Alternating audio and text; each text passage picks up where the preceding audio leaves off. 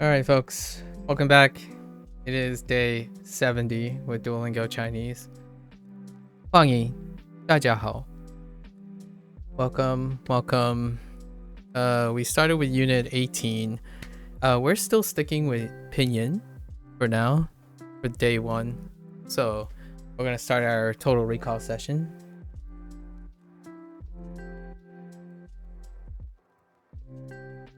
So, is it a coincidence that you have the same icon? Raging Wolfhelm. Hello there, morning peeps.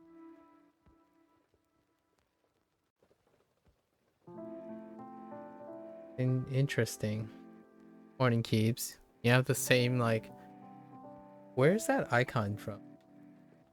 Raging Wolfhelm. Is it like an Elden Ring event that you had to like it's a Twitch drop something where you interesting. Kind of reminds me of Elden Ring. Oh, it's the Elden Ring stream? I see. Another Elden Ring person. Okay, so we're gonna do our total recall right now. And after day 1 in a new unit, we're using pinyin. I don't even know, to be honest. Probably a drop. Yeah, okay. It's kind of cute though. You never even played that game? Okay, well, that's kind of deceptive. I was gonna ask you about Elden Ring. Okay, well, hello there, keeps. All right, so we're gonna do our total recall. This is where we start by using whatever memory tricks we have or memory techniques, and we're gonna write the pinyin. On day 1, we're just focused on the pinyin right now. All right, so unit 18. I created like a context. I've heard Chinese has the same word order as English. Just yeah, most half of it. Yeah, half of it is the same word order. Half of it has similar order. Yeah, and then the other half not so much. It's kind of like in between. It's kind of like if you are interested in Japanese and you're interested in English, right? Or you have English, like somewhere in the middle is Chinese. Half of the time you're like, yes. And then the other half of the time you're like, oh, it's kind of like Japanese. It deals with like questioning and stuff. Order of time of day and adverbial things can be in different places, but the basic structure, the fundamental structure, is similar. You actually learned 60 kanji back in 2009 and 2010. Just 2009 and 2010. You didn't want to learn anymore? What happened to me? Why not now? Or are you saying it was just back in 2009 and 2010 and now you know way more kanji? Okay, so let's try this. So I have a narrative in my head for remembering all the vocabulary words. Okay, so we have gan, qiang,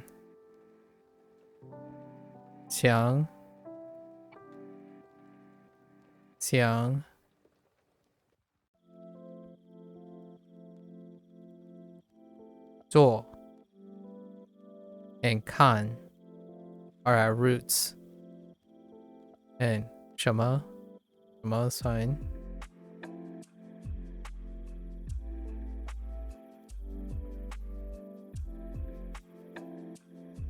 Shema. So 像干什么？像做什么？像看什么？ And because we're discussing TV and films, we have vocabulary words for them.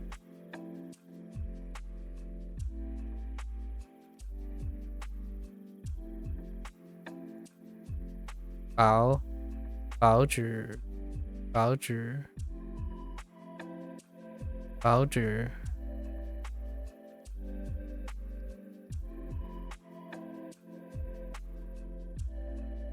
TU 啊 T 体育体育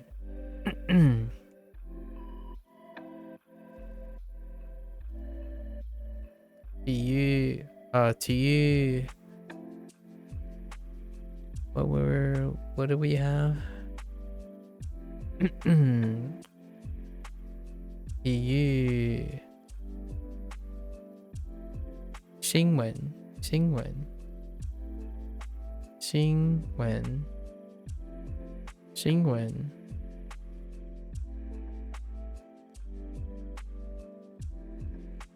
节物节物 oh no 节目 that didn't sound right 节目 so we have newspaper sports news and program.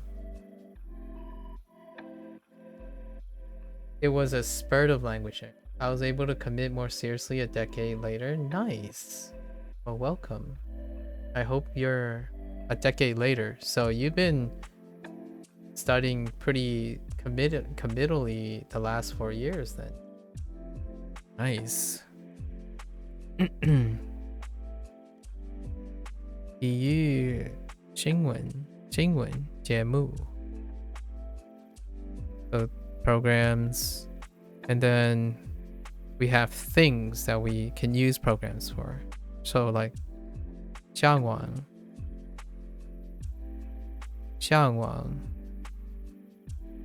going online 向往手机 we got an auxiliary modifier 号码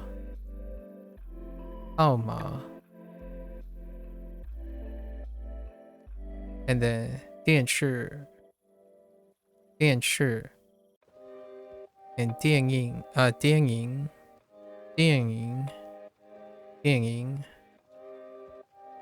knowing that we had 哪个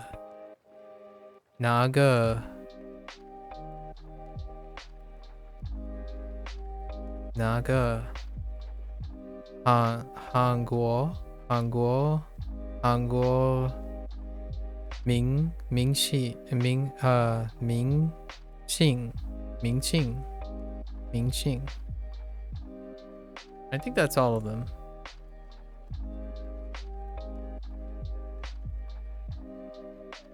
Language study is fun. Indeed, it is quite fun. I agree. Learning things is incredibly rewarding. I think that's everything. So our vocabulary words are oh wait 用 so 用 use 干 gang is a do as well and 做 is it's interchangeable and then we have a newspaper right newspaper sports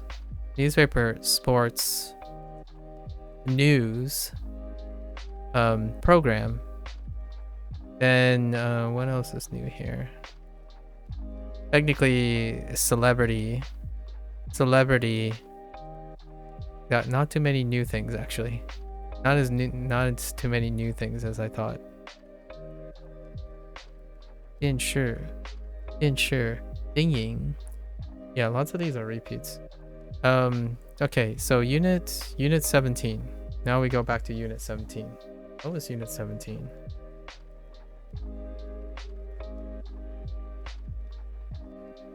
it's not routine it's payment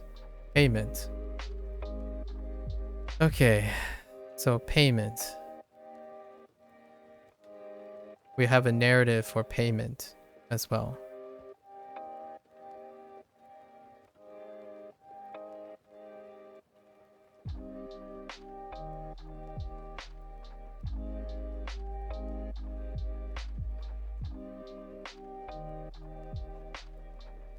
right 这家饭馆这家饭馆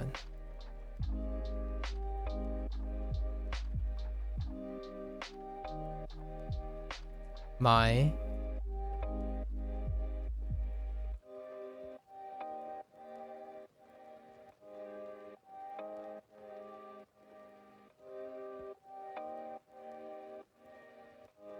提供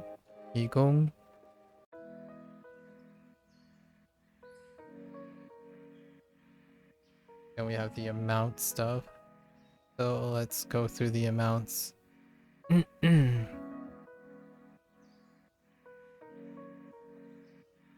1千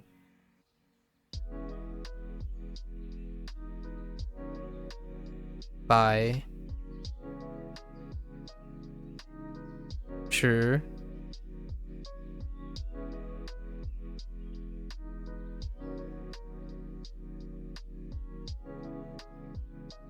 块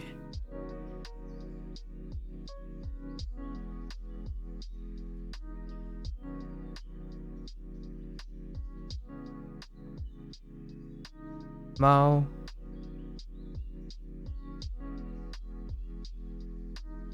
笨笨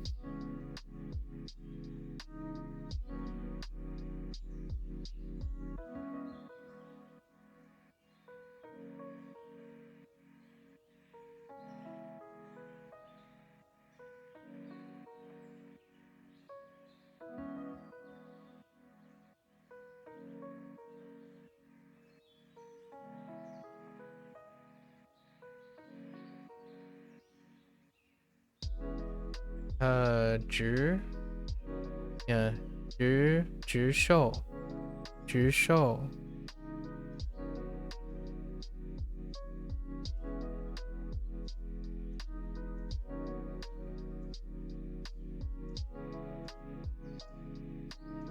钱 and 猫钱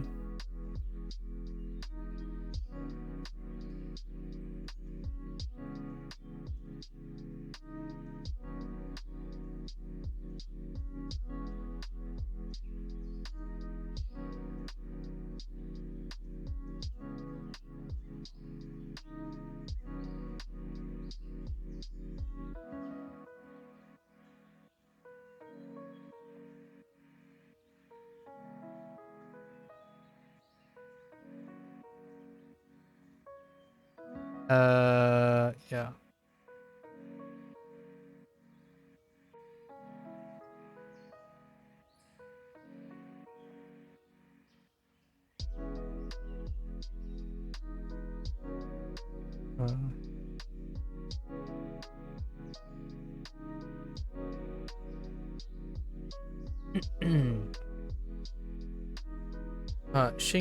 信用卡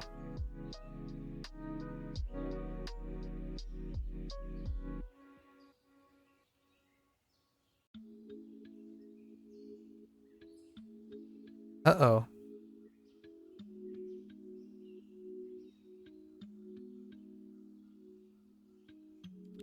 Mm.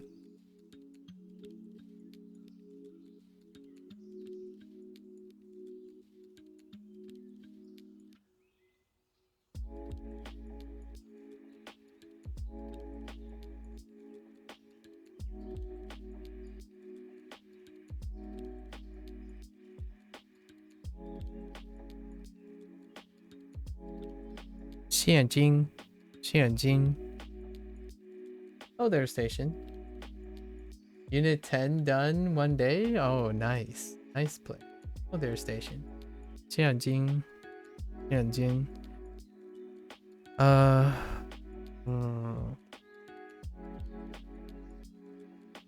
Oops.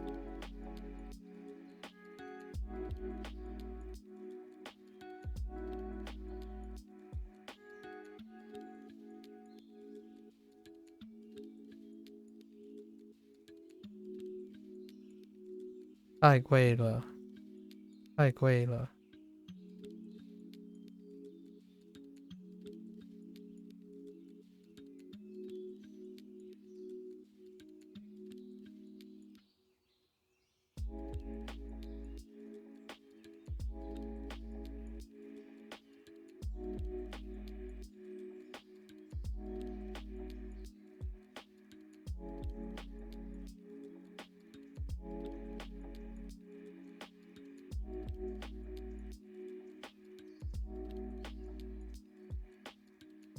便宜一点. Oh, did I miss one? The central show goes through. Oh yeah. Whoops. Yeah, you're right. Yes. Yeah. No, I understand. Yeah. I didn't pull it through enough. Let's see. 便宜一点. 行不行? 行不行? Whoops.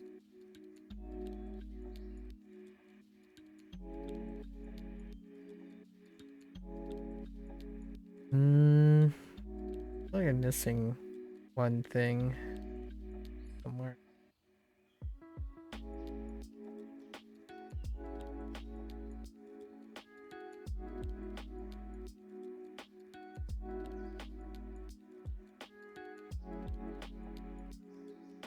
No, I think that's fine. Okay. Today's goal, we complete the lesson. We're behind schedule. So let's go and double check our stuff now. Oh boy, here we go. So, right. 一共 Actually, I wanna. 知 Yeah, 知 is fine. That's close enough. 知快笨周天信用 Oops. 信用卡万爱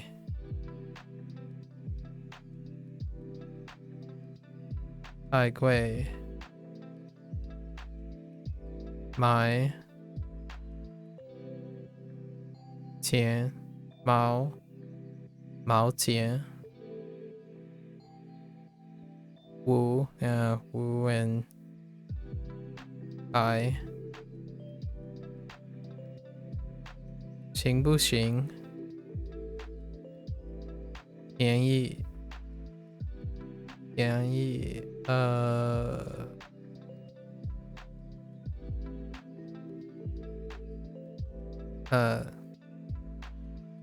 现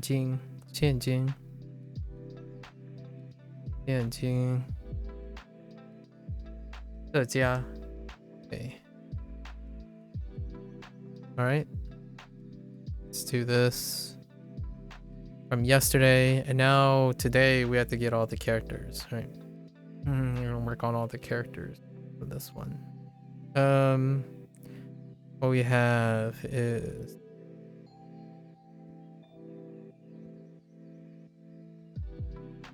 oh boy.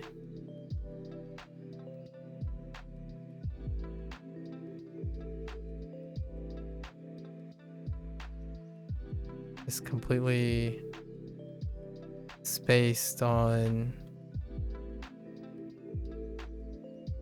gun. So gun 干什么？保之保之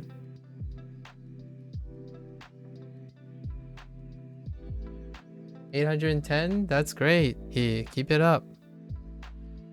What you learned in your 810? What have you learned in your previous days? When? Where's 新闻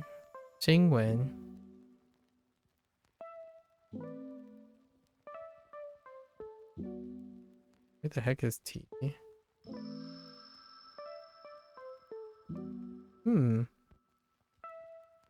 Or is this what the oh?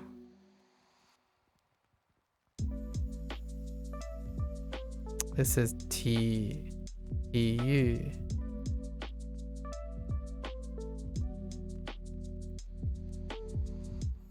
Yeah. EU. Whoops.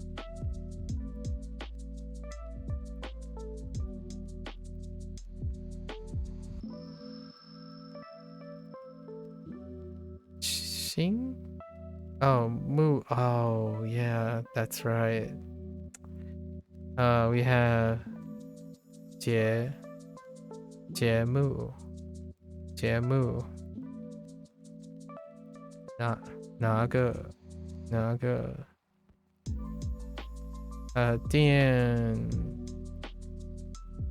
电视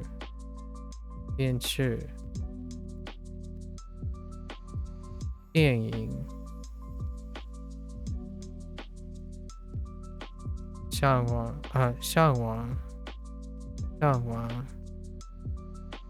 想做手机用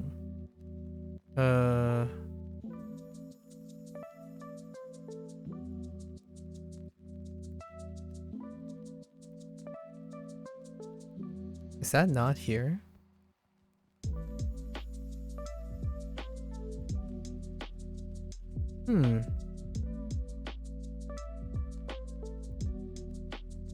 Interesting.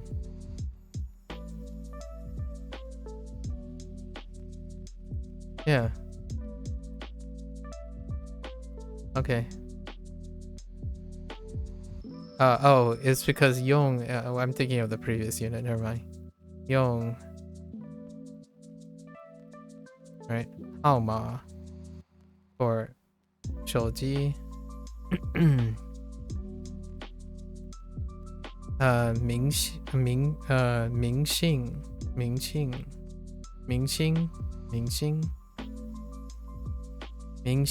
and 韩国 music course. Interesting. Music course. I am still waiting. I'm in the waiting room for the music course for the desktop version. I haven't tried anything on mobile other than like on my break when I was away at Otakon. Okay. All right, let's see if we can remember all these today. Okay. 你爱看中国电影吗？ And we don't need the pinyin anymore. Day 2. 你爱看中国电影吗？你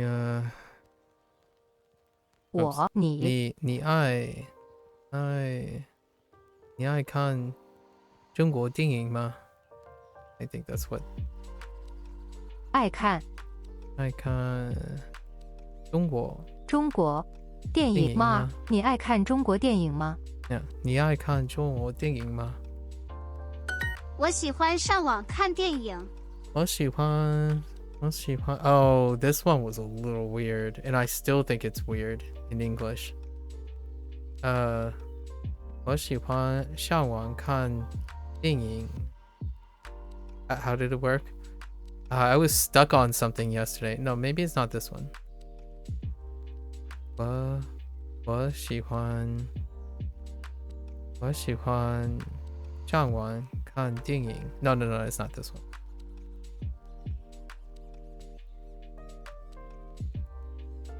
Yeah, this one's kind of weird still in English. 我喜欢上网看电影。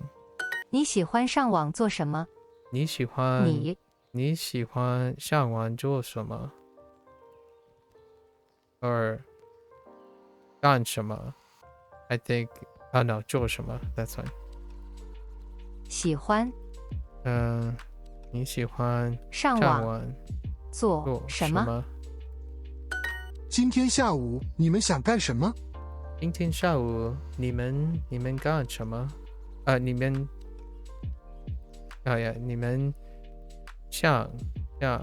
想干什么？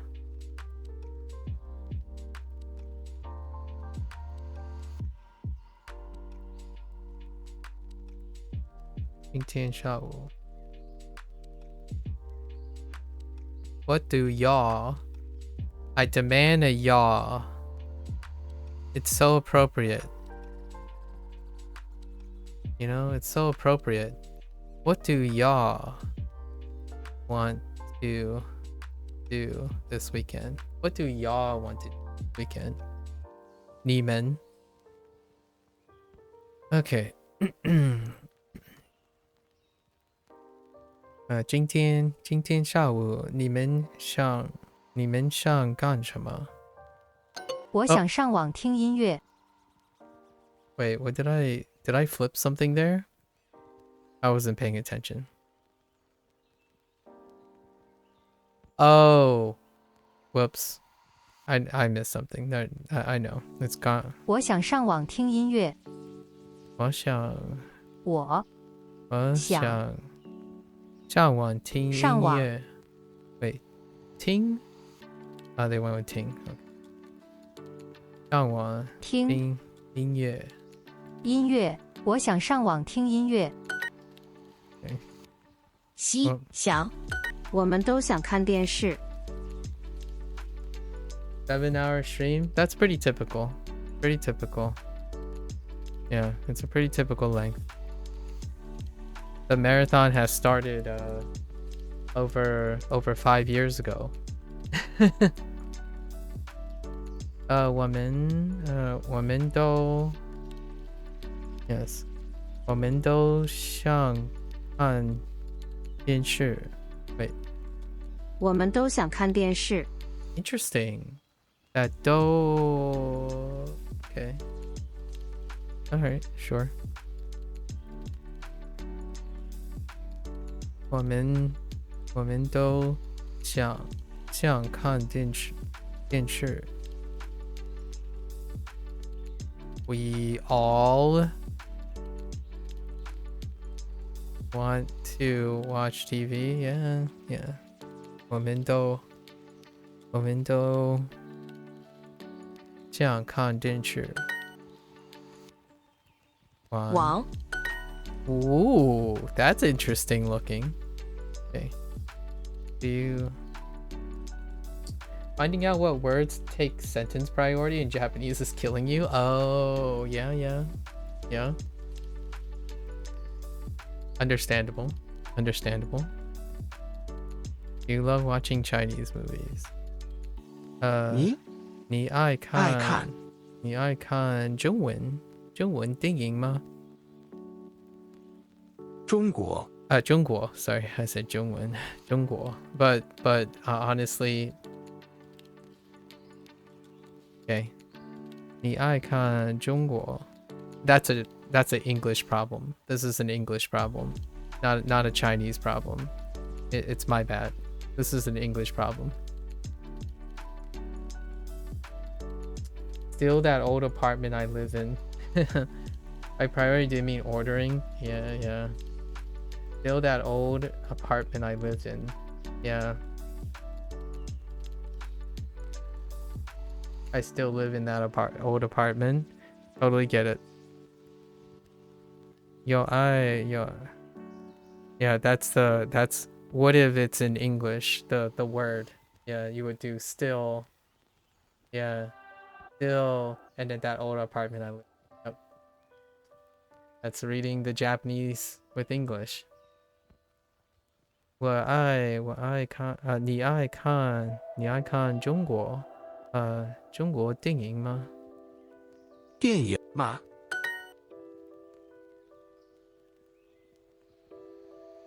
是会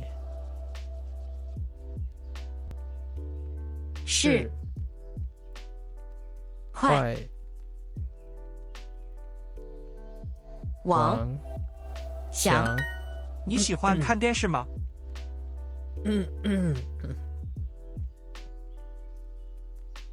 ？Oh, Blair, if you ever want to have some fun activity, sometimes I actually legitimately just speak English in Japanese structure, just for fun. I actually like listening to people who do these bits in their channel. It actually makes it really fun to think about.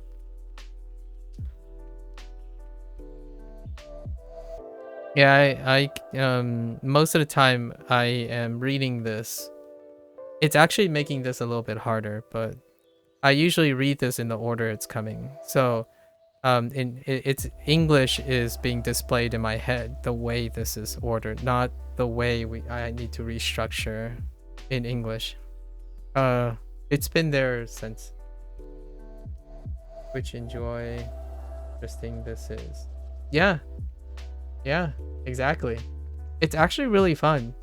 To me, I'm a little biased, obviously, because I speak English. But English is flexible enough that you have no problems understanding that I Twitch enjoy interesting this is. Yeah. So like for example, this is like 你喜欢看电视吗? Which is kind of nice because you can say you like watch TV, right? You like watch TV, right? Right. No, it just sounds like Yoda. Yeah, pretty much. Pretty much. Do you? And then it's more like what they really want to say is, do you like to watch TV? Right? Do you like to watch TV? As opposed to you like watch TV, right? Okay. Okay. 是信信信王王祥金金 Okay. And then the reverse, I always call it an English problem. The reverse is like, oh, okay, that's fine, I guess. 你 你 What you call it? Tomorrow evening.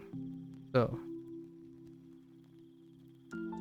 晚上明天晚上明天晚上你 Actually, 你 can go in the front actually.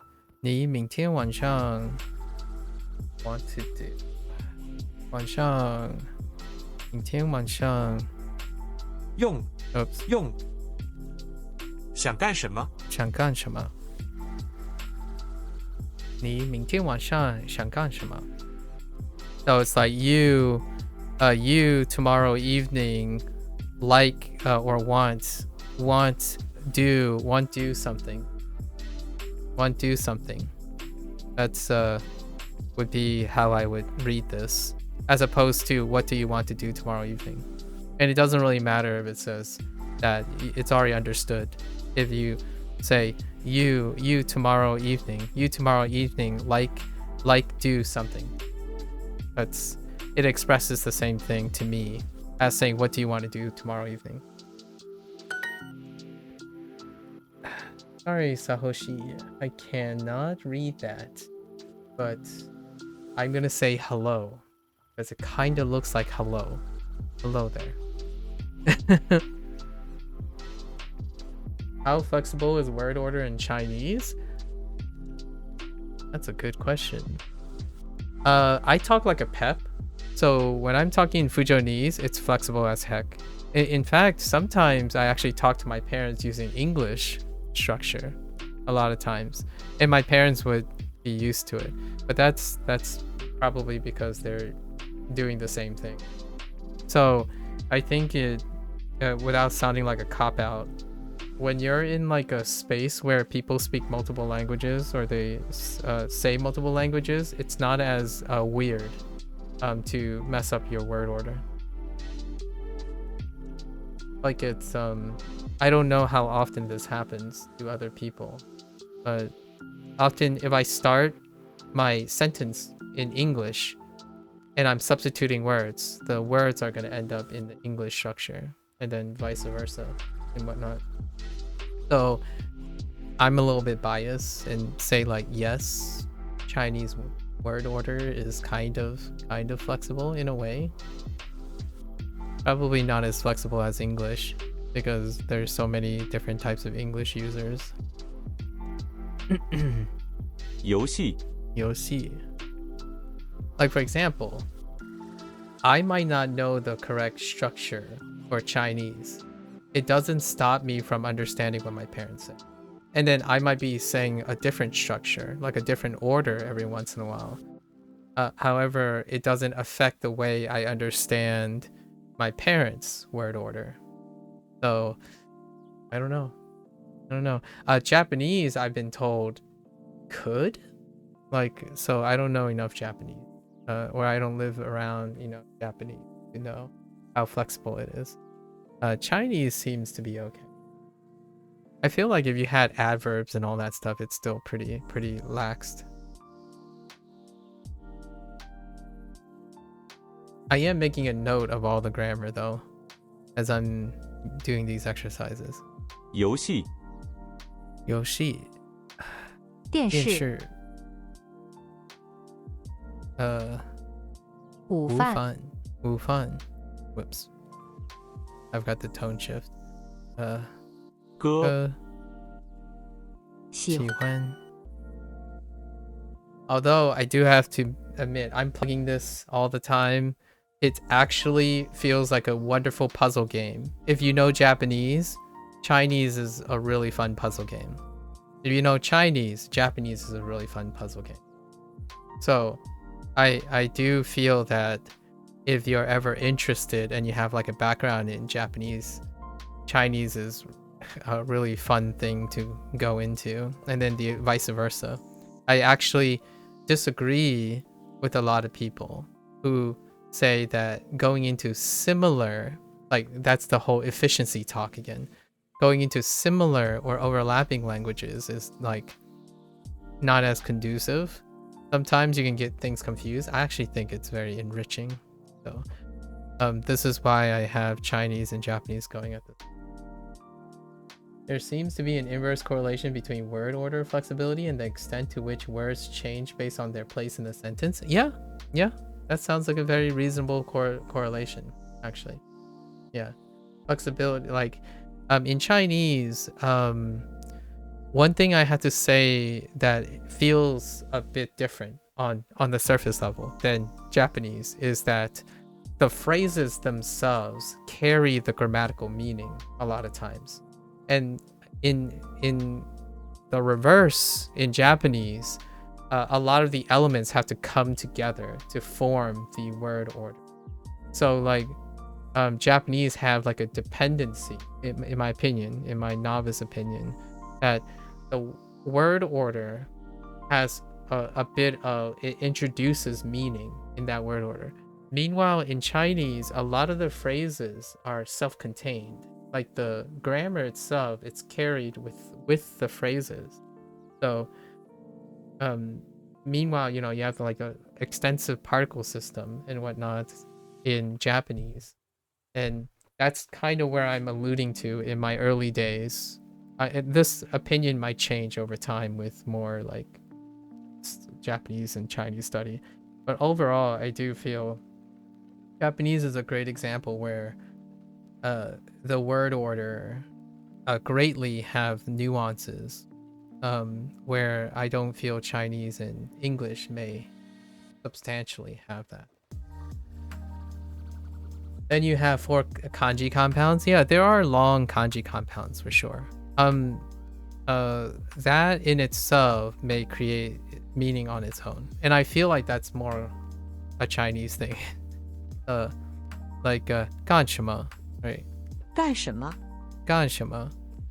Like really 干什么? nice. You can probably like in conversation probably put 干什么 in places where it could be really weird but not entirely unintelligible. Or you could put 会 in a different place, but if it's close enough to the verb, you can still understand what people are saying. As opposed to like if it breaks apart, it can't, it's unintelligible again. Like 会, I don't know.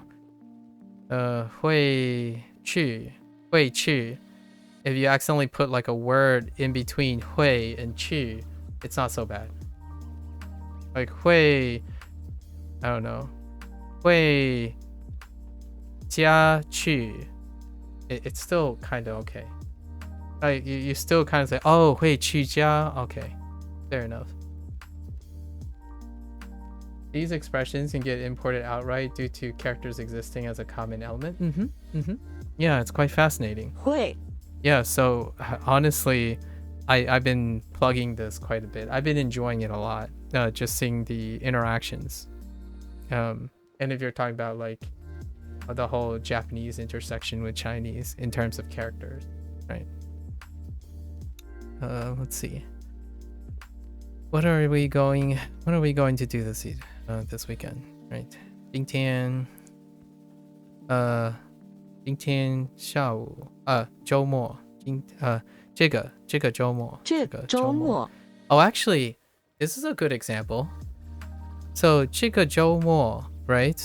这个周末 would be the more common way of saying this weekend, or like the quote unquote grammatically correctly. But if you said 今天周末 as in today weekend, a person would hear it, at least in my opinion. I would hear it and I would still think of this weekend.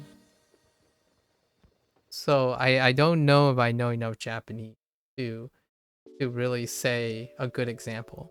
Like, so you can have broken language, sort of like broken grammar or thing, but maybe it's because I'm inexperienced with Japanese. I don't know how tolerable Japanese is. Like if you did like kyo, right? If you took kyo and you decided to use a different character somewhere or something, how like substitute the now for a different now, I don't know about that.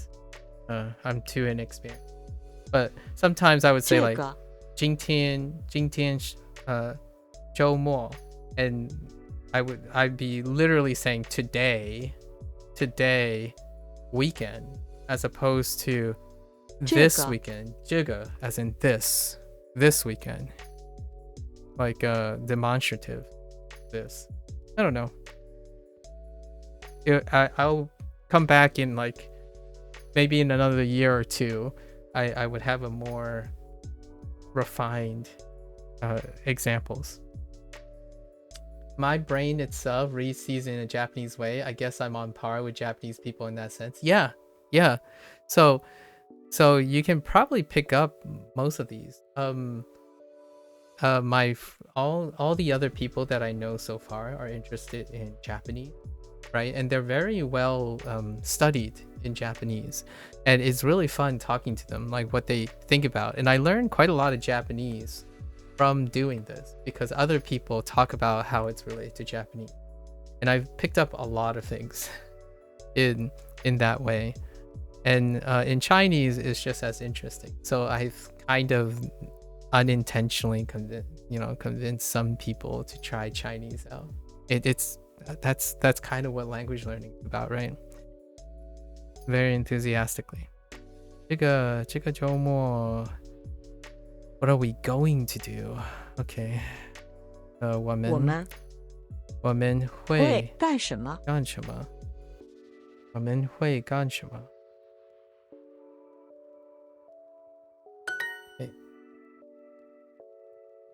歌电影 Hi. Oh, like for example, you have this I can do better, right? Like 电 this one I notice in Shashinko that this character right here, which just means movie, by the way. So 电 is really, you can see this radical a lot, dealing with electricity, right? And then this one, there's a particular phrase, satsue suru. Satsue suru is to shoot a movie or shoot like a moving picture thing, and this is used in that. So when you think of movie, you think of a moving picture, right? So satsue, this character is in satsue. And there's a lot of times where if you have 2 or 3 characters, 1 or 2 of the characters might stay the same for a very relatable meaning, and then and then there's like a random, like a flip up. So you kind of, as a person who's studying both Japanese and Chinese, you can see the differences and the similarities, and it's pretty wonderful in my opinion. So I remember satsue suru because I know dinging. So it's really wonderful. And this is really fun too. I talked about this yesterday, about the wu, right? This. And it goes back to like go-go. Go-go and gozen. Right? Go-go and gozen.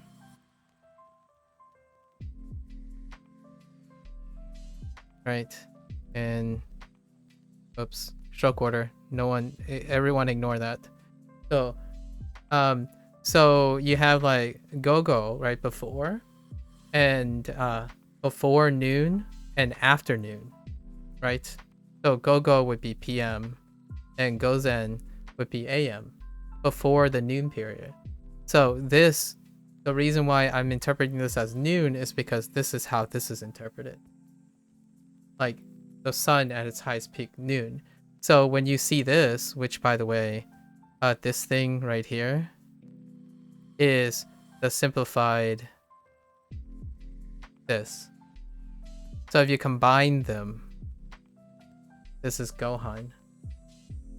Or it's Han, or, in Gohan.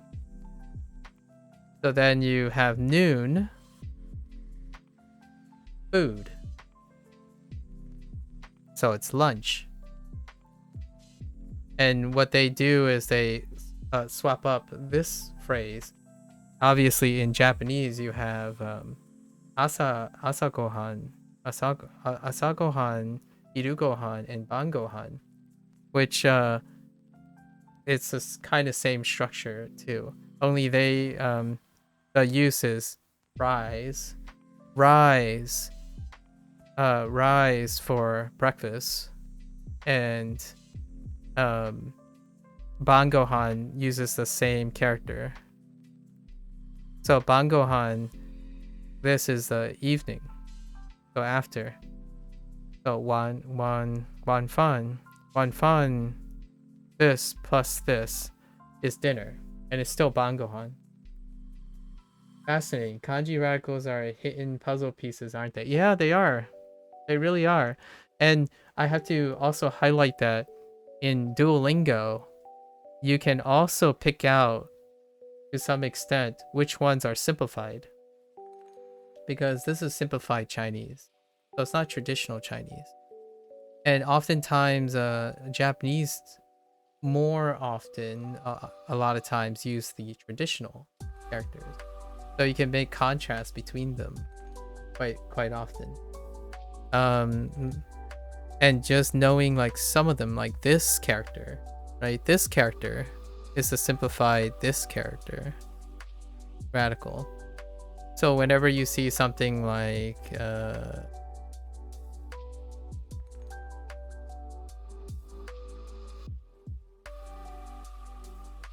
this, you'll know that it's go. As and this is a wu, yi, sorry, yi, for language or things related to language. It keeps going. It did puzzle games. I think it's incredibly engaging without context. Your context is Japanese. So if you're learning Chinese and you already have Japanese, it's almost as though the Japanese itself is providing context. My brain is going, go Gucci something. Yeah, exactly. Me too. 午饭，午饭午饭周末喜欢，喜欢今天下午你们想干什么？ how do I mess this up? Okay. 今天下午 Oh, 你们 Wait, did I screw? What do y'all want to do this? Wait, how did I screw this up?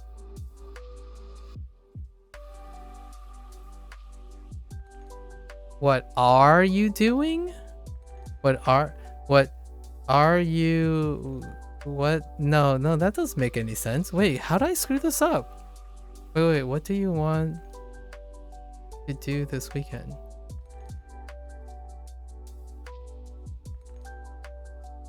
明天 oh oh 明天下午 I totally screwed up. I think I'm pretty sure I picked weekend instead of afternoon. Sorry, that was my mistake. Yeah, I keep saying 明天下午 and I'm like, wait, something's not right.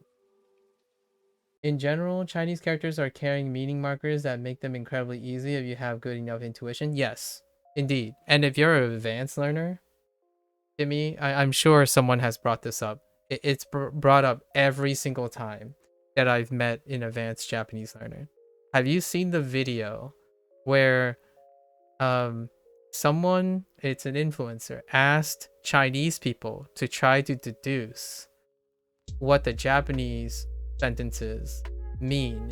And if you're an advanced learner, a lot of the advanced Japanese stuff, actually, as you climb in advancedness, there's more corollary between Chinese and Japanese, which was really an interesting observation from that video. Pretty much so many people bring that up every time.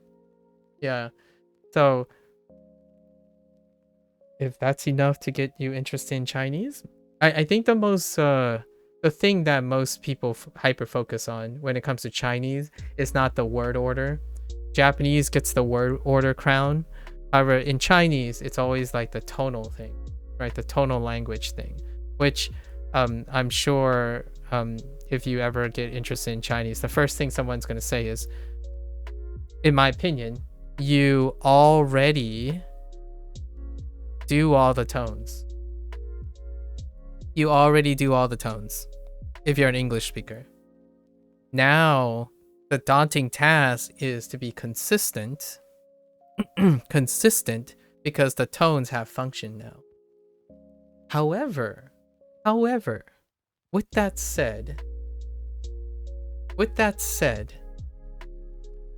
if you're someone who's in academia or in university and they practice a lot of speech, like a lot of interpersonal contact, like public speaking, seminars, maybe even acting or voice acting, this should, in my opinion, I highly encourage that this should not be the reason that discourages you from a tonal language, because you manipulate your voice all the time, right? And my go-to nowadays for the Gen Zers out there, right, for the Gen Zs and the Gen Alphas, is that the word bro, right? Just use the word bro. Just ask yourself how many different ways you can say bro, and you got all the tones. just take bro and say it differently, right? Bro, like bro, bro, bro, bro, bro. You got it. Here are your 5 tones. I think the weirdest one for English speakers is maintaining a robot, like trying to sound monotone, right? If you're an animated person and you're someone that talks quite regularly, you're not going to maintain it. And that's funny because that's the Japanese side of things. Because the Japanese side of things, the longer majority is a flat tone. Like the longer majority, like you stay flat for a majority of it, like a third of it, while the others share the other half, like 2/3 of it, right? Meanwhile, in Chinese, you're like, in English, you slide up and down all the time. Now the question is, do you have enough discipline to make it on command? And that's where I think that's why it's daunting. Like now you don't get to willy-nilly go up and go down all you want. Like it's kind of like oh yeah, you've been driving your Outback, like your SUV in the Outback, right? And then suddenly they decided to give you a low rider and say drive that on the rocky road. and you're like, well, I prefer to drive on a flat surface, please. So then now you're stuck, you're driving on a flat surface where there's like directions. So it can be very restricting at first, but not too bad. Not too bad. I encourage, if you like music, if you like singing, that's kind of how I feel about the Chinese language. Not that Japanese doesn't do that. When they're singing, I don't know if you listen to Japanese music, Timmy. I'm sure you listen to Japanese music. And that's when the whole like heiban and the nakadaka and the atamadaka, atamadaka and all that stuff kind of flows out the window. the pitch can get a little bit creative, and I think that's kind of where Chinese 90% of what I listen to is Japanese music. Okay, well, you know what I mean, right? There's something even nice. I feel like there is this a little misunderstanding where Japanese music is what people got into Japanese for. Like, outside of anime, the other notion is how great, how wonderful Japanese, the language, sounds in music. But then when you go to learn the language, you realize it requires a lot of strict discipline. You have no like flexibility. But then when you start listening to music again, it's like, okay. And I feel like the Chinese language with the tonality, that's kind of like that. Imagine having the discipline of Japanese, but relax it a little. But you get a little bit more relaxed. And then when you hit English, it's like, I don't know. You could put the emphasis on the wrong syllable and you're good to go still. Like, what do you want to do this afternoon? Like, doesn't really matter. Like, honestly, you'd be like really weird, but if you own it, no one's gonna question you. Like, what do you want to do this afternoon? Like, okay, all right, you must really care about the noon part and the want part. Yeah, syllable. Yeah. Yeah, and you can't go wrong with it. In Japanese, I'll outright ignore pitch accent usually. It's fair. Yeah, it's fine enough. Like, a lot of people focus on tone as a thing. Yeah, I do too, but not in the. I'm not in a disparaging way. I don't want to disparage people. In speech, when you're speaking in English, because of the flexibility of the tones, right? Your stress accent, so your speed, right? Mora, your pitch, and also your volume can fluctuate without affecting the English meaning per se. So to me, one of the assets of having flexibility in that area is that you can make your speech sound unique. Yeah, Japanese syllable is timed. Yeah. It's all mora. And I think for me, it's not really the pitch accent. I think it's more keeping the beat.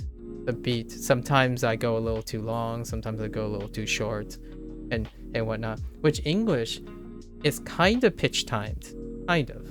And what I mean by that is, in the words themselves has pitch timed. However, the sentence itself is not completely timed. For example, when you're saying a Japanese sentence, right? There's like the 1 1 1 1 1 1 1 1, like 1 2 3 4 1 2 3 4 1 2 3 4 1 2 3 4. In English, when you're going across a sentence, it's not timed. A lot of times. Sometimes it's short. Some things are longer. Some things are shorter, right? Like, so. Yeah, like you're talking about individual words. I get it. Like, actually, I say two things. So English has pitch differences and accents individually varied. In colloquial speak, not like in grammar speak. So, for example, record versus record.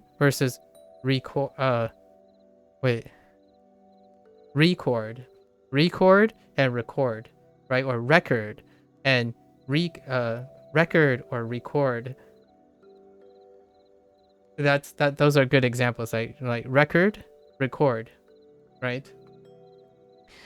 And to me, because of that, and because of all that other things, I feel like people approach English a little bit more flexibly, and that's where, in my opinion, you can leverage that. That's my plug for English now, where if you're speaking and the way you speak, the cadence you speak, it's less restrictive, so you can make it your own, right? When do you want to accent? When do you want to raise your pitch every once in a while? And, you know, when do you want to dip? Sometimes you want to extend the words you're speaking while accenting some of your words as you're speaking, right? So you can speed, you can go up, you can go down. You might even decide to make a word have uptone and downtone depending on your nuance of the word. And I'm sure Japanese, also Chinese, have this element. Maybe it's due to my inexperience. However, my experience currently would suggest that it's a lot more restrictive than that, because there's discipline in it. And the reason why I'm saying this is because it's a different mindset. It's a different, like, it's leveraging the differences in the language. So whenever I start thinking about speaking Fujianese, my cadence and my way of doing expressive changes. Like, to express being happy or bouncy while speaking Chinese is kind of different from being bouncy and excited subtonally, right? Like subtextually in English. And I don't know enough Japanese to do that yet. I've been playing around with it.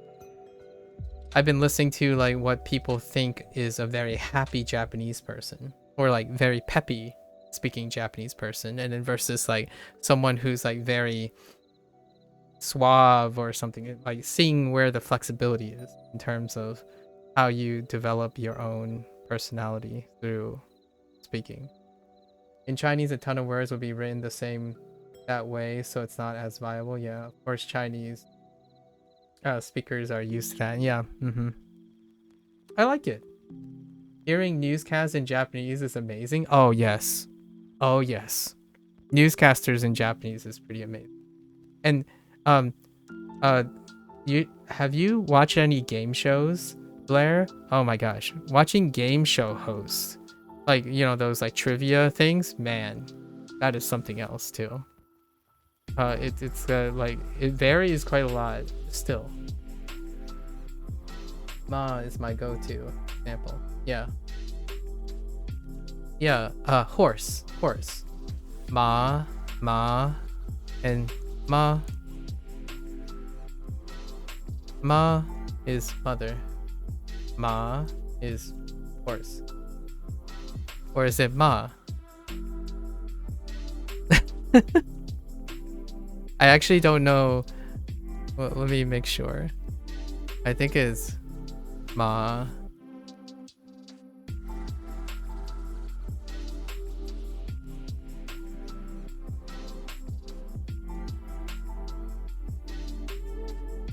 Yeah, it's ma. Yeah. Ma. So ma. Although in context, it means a lot of other things. Out of context, it also means other things too. Out of context, ma right now has 4 different meanings for me.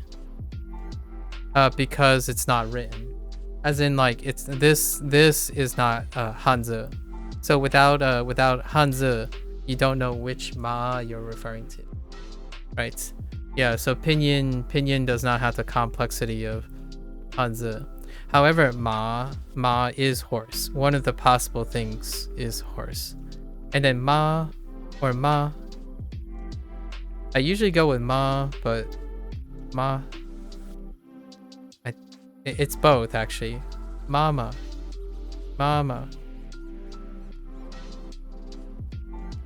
Fun. Very fun. Fortunately, it's not really a problem due to context. Yeah, Yeah, with enough context. Horse mother would be.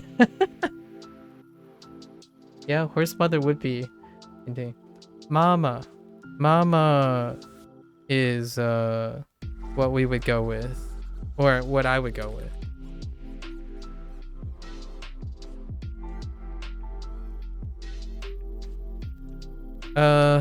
Sometimes it's mama. No, mama is, it's weird. So mama. And the downside to this is it's the same character twice. And I'm gonna use a simplified character actually. So it's this character twice. Or mama.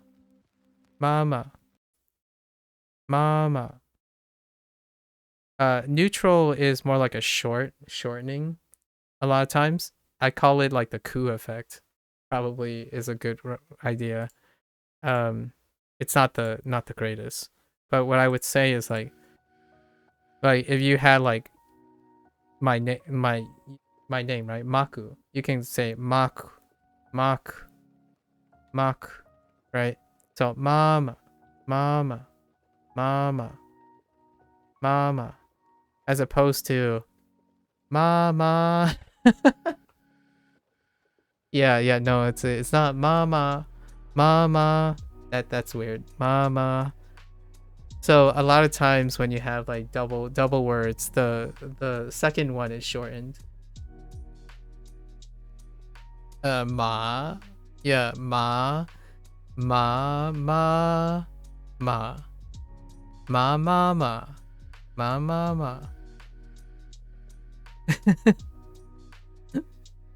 Okay. All right, that's good enough. We're good. We're good. And you can play around with this. If you learn Chinese, you can play around with this. I know it sounds silly. Some people might cringe. I get it. I get it. Some people might cringe on, but man, embrace the cringe if you want to have fun, in my opinion. If you're not having fun and being cringy and unapologetically, I don't know what you're doing with language learning, in my opinion. Like, how can you not have fun with it? It only gets more people to be interested. Whenever I hear the word cringe, it tends to be from a higher, like someone turning their nose up to someone having fun. In my opinion, I feel like a lot of times it's like, oh, you're only saying this because you don't know enough Chinese, or you're only saying this because you don't know enough Japanese. You're only having fun because you don't know how hard it is to work. I get it. I totally get it.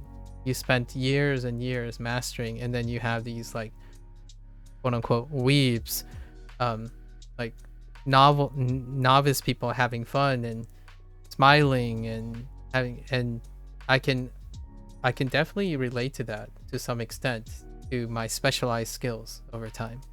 And personally, I ask myself, when did it change? Like, what happened? In my opinion, because I looked at myself when those situations happened back in my like professional days. I asked myself, when did it not become fun? You know, instead of looking and projecting out the anger about like what's cringe and what's not fun, what happened? Have I worked on something so long and took it so seriously for so long that I forgot what it's like to have fun? And that's kind of what I don't want people to forget. I hope that this is a reminder to myself. Like, if you come back in 2 or 3 years, yeah, degrees of separation. Yeah, it's the degrees of separation. That's a really great point, and I want to emphasize that people who love to teach, at least in my opinion, I love to teach, tends to try their best not to let that degree of separation take hold, because if you have such a strong degree of separation, you become less and less effective as a teacher. Because largely you're teaching people who are learning. So if you become super learned and your degree of separation becomes incredibly great, you will no longer be able to empathize and communicate and be able to embody the people you're teaching. So your advice becomes disjointed. It becomes very unintentionally unappreciative or elitist sometimes. Unintentionally, obviously. So that's kind of what I want to stop people from doing. I want people to continue having fun, even if they've been studying Japanese for 4 years or 5 years. I want to put a smile on their face, even if it's at my expense. Right? You love making puns. It's great to help keep words in your memory. Absolutely. Puns all day. Give me the puns. Give me all the haha jokes. Like, if you want to make a haha joke, go right ahead. This is a pun, by the way. Haha joke. For the Japanese people. This is my first joke that I got immediately in Duolingo.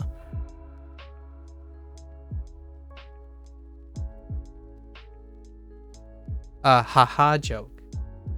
Get it?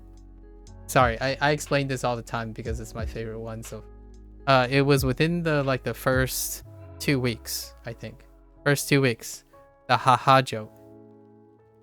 Because it's a pun, which makes it a dad joke. But really, it's a haha joke. It's supposed to make you laugh. But this means mother. Specifically, my mother. Your mother finds haha jokes funny. She's also learning Japanese. Yeah, exactly. Yeah. You gotta do this. I think embrace the cringe. Embrace the cringe. I think the moment you start trivializing everything because of like efficiency and stuff, it's the moment you start losing a bit of yourself. At least in my opinion. I like to see people unabashedly, unapologetically making jokes, making puns, and enjoying the language. Right. 他在家看报纸。他在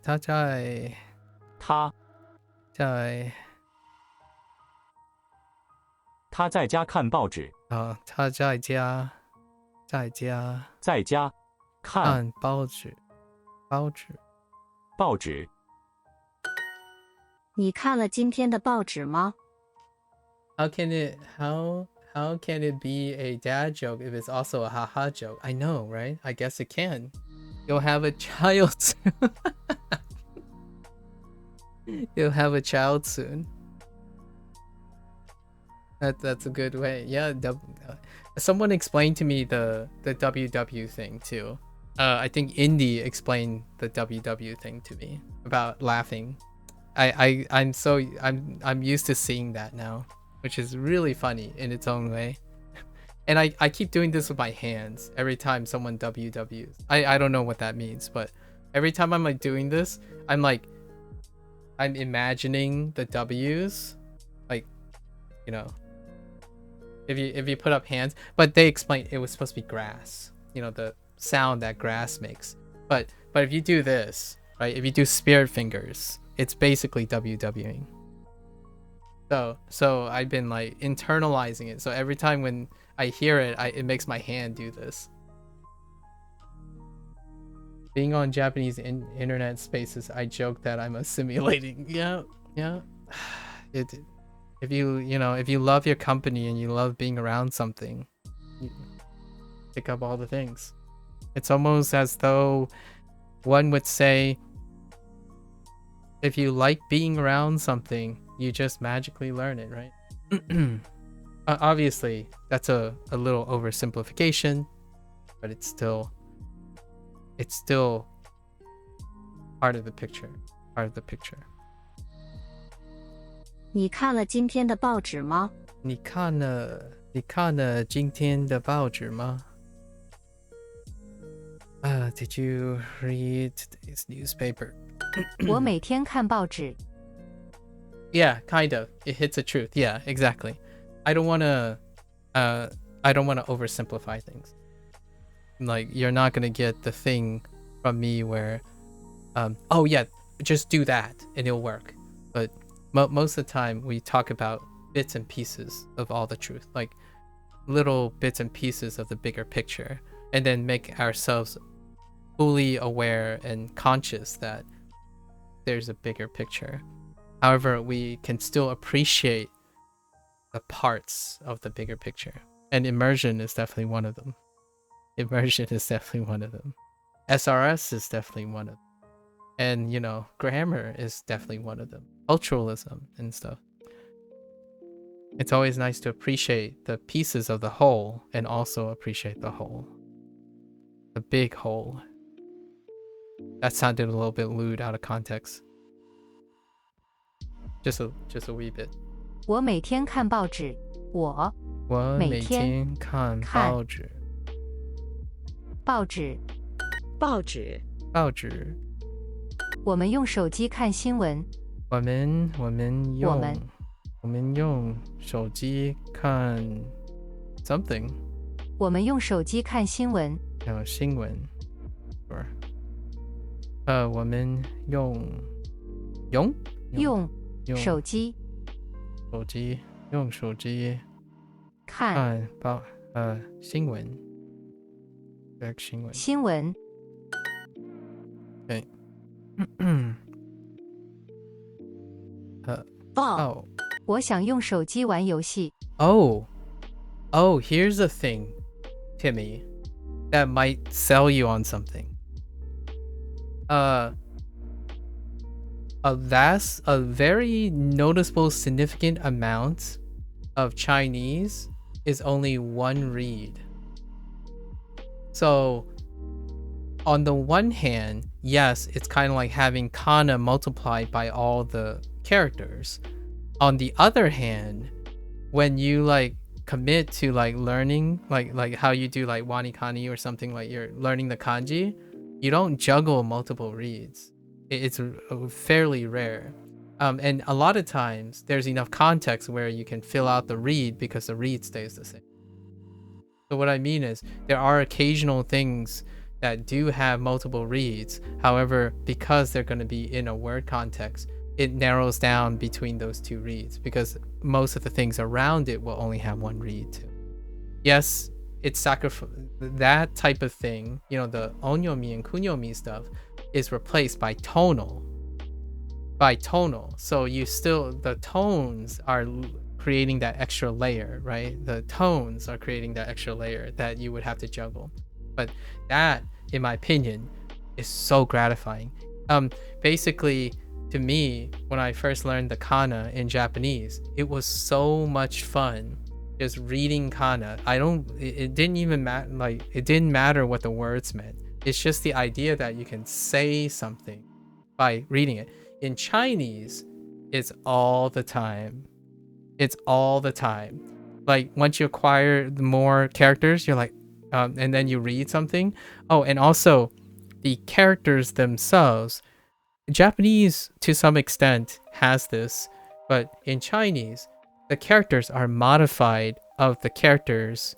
So you, I remember a Japanese person mentioned this. Once you get enough kanji, it feels like you already know how to read the kanji too. Like certain characters, certain things will end up ultimately sounding like that.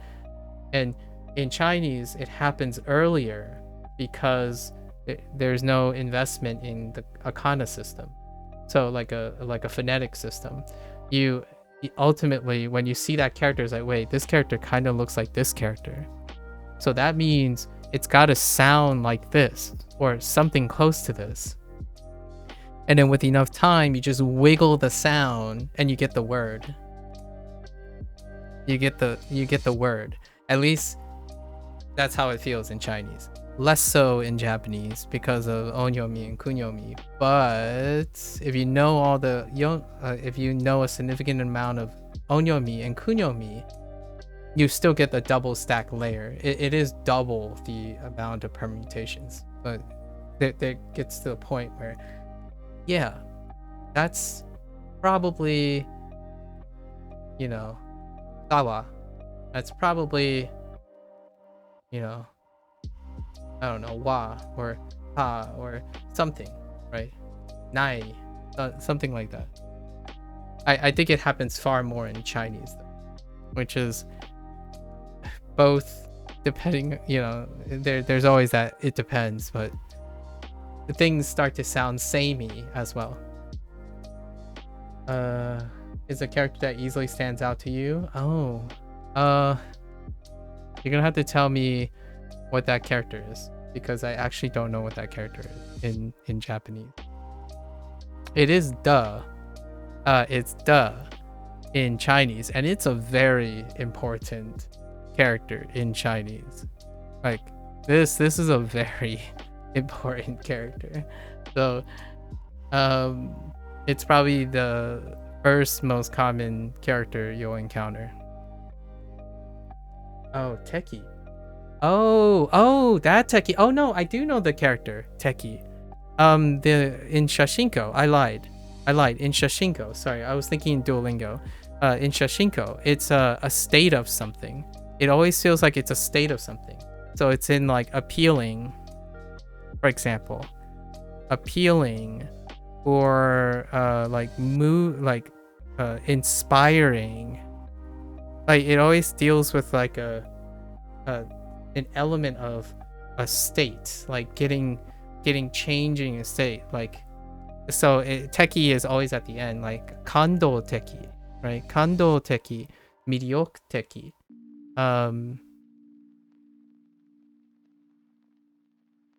That's as far as I'm going for now, because I still need to extract Shashinko. But I get what you mean. Yeah, the teki, definitely. I was gonna say traditional. I don't know how to say traditional, but we get the point. The quality of being American. Oh, interesting. Oh, they went with the other icon. They went with the other character. Interesting.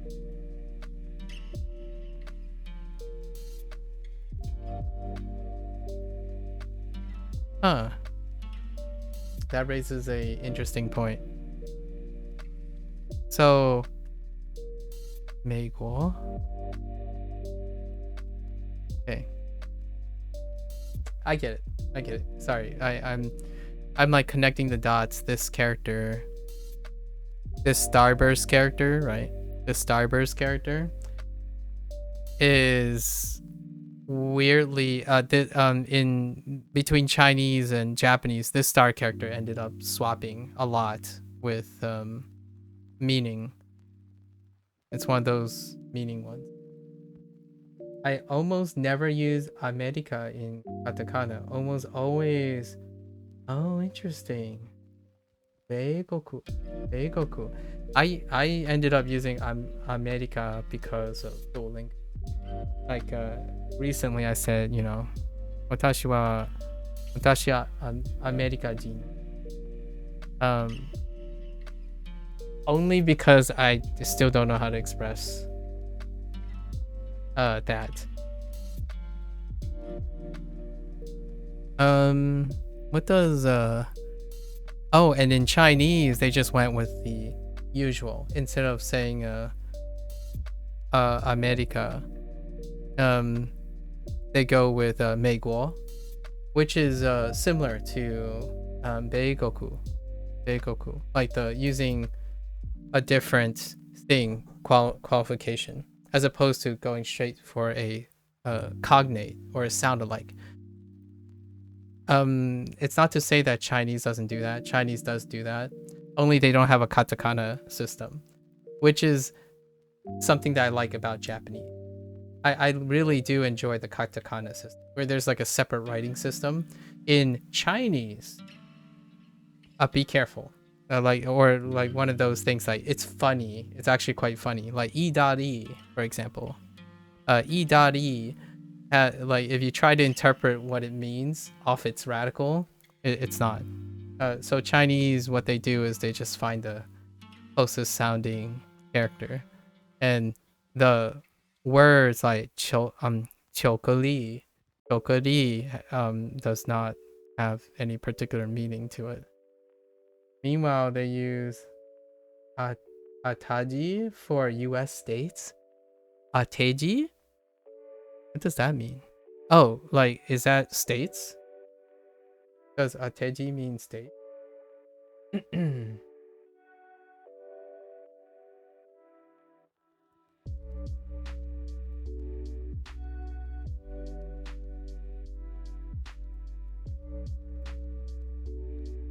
Wait, that's Japanese, right?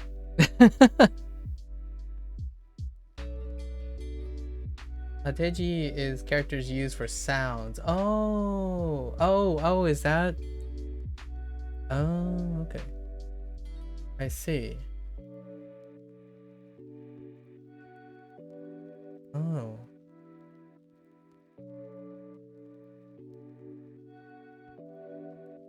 If only I knew how to read that.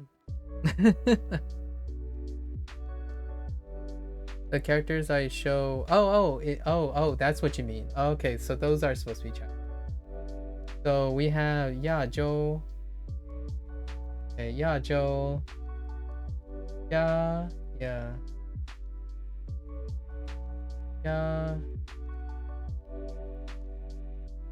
Li. Ya Li. Something. Yajo. Oh, California. Wait. Supposed to be California.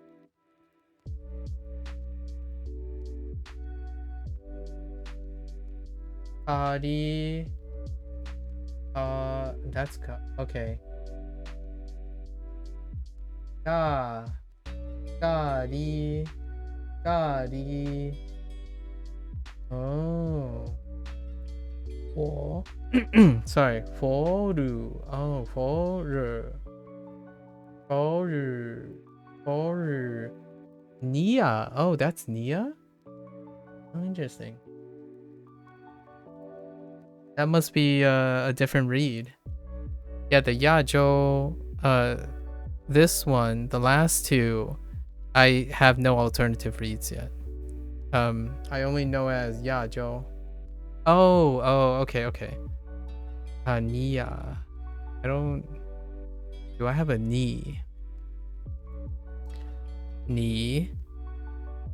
Nah, I don't have a Nia. No, I don't know enough characters to be guessing. But if I had to do like an accent, I think a great way is to do an accent. I'm improperly Nipponizing it. Yeah. What you call it? If I said it in my parents' accent, that's probably where I would go off of. They probably say California. California.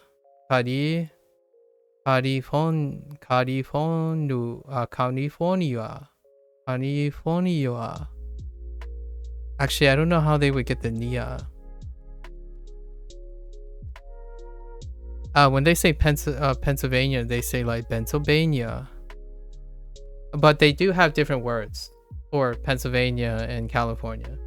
So like they say it differently, and I remember talking about this with a lot of people. They say like home, like they use like something home, so it's like a different land or a home, as opposed to like trying to say Pennsylvania or California. Interestingly enough, there are exceptions. I don't know how they choose. Like for example, I have a few, by the way. New Year, New Year for New York, and what else? London for London. What else we got? Italy would be one, and Canada for Canada. Did not get United States, other than 美国, which is America, but it's the same principle. Beautiful land. Or yeah, it's kind of the same principle. 我想用手机玩游戏。 Fun talk. Chinese with a Japanese accent, indeed. I wonder what it's like to be a Chinese person listening to a Japanese person learning Chinese for the second, like Chinese as a second language later in life. You know, like this, how we're interpreting everything in English, right? It would be really fun to be able to communicate in that way, but obviously then we would have to introduce English as the common language. 我想用手机玩游戏。我想游戏。Wait. 我想用手机玩游戏。用游戏。用游戏玩。用手机玩游戏。手机玩游戏。玩游戏。指。 So are you currently still learning Japanese, Demi? What do you usually do now with language learning? How are you using your target language, or maybe not using your target language, or integrating it into your lifestyle? Are you doing it strictly as a study? Do you live in Japan? Do you have Japanese friends, or etc.? Like, how are you integrating since you have multiple years? 你 I want to voice act and narrate Japanese. That's to give you an idea. You're still doing Japanese, a mix of everything? Ah, okay. Like, I want to be like something that I could see doing for a lifestyle change, right? Like for this is to impersonate a American speaking Japanese. And I know how that sounds like, but wait, don't you want to sound native Japanese? It's like, yeah, maybe, but realistically, I would love to like read narration from a perspective of, yeah, I'm clearly American, but I also know how to read Japanese and speak Japanese. Not in like a native sense, but I want to give that homely appearance. Like, for example, there's a place for me to speak a certain type of Japanese that is a bridge to the, I don't know, the real thing. Because the way I speak Japanese is very understandable to those who are learning Japanese. And then they can go on and do whatever they want. They can become like super Japanese people. But, you know. You have Japanese friends online? Oh, wonderful. But have you never been to Japan? Fair enough. I know some Japanese people IRL too, though not a lot. Okay. Most are ultra impressed at your ability level? That sounds amazing. That's some great affirmation. Have you considered doing anything like professionally with, like, do you do anything professionally with your Japanese or your secondary language? Or tertiary language? I don't actually know how many languages you or know or read. You also help them with English? Oh, nice. Very nice. I always find it so humbling and wonderful to do like some sort of language exchange. 你 You have considered it? I see. Not sure at this stage? Okay, fair enough. I would love to hear in the future what you decide to do with it, or if you can do with it. I think there are a lot of passionate young people who see language learning as kind of an unincentivized dead end, if you know what I mean. And what really starts for the demand of language learning, or anything in general, is creating that demand or creating that attraction, right? So oftentimes it begins with people who are interested in it, and it is able to create something out of it. And then there can be a demand for it, or an attraction to it. That's how I feel about language learning. Language learning solely right now is almost objectively or pragmatically a hobby. And I've always been curious if anyone has taken it to a different stage. It's only fair to help them with English. It is, yeah. That's very poetic, right? Mutual exchange.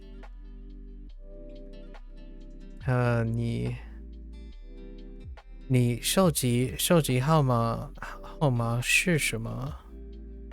or 是多少？手机号码你手机号码是多少？哦，你的手机号码是多少？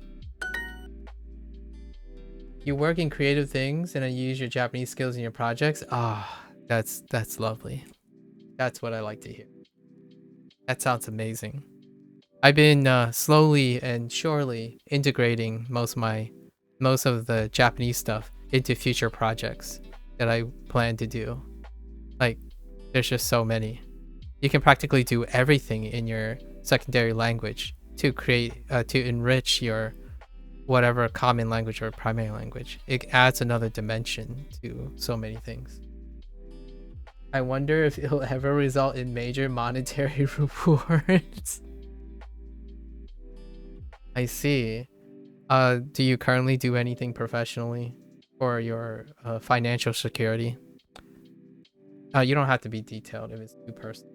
But I'm always curious about the professional background of people who choose to pick up language learning, especially language learning as a lifestyle choice. I'm kind of like that.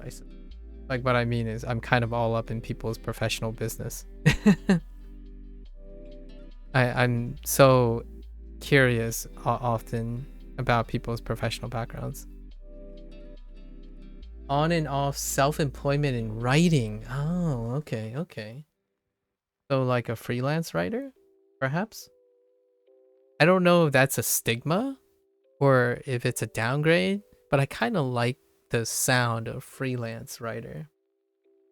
Like there's something very provocative about it. I don't know what I'm not a writer myself, so I don't know if that's a good sounding title or something. I'm not employed, so I have a euphemism for my form of employment too. I call it a voluntary sabbatical.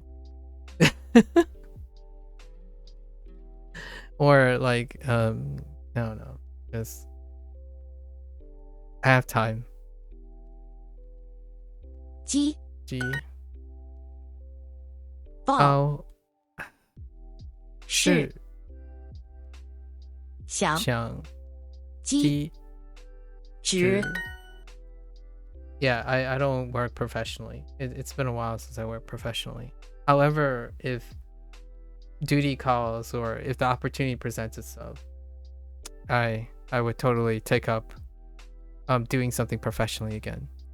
I have the luxury or the privilege to wait for an opportunity. So I'm ever grateful for my position in life at the moment. However, if someone is willing to put me to work, then I will certainly consider it. Part of me would like to work as a translator. Oh, interesting. I met someone who was translating something. It's not you. Oh, yeah, the Norwegian I met earlier. I forgot the person's handle. It's they're translating things for Renshu.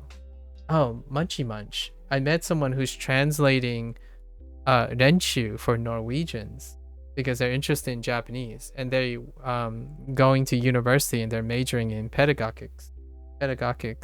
I kind of like that. I've already adopted that word now. They're interested in teaching professionally, but on the side they're doing translation work for a very I think a very impressive solo project. Oh, and it's all voluntary. So I know you were considering monetary rewards.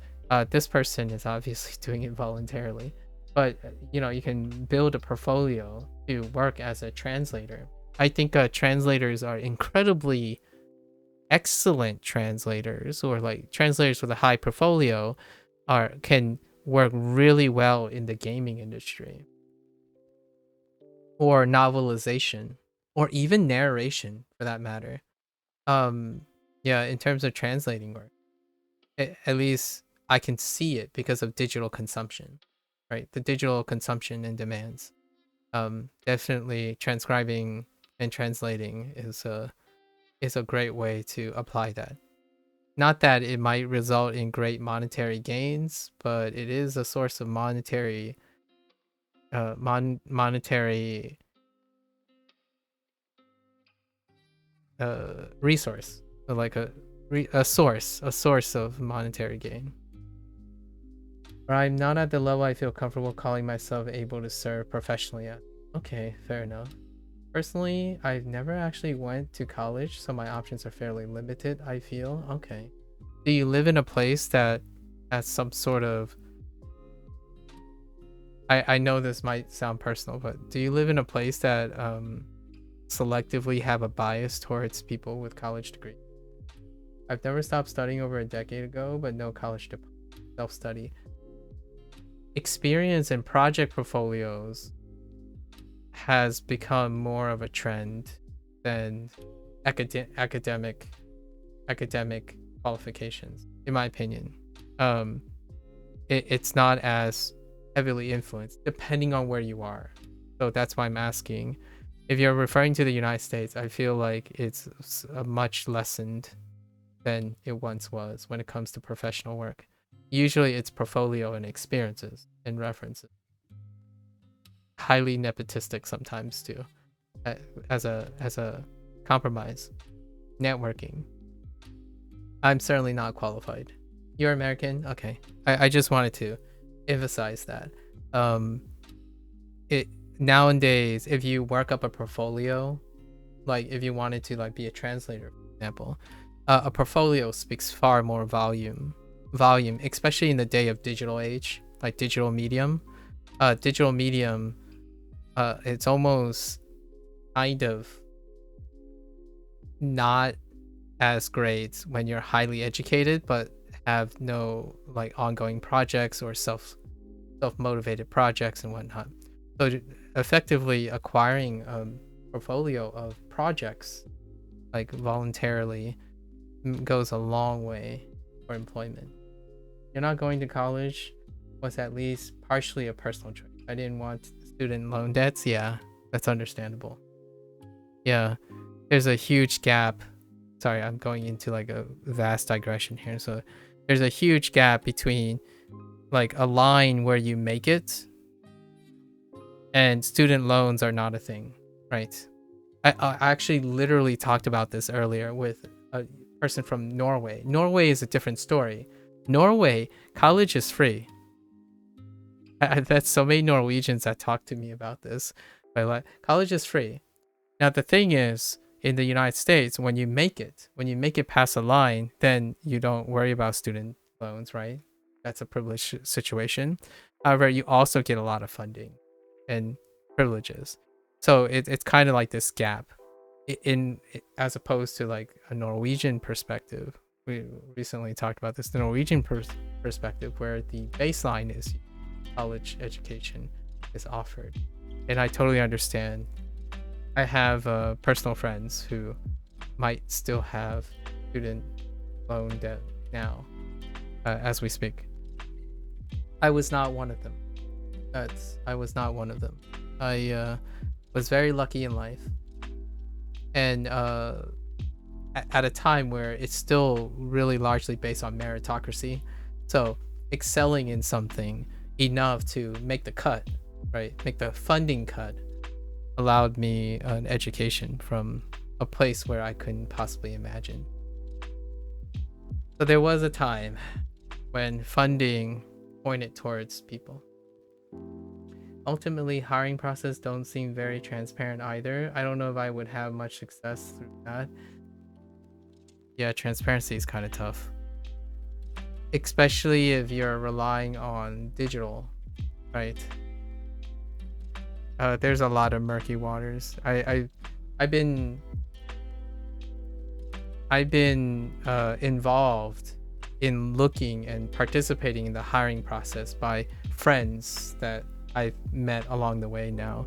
So by tackling that same question with them, I've noticed the same thing, like that whole transparency, the lack of transparency, their lack of, and it's not particularly from my own personal employment, but I wanted to see what it's like because someone else that I know who I consider a friend wanted to see how to get a job, like how to get entry-level jobs and start the process. So as I was looking and doing research with the person, because what's a better way to help someone you know than participating in the actual activity?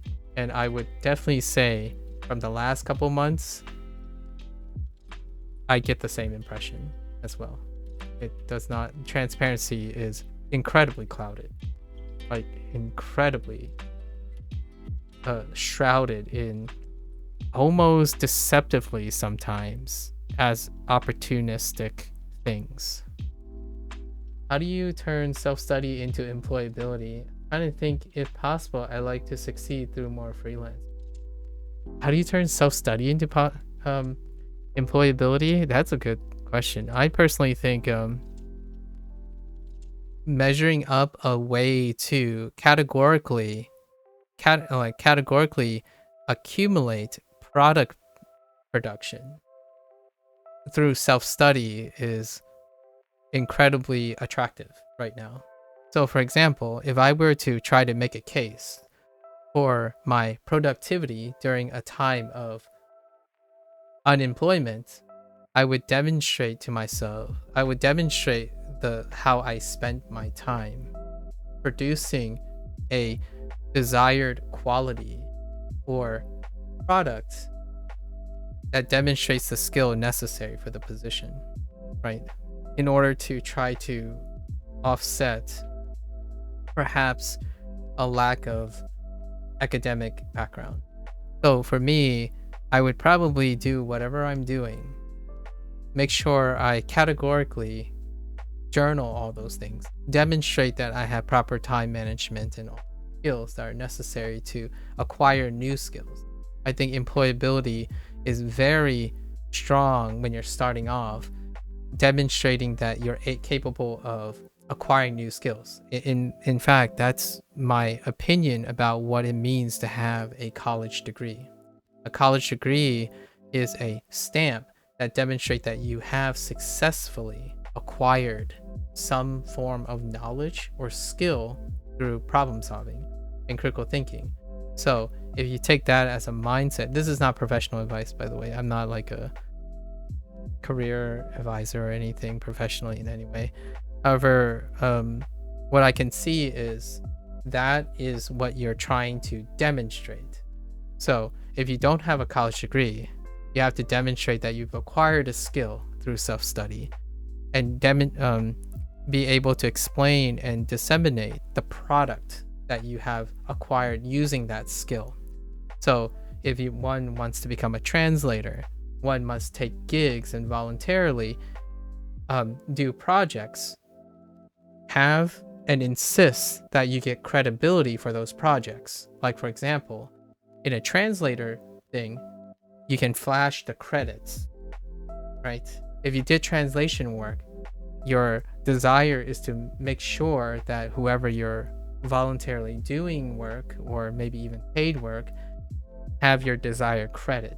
I think a lot of times that is a big thing that you can see in like Japanese industry, where when the credits, like the whole point of like creative work in that process is that the credits have your name in the actual credit product, and that in itself can speak volumes. So accumulating any work over time is like currency. You can amass them, and since you ultimately love that thing, it wouldn't take very long, like, or it wouldn't feel like it's a chore to acquire them. It's kind of like if you like video games and you want to beat video games, like, oh yeah, I'm gonna go out and beat 100 video games. Certainly quality is a thing, quality is certainly a concern. However, in the beginning, it's entry always looking for a little step up, right? But you have to get the entry first. So finding gigs is ultimately starting with voluntary work, or you self-study yourself and do it yourself. Like take your favorite book and translate it, and then have that saved, right? You save that. It's like, here's an example of all the translations that I've done. I hopefully that, or you can describe it, give an excerpt, categorize it. Honestly, as a translator, if I really were to be really interested in translating, I would probably just start with my favorite books and start translating them. Or like start with like translating my favorite excerpts and whatnot. Something like that. You can even make content off it. And then it can become a side hustle. You know, you're killing like 2 or 3 birds with one stone. If you're translating something, you can also turn it into a side hustle while developing your thing. This is low-key kind of what I have done for a while now, for the last 5 years. So it's kind of one of those things. If I have to get back to work, it's not like I stopped working. If you know what I mean. So if you're always constantly creating and doing things with your skills, I can hit the ground running whenever I need to. If you're in that kind of mindset, I think you'll be much more employable than you think, right? Because it will be very easy to express to someone like, I have always been working. Even if I didn't have a job or being paid, I still have been working. I've been using my skills, for example, to continue doing things. And it will come out very naturally, in my opinion. It's also a vehicle to improve your own ability, yeah, when getting more credentials. Exactly. I feel like I feel like you're probably more employable than, and I totally understand the whole thing about a college education. Especially if you're someone in your 30s and your 40s right now. So you grew up in the United States as a millennial. That type of conditioning goes really deep. And obviously, I went to college and went to graduate school for the very same reason. In reality, now that I'm 30, like I'm almost 40 years old, with my classmates and stuff, it didn't quite work out in that way. It definitely did not quite work out in that way. Late 20s? Okay. So we have a kind of like a generational gap. Zillennial years. Okay, like deciding where it is. Yeah, I'm slap dead in the millennial period. So I can totally understand that. The whole constant talk about college education. Ultimately, it does not trump experience. In the end, actually, the vast majority of the people that I know who have sought a lot of long tenure in academia ended up pivoting, right? I think if we were to rank a generation that pivoted the most, even though they were highly educated, probably somewhere between like the millennial and Gen Z period. Yeah, I think it still sucks with the whole transparency thing, the lack of transparency. So it kind of feels like a poop shoot. I don't think anything can supplant experience, though, and being able to demonstrate that experience. So go out, pick out a project, do the project, self-study into the project. Keep on making a project, and opportunities, whenever you see an opportunity where a project is related to that, go for it, man. You might have dodged a bullet then. Some people in retrospect kind of feel that way. I'm not particularly of that type of mentality because what is happened. So I'm in my position now, luckily or happily in that way. But for many, when it comes to like monetary constraints, I think there was a great diminishment on higher education.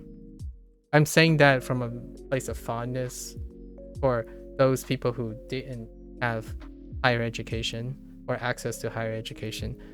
and as well as the fondness for people who did go on to have higher education. The diminished return is still very real. It still I still think greatly, significantly, it comes down to experience.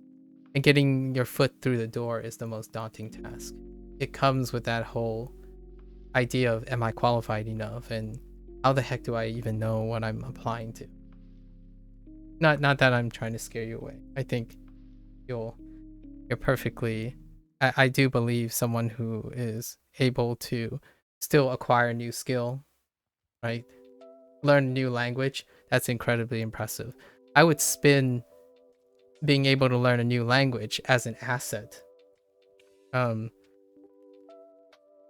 would almost argue that some skills, when it comes to like the average skill acquisition, language learning is not among the most accessible skill acquisition.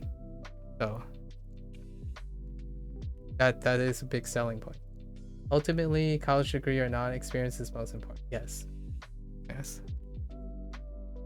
If it was so vibrant, as opposed to like saying, it's not to cheapen people who choose these careers, but say like hospitality, like I'm not well equipped to do hospitality. However, if someone is able to equip to use hospitality and use it as a springing board to demonstrate that they have skill in order to do that, that's amazing. The idea is you're constantly acquiring skills. You're able to acquire new skills. I think that's what the college degree stands. Like, not to sound too reductive, but a college degree is to demonstrate that you can acquire skills. Because what an employer is looking for, especially when you're starting out, is someone who can hit the ground running, learn, take over, and also continue to improve, right? So those are kind of the qualities that, and it's a lot of big of a bonus. It's a big bonus when you have relevant skills. Certainly, I don't necessarily think anyone who's starting out would be unreasonably expected to have some sort of expertise already. I think that's fairly unreasonable. Yep. 我们我们用用会用 no 我们用手机手机手看看新闻新闻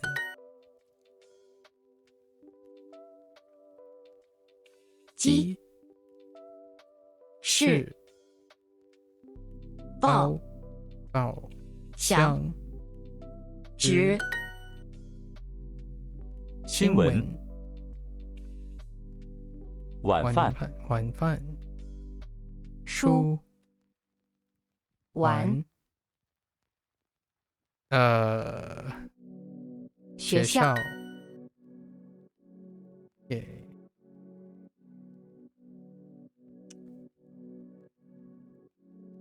我用电脑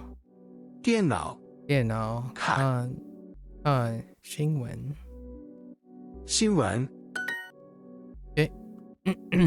跳舞晚饭手机起床新闻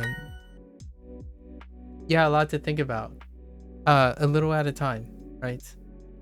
I get pretty carried away when it comes to talking about these things. I earnestly love trying to be as encouraging as I can, because I think if you're not already 50 or 60 and you have closure and a spry family with little kiddos running around, I think sometimes it goes a long way. I know, I thought I was ending at midnight. I know, I'm behind. Shh. These things happen, okay? Blair, you know how often it happens. Is that the same as? Yes, it is. Yeah, it is. Sure, it's a gakko and 学校 is the same thing. Yep, school. Actually, I liked being that proactive was good at. Yeah, I obviously you don't have to take it all in, and I just love to hear, and you got to invest forward. Since I talk about this often, I'm in a privileged position, right? And I don't want to waste, quote unquote, or I don't want to miss the opportunity to offer generosity when I can, because I do feel that if I am in a position, I would love to be surrounded by people who also offer that same generosity. So, when I was in that position, like I was a young person who was missing, it's you can call it a investment forward. People invested forward in me. So naturally, my personality became one reflective of the people that influenced me, which these are incredibly generous people. They're both professionally. I mean, certainly there was money exchange and all that, and it was their job and stuff, but they went beyond that. So that generosity influenced my generosity. So if I'm ever in a position of privilege, I'm not going to take things lightly, in the sense that whenever someone is seeking professional things, it's definitely always worth it, even if it's one person at a time. Like I'm not a busy person who's strapped for financial security right now. So I have plenty of time to try my best to impart something and changing someone and helping someone. I've never had to work for a living in my life, so the pressure to earn has not usually been very strong. Oh, okay. And that freed me to self-study? Ah, I see. And that's a very healthy real awareness, sense of awareness, self-awareness. You've been an avid reader for your whole life? Ooh, scholar, huh? Does sound like a scholar in the making. Is there a particular, I guess, is that a sustainable lifestyle, or do you have to make a lifestyle switch eventually? My lifestyle was quite literally the opposite of the person I am today. I would say not long ago, maybe 6 or 7 years ago, I was that guy who was married to their job and was burning at both ends. Incredibly hot, like super hot. People have been telling me to get a salary job. I see, eventually. Okay. Well, self-study does quite lend into that. I think finding that inspiration for someone. Honestly though, if you have someone who you can follow, who resonates with your thing, like finding someone who resonates with your interest is certainly a place to start for inspiration on how to turn self-study and interest into something perhaps monetizable. I think I'll switch at some point, though I don't know how long. Okay. Me, in a weird way, me too. Actually, at the moment. 我 I can definitely vibe with that. 用我想用手机手机玩游戏。玩游戏 Wait, is this the fourth one? Oh no. Okay. 他每天看体育新闻， I've been slacking off really terribly. 每天每天他他每天看体育新闻。他每天看看看体育体育新闻。体育新闻。体育新闻。你爱看韩国电视节目吗？ Your dream is a creative job where you can become a roach person? Roke person? I'm not familiar with that term. I don't know what this term means. I need to be educated. What is this term? Roke? Roach? Roke person? Off writing? Oh, is it rich? And that's a typo. But that's still just a dream. I don't actually know. This could be an English word. I have no idea. Rich person. Honestly, nowadays I question my English all the time. I really don't. Sometimes I feel like I have less confidence in English than I have in other languages. I don't know if I do well in a corporate environment where you can have to deal with office politics and all. Yeah. If you ask yourself, what are your interpersonal skills like, or do you want a job that has a high demand on interpersonal skills, that could be a place to start.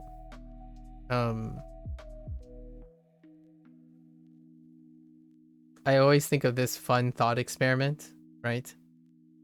If you go to a convention, this is kind of more like harking on anime and Japanese like fandom, right? Otaku. If you go to an anime convention, can you command a room? Right? If you walk in and if you give yourself 30 minutes, can you command the room? Like, can you elevate yourself and get like 10 to 12 people to listen to you? I think ultimately that, in my opinion, is a great starter and primer to understand if you're kind of cut out for corporate environments. Because honestly, the most skilled people are not necessarily the ones that thrive in a corporate. It's large.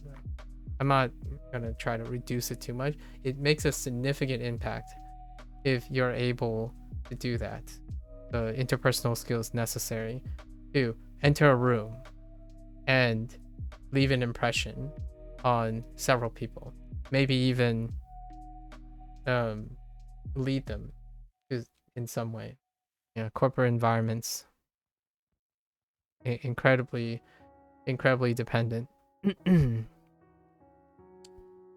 Yeah, I don't think and that's often I know this is going to sound a little bit foreboding a bit, but you have to start somewhere.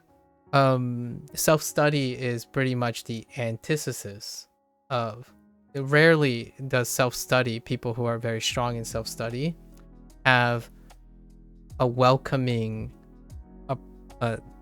desire to self-study a skill that requires interpersonal development. So like what I mean is the whole attraction to self-study is that it kind of mitigates and minimizes the need to develop interpersonal skills.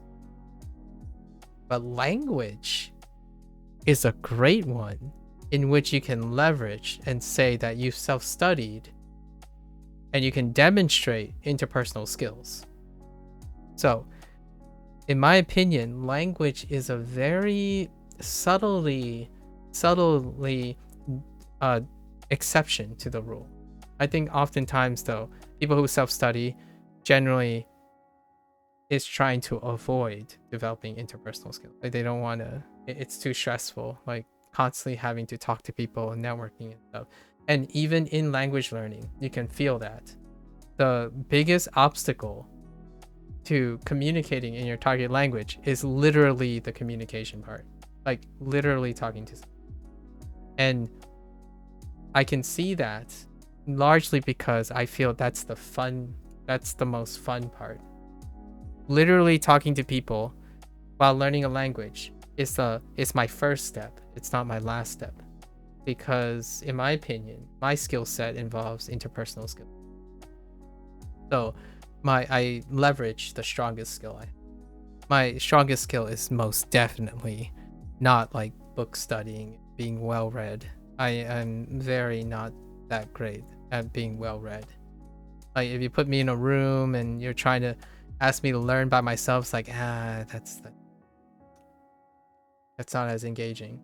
I wanted to hear what other people think, how other people are studying, and then collaborating and sharing. It's kind of like the whole science thing, right? The whole science thing.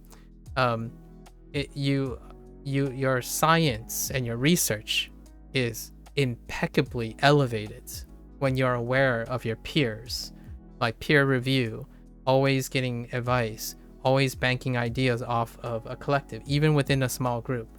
The larger the better, actually, if you have access to that. So I'm quite legitimately the opposite when it comes to that. So when it came time to figuring out how I'm going to self-study, quote unquote, self-study a language, I've chosen to stream it. Because self-studying for my own benefit is not as challenging, not as engaging. So for what it's worth, even those people who yell at me for using Duolingo and stuff, that's the stuff that keeps me going. It's legitimately the opposite. When I'm deterred from something, it means I get to interact in an interpersonal way. I take on the challenge because it's an interpersonal thing. At least that's so. If none of this is radiating I want to do that, perhaps like in an empathizing way, if you're telling yourself like, oh yeah, I want to do that, that's how I feel, perhaps a corporate setting is a great place, or academia or academics, perhaps that's a place. If it sounds like I don't want to deal with people, or like, man, what if I get stuck with people who are lazy or sucky and I don't want to deal with that, then probably not a corporate setting, or an academic setting for that matter. Probably something that is more like sole proprietorship, or something that is a salary based on product served, based on like service provided, something that's quantifiably based on performance, as opposed to like networking and strongly influenced by one's own charisma, right? Like people centric, like a craftsman, for example, like fine craftsman, or something that you're offering as a product so that it can be quantified, as opposed to what people say about you, who you know, and whatnot, which is very, very strong in certain professional fields. There's an escapism in self-study for many, isn't there? Yeah, there really is. Yeah, and you can become a digital monk, basically. Yeah, or my phrasing would be, you can become an internet expert. And there are pros and cons to being a well-read internet expert. Sometimes my wish is that all those beautiful people who are able to self-study are able to find the inspiration to be able to channel that self-study and all the knowledge that they acquired in an interpersonal way, so that they can find places where they belong, or feeling affirmation. Because I earnestly think those who can spend a lifetime self-studying have a skill that, obviously, on the opposite end of the spectrum, people who speak and rely a lot on interpersonal skills may not have a lot of developmental skills to be self-sufficient. Because a lot of times at the opposite end, there are people who are exceptionally dependent as well. So it's like it's a balance. If you move to the extremes, you'll see that there are pros and cons to either side. At least that's how I marketed things. I'm an average Joe, I think, ultimately, in many of my skills. On average, my average is pretty. I'm a pretty average guy, with a few exceptions. certain specialized skills, and one of them does involve communication. So in a way that kind of goes along, because I can leverage it, right? The question you have to ask yourself is, what skills can you leverage, and then how to demonstrate it, right? I think in my long history of going to college and graduate school, that degree is what it symbolizes is the ability, or the successful ability, to be able to do just that. To explain, teach, and educate what I'm worth to the other person, and how it may interest that other person based on how much I can observe about the other. Other than that, whatever you learned, like the context, right? Is it Japanese? Is it science? Is it biology? That's kind of topical. It's very topical. Those are subject to change. They rarely ever vary between people. So your employability is largely due to the differentiating factor. Do you think I might see success as a teacher or something? Unfortunately, I don't know about you enough, Timmy. It would be wonderful if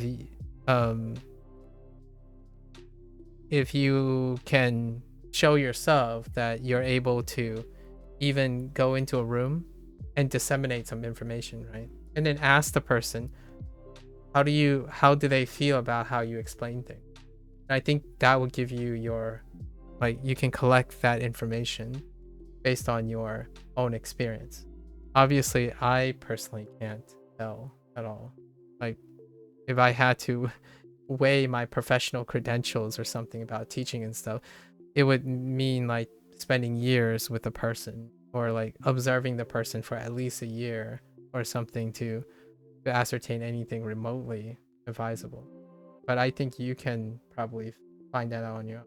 Like, try to create a course or something of English, and then asking your like Japanese friends, hey, how helpful was it?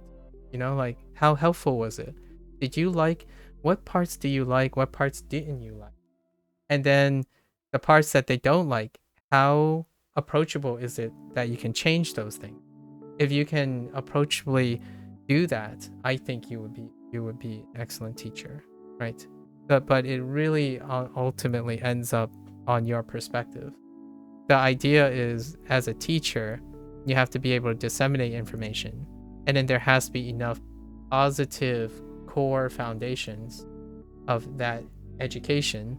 And then when people cite some weaknesses and stuff, are you able to quickly like work around it or improve it and whatnot? And that in itself is not exhausting or unsustainable. Personally, if you can do most of those things, like, and you find yourself it's sustainable, I think any form of teaching or instruction is probably an appropriate avenue. Rarely that's the case for the digital age, because if you do something well, you want to continue doing it well, but not have to change it up too much. That's kind of like the dream for most people, right? You do something you want, you get good at it, and then you stay good at it. I think that's the mentality that a vast majority of people.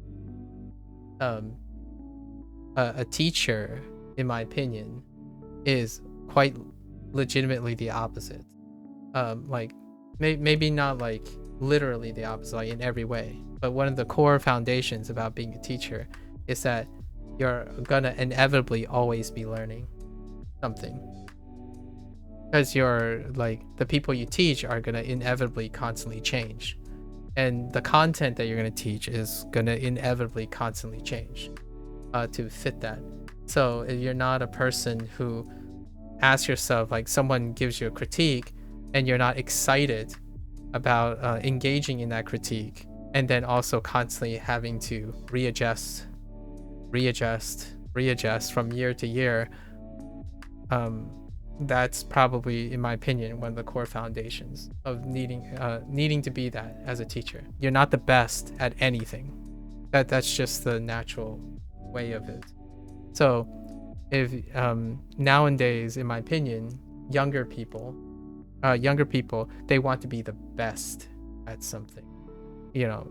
I mean, that hasn't really changed much. When I was younger, I wanted to be the best at something, like constantly be the best at, number one, beat everyone down. That is an age where obviously that's why teachers are older. I mean, like, there's a wisdom to it, right? There's a reason why like teachers are older and kind of like heavier in experience, because experience is what breeds that adaptivity most of the time. If you're comparing yourself with young and you compare yourself older, you are more likely to be a better teacher older than younger, like comparing to yourself as opposed to comparing to another person relatively, because the circumstance is different, substantially enough to make it different. So yeah, that's probably my little 2 cents about teaching. I don't think teaching has to be in a classroom, obviously. I don't think teaching has to be monetized. I would gladly sit here and write an essay with you and go over all the things that I am able to suggest as a professional writer once upon a time, right? And there's no opportunity I would ever give up to help guide someone if they're willing, right? If they ask me a question, I will most darndest do my best questions. And I think that is the evidence necessary to suggest that someone is a good teacher. And that's not that it's like a gold standard of some human being. It's just appropriateness for teaching. Like sidelining all your schedule to do your utmost to instruct someone when someone is already of open mind.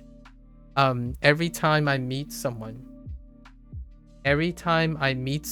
who's amenable, right? If they have an open mind, if they're asking me for advice, is the best opportunity for me to demonstrate that I have the skills of a teacher. That's probably, and your portfolio is reflected in all the things you can describe that you help. So when you go into an interview and ask, so what makes you qualified as a teacher? And the moment they ask that, it's like, boy, do I have tons of stories to tell you. And here, I saved some evidence of all of that. Hey, you see this guy? That little particular part in their project, we work together on it. And then you can, and as you're teaching and helping other people, right, you get into their good graces, right? Generosity can be reproduced. Obviously, there are people who take and run and stuff, but the idea is it's not about what they do, it's about what you have contributed. And that's kind of like the element that I always describe. It's so palpable when someone knows what I'm saying here emotionally. Like, you don't even need a reward in return. Obviously, it would be great and ideal that it leads to monetary gain. Yet teaching, there's a joke that always runs in academia, or like a meme that runs in academia. If you're thinking about making a lot of money, academia is not it, because it's largely disproportionately not monetizably useful. Because think about it this way: if your goal when you succeed is to make someone an independent thinker and never have to rely on anyone else, then your supply is only as great as how quickly people, how the new people that you meet. So inevitably, you don't invest in a specific person, you invest in your craft to attract new people, right? It's not one of those careers where if you make a product and then that product sells itself, and then you make a product that has a limited time or something, like then they'll come back. Like they'll come back for more, right? You make a phone that lasts 2 years, then they're gonna come back for the phone every 2 years. Teaching, if you're doing an excellent job, you may never hear from that person ever again. And that's a job well done. And that's how I treat streaming most of the time. If this person is very upset, and I met this person, right, and they're really depressed, and my success is that they become less depressed and they move on. So the likelihood of them sticking around is possible, but usually the most happy things I can think of is when a person disappears and they come back like a year or two and say, my life has been great, thank you. And that's the most rewarding thing, a person who has the capacity for, right? Your goal is to be someone who makes that person independent again. And that's kind of the bittersweetness being a teacher. You don't keep them latched onto you. That's a businessman. That's other careers.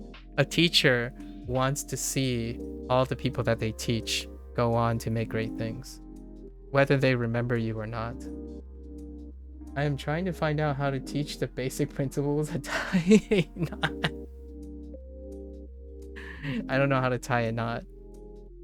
Yeah, that's how I approach things. So naturally, teaching is not great for content. Like, if you're a content creator and you want to teach things, you need something to keep them coming back. So, to me, like, I'm trying not to throw shade at people who know how to make money because they know how to do something I can't. Ultimately, teaching at its purest form tries the best to not keep the person with you. So it's quite literally not great for like content creation and monetization. You are legitimately trying to push people away because you teach them something. It's like, dude, go, you know, Star Wars, you know, you want your Padawan to grow up and do their own thing. It's like, it's time, like, no more hand holding. You're ready, go and do something. Maybe once in a while come back and say hi, but you gotta go do something now. You don't become a billionaire by being a teacher. Yeah, you don't. And that's not a bad thing. Or like that, for a person who likes teaching, it was never the goal in the first place. So that's kind of one of the things. Yeah, the pleasure comes from other things, indeed. So if that resonates with you, I think you're onto something. If that resonates with you, I can see myself saying the same exact thing, disheveled, maybe hairless because maybe I have a receding hairline, or maybe like I'm crazy and I have a disheveled white hair everywhere, you know, like a full head of white hair in 60 years, I'd probably be saying the same. Sitting in a minimalist room with my one PC setup and a camera and still talking about all the things I've learned, as opposed to yo, you know, check out how topical I am, you know. The billion you're watching is a billion people educate. Hope so. I know I love certain influencers who are doing that very thing today, and I think they have a skill set that is very, very wonderful that I don't usually do very well. I don't know if, since you read a lot, I don't know if you've ever came across Hank Green or John Green. I've been plugging them all the time because I think they are legitimately doing that. They're balancing how to not let financial gains be a center part of their life, but at the same time be able to generate finances to ultimately create a different form of mark on the world. And that's pretty beautiful. Obviously, they're the first ones I encountered. There are probably other people doing the same thing, and everyone has their own examples. But for me, probably those guys. Yeah, probably those guys. And you can be one of them too. I hope you become one of them. I think the world needs plenty of those type of people. They're just very, very difficult to have that work out. Yeah, it's very difficult to have that work out. Okay.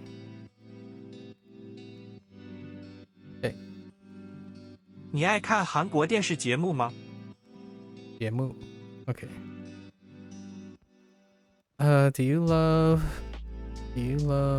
watching Korean programming? Wait. Oh, just kidding. Family? 我不看体育新闻。我 Bukan. I'm curious. What do you usually watch Twitch for? Hit me. What do you usually hang around Twitch? Or I don't know if this is like some a common thing. I think most people find that this is an unexpected thing. 我不看体育新闻。不看不看体育新闻新闻体育体育新闻。他在中国是一个明星。他在中国是一个明星。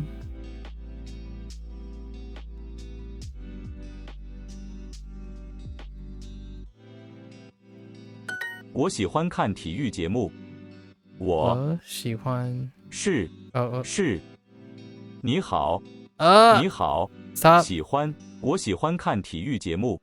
看体育节目，我喜欢看体育节目。我喜欢听韩国音乐。我喜欢听韩国音乐。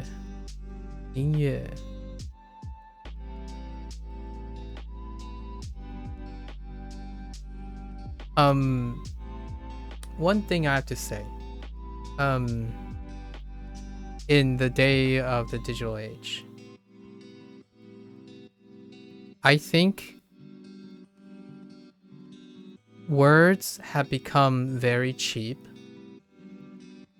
but I don't think that's true that words are cheap.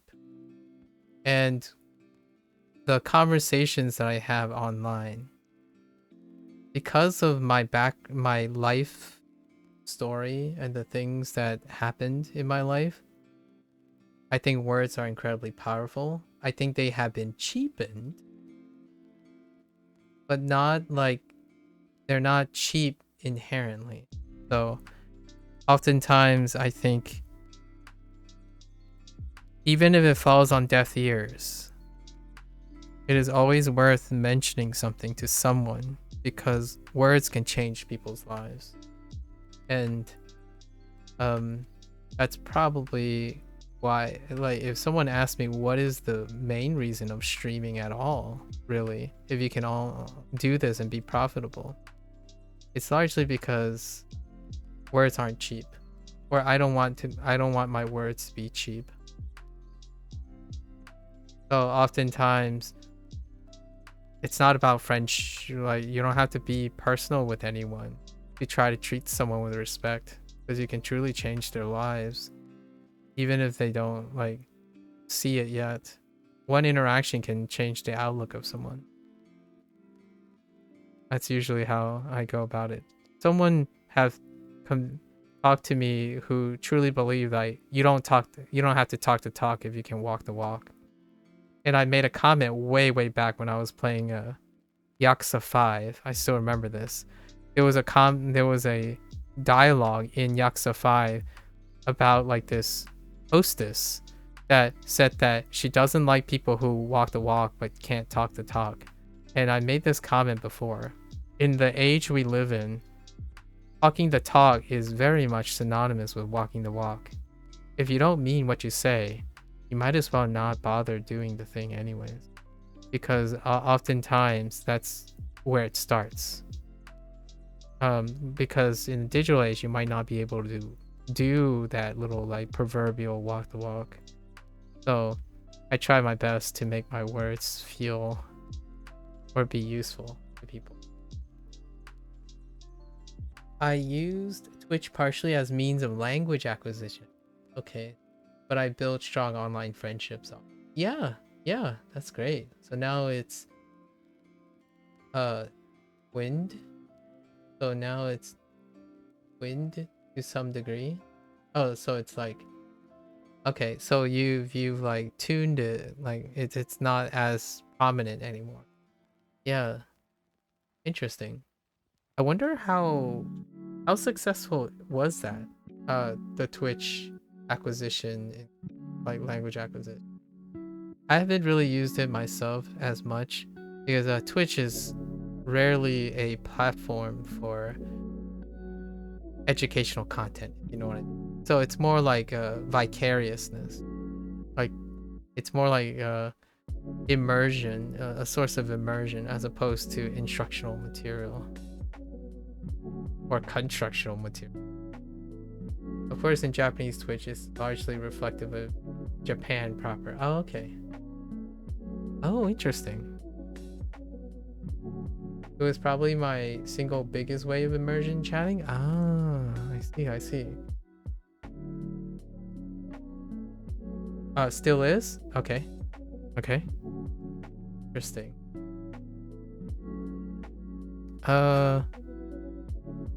Yeah. As you can probably tell, I don't. I have considered that, but I haven't made time for that. Haven't made time for that yet. Although, if you, in a funny way, I could say Twitch is still my strongest means of language acquisition, if you consider the idea that I spend most of my time on Twitch because of this situation. But the roles are reversed.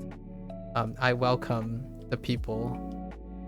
So it's like the reverse. People, perhaps the ones who are interested, has come to me, which I'm very privileged and happy to accept. Funny Twitch. This Twitch thing. Hello there, Quota Marathon. Why do I have a feeling I've seen a name familiar with Quota, with your name, Marathon?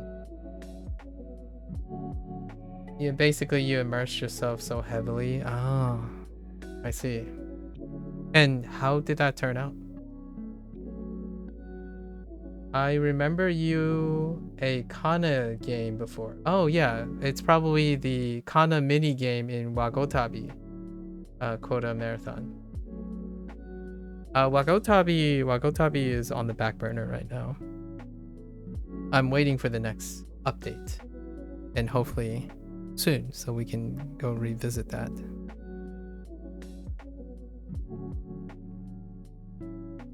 That I quickly learned how the rules of the roads were socially. Oh, nice. I haven't integrated with any like Japanese social structure yet. Yeah, for a foreigner. Fair enough. Yep, fair enough. 我喜欢听韩国音乐。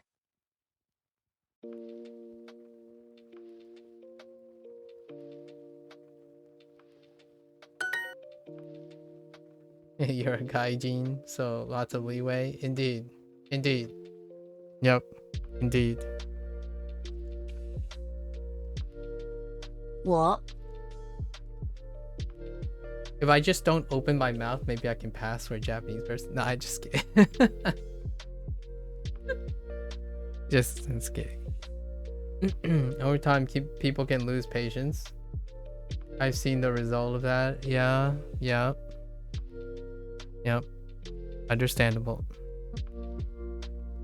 看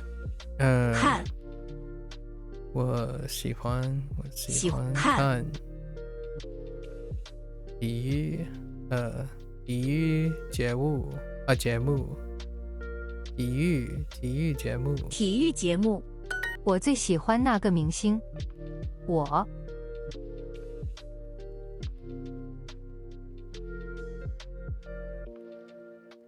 what do you have going on now, Timmy?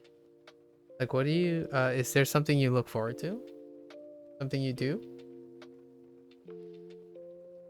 How hard do you think the Chinese course will be if you learn the first 2,000 plus most common kanji in Japanese? I think if I had to take a wager, 70 to 80%, you're gonna rock it. If you already did the 2,000 plus most common kanji in Japanese photo marathon. In fact, I spend most of my days while learning Chinese talking to other Japanese people who have no less than 2,000 plus most common kanji, and they're having a blast just watching me vicariously, trying to having a blast connecting the dots. Like, I think Japanese learners or people who are experienced love the curiosity in how their Japanese relates to the Chinese. Actually, I'm way over time because of that. Actually, it's I'm always talking about it, and I don't even know that much Japanese. I really don't. Like, I know very little Japanese. It's like what am I at right now? 300 kanji. That's it, and it's already a blast. I actually know more Hanzi than kanji right now because of how the courses are designed in Duolingo. So it's about 300 kanji for Japanese, and I'm at like about 450 Hanzi characters. I love how Duo will say there's 12-ish new words for the section. My notes take another whole page for this. 25. Yeah. Blair. Your assessment is correct. Those are the over the past day, over like the past 60 plus days, I've been noting the average amount of new words, like new elements. I call them elements because you have to also include all the elements of grammar and implicit grammar. So when your notes, I assure you, yes, 25 words. It's like 25 words at the top. It's anywhere between 20 to 25 by the time you hit like section 2, like mid section 2. And then Duo only reminds you of like half of a little bit, like a little over half. So you're responsible for constantly upkeeping the 20 to 25 elements. I usually aim at total recall. I usually aim around 15 to 17, and that's kind of in the beginning. You'll if you ever go back, every beginning I'm trying to hit at least 15 to 17 of those things from memory, and then try to fill in all by the end. But yeah, your average would be 20 to 25 elements every single unit. And to me, personally, conservatively, I really doubt that the people who say they're not learning anything from Duolingo are the ones who did not account for them. Because they're relying on the tool. And I agree with them that Duolingo might not be great at keeping those 25 things on average in the user. That does not excuse that person from not doing it themselves. So to me, it only tells me that that person needs a tool to be able to do it. For myself, I basically just farm the things out of Duolingo and continue farming through the things out of Duolingo. Like you writing your notes, right? I write my own notes as well. So, however, you can always go to a tool that suits your needs, obviously. I personally find it kind of invigorating when a tool fails to do something and I try to do it myself. Duolingo plus Anki has been nice. Yeah, for a lot of people, Duolingo and Anki has been pretty nice. Yeah. Some people splash in Wani Kani as well. So They might even replace Duolingo with Wanikani. So it's like Anki, Wanikani, like 2 to 3 favorite like SRSs, like that covers the one cover each other, and then it goes a long way. For myself, the reason why you only see me using Duolingo is because Duolingo is the SRS that I started with, and I just use it for a platform. But outside of that, we have other things. I could stream Anki sessions, but imagine how long my streams are if I had both Anki and Duolingo sessions. It's been 9 hours and 20 minutes. I don't think I can, my voice and my eyes can stay up to that level of endurance, even for me. Family stuff has gotten involved. That's been a factor, but I still engage in Twitch all the same anyway. I see Timmy. I would say that Japanese Twitch isn't a bad fit for you temperamentally. Oh, okay. By Japanese Twitch, how does that work? Like, how does that work? The Japanese people I mesh well with enough. Okay. So you're already finding resonance with the Japanese culture. I honestly feel that is something very valuable that you discovered, that you mesh with Japanese culture. Earnestly, I found that my interaction with people who love the Japanese language, for what it is, and like enjoy the Japanese language and like do topical pop culture stuff. Personally, from my experience, I don't think they behave or have an internalization of the Japanese culture. Like, not the entirety of an Asian culture. And what I mean by that is the stuff that Chinese culture overlaps with Japanese culture. I don't see that in a lot of individuals who like the topical stuff, like the pop culture. That's not largely the core of Asian culture. I think one of the biggest topics that I tend to talk about is face culture. Like, if you're not behaving a certain way, or it's very valuable and it can be seen in other cultures for sure, but the level of understanding when you're in a face culture is something that is very real when it comes to Japanese and Chinese culture. And if you're not into that, in my opinion, that goes a long way. And sometimes I do feel the parts of the Japanese culture that people enjoy is misunderstood a lot of times. Like, for example, the idea that quote unquote Asians, right? Quote unquote Asians excel at things, or Asians are publicly polite, but also, right, critical personally. That type of thing is, on the surface level, I would say kind of resonates with people, but in my opinion is often commonly misunderstood, like where the motivations and how that appears. Sometimes, a lot of times, people think this thing means that you have to be really disciplined,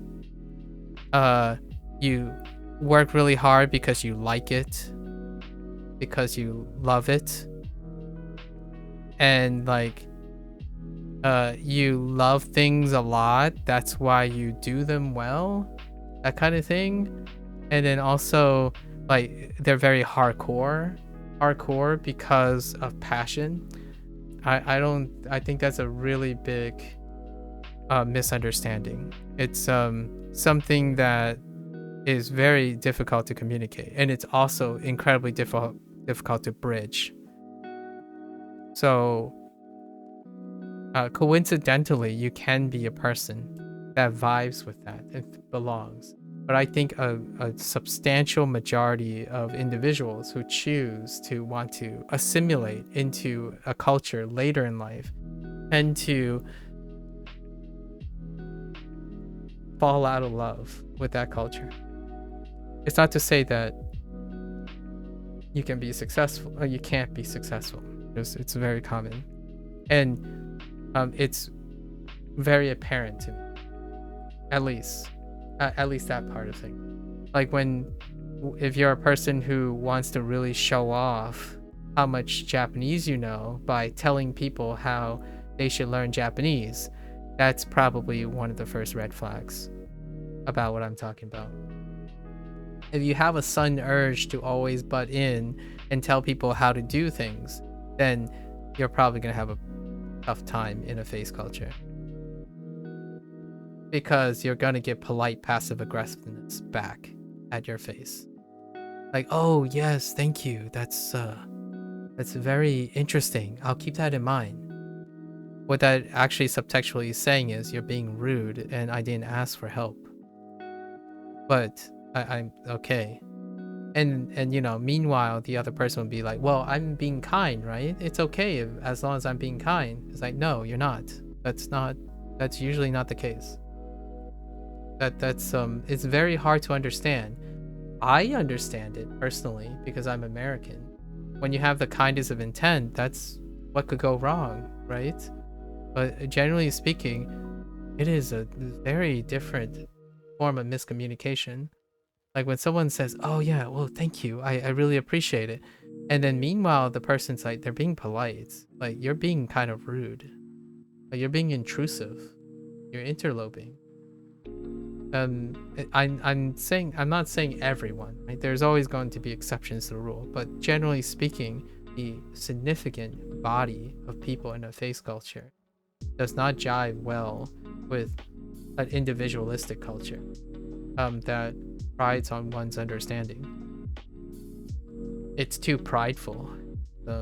It's almost borderline hubris. When you constantly go out of your way thinking that you know better and you're implying that you know better in a face culture, you are very unlikely to make, in my opinion, long-standing relationships with a very deeply monocultural Asian culture like Japan, if that's the type of behavior that you participate in. That's kind of one of the big sticklers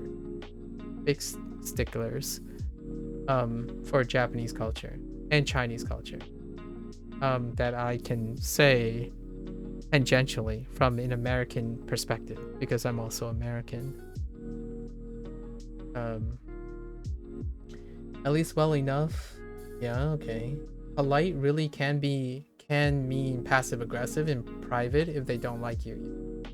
There was a streamer who was ultra polite on stream, but who banned you off stream later. I have stayed away from them since. That's understandable. Distance, right? It's not for you. The conflict of interest.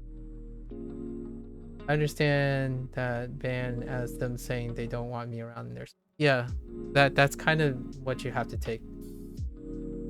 So it's a mutual thing. Maybe it's not even personal, Jimmy. It's just, oh yeah, you know, like, it's a different aspect. Sometimes culturally that's hard to bridge. So a lot of times individually in a westernized culture, individually that could be offensive. It could be taken as personal. In a Chinese sense, a lot of times, like, that's business as usual. Like, oh, I'm sorry, like, your type of personality or something just doesn't belong in this space. And like, nothing personal. Let's take it as a business sense, right? It's better for you not to spend time around me, and I feel that it's not appropriate to spend time around you. We move on, depart in a mutual way. And that would be like the very cold, but let's not get too personal before it becomes a problem kind of thing, right? It's very sharp. It's very almost passive aggressively direct, if that's an oxymoron. So yeah, that's kind of the type of action, like behavior, that I and more accustomed to when interacting in a face culture. Quite a bit. I am American also, but part of me is very nurturing and coddling and maybe even foolish sometimes. And I kind of like that about Western culture. Foolish, sometimes prideful, maybe a little bit overly concerned about things, and sometimes take things personally. I would say I'm a little stronger towards the Eastern culture, where in a public space it's business. So if there's any fear attached to personal appearances and personal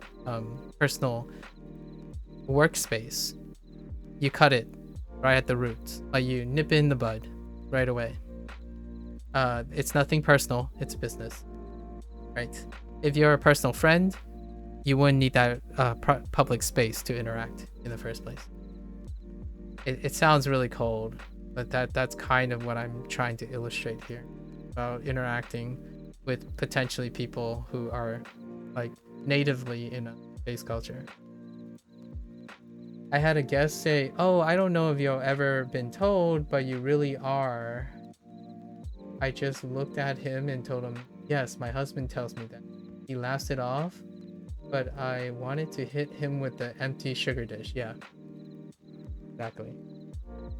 Yep, that's professionalism in a nutshell. And in my opinion, that type of professionalism, Blair, or like restraint, is the thing that drives a face culture. So if you have that much willpower and that much, it's every day, in my opinion. It's almost largely every day as a standard in a face culture country. You deal with it and then you save it for later. You're always on a professional face outside. And some people might find that off-putting or disingenuous, but it's part of the culture. So it's actually the most genuine thing, actually, to be that way. I did take it personally at first. I had to adjust. I try to fit in, but that doesn't always work out. Not all Japanese are the same in what they tolerate. Exactly. And it's very finicky. So again, these are like trying to get at the core of certain things that may occur more frequently. We're not saying everyone or everything, or there aren't exceptions or variations. But one of the core things that I think gets a little hot, it gets a little hot most of the time, is the idea that self-importance is bigger than the whole, and usually behavior that centers around more people or more reach takes precedence over the individual. So oftentimes when someone like I don't know, like someone says, yeah, you know, they don't even say no offense, like the whole like consideration for feelings or anything. It's like, you don't do great work. Like, it's not for us. What that really actually just says is, to me, is like, yeah, you didn't make the cut. It's nothing personal. If you were in my position, you would do the same thing. Like, yes, absolutely. So, you know, you walk off, it's like, well, dang it, can't really do it. It's nothing personal. It's just not something, right? So that kind of thing, it can be tough to adjust, and it's hard to read subtextually for someone who doesn't, like, if you're someone who's outside of the cultural circle, it's tough to subtextually read all these things. And to me, Japanese does that really well.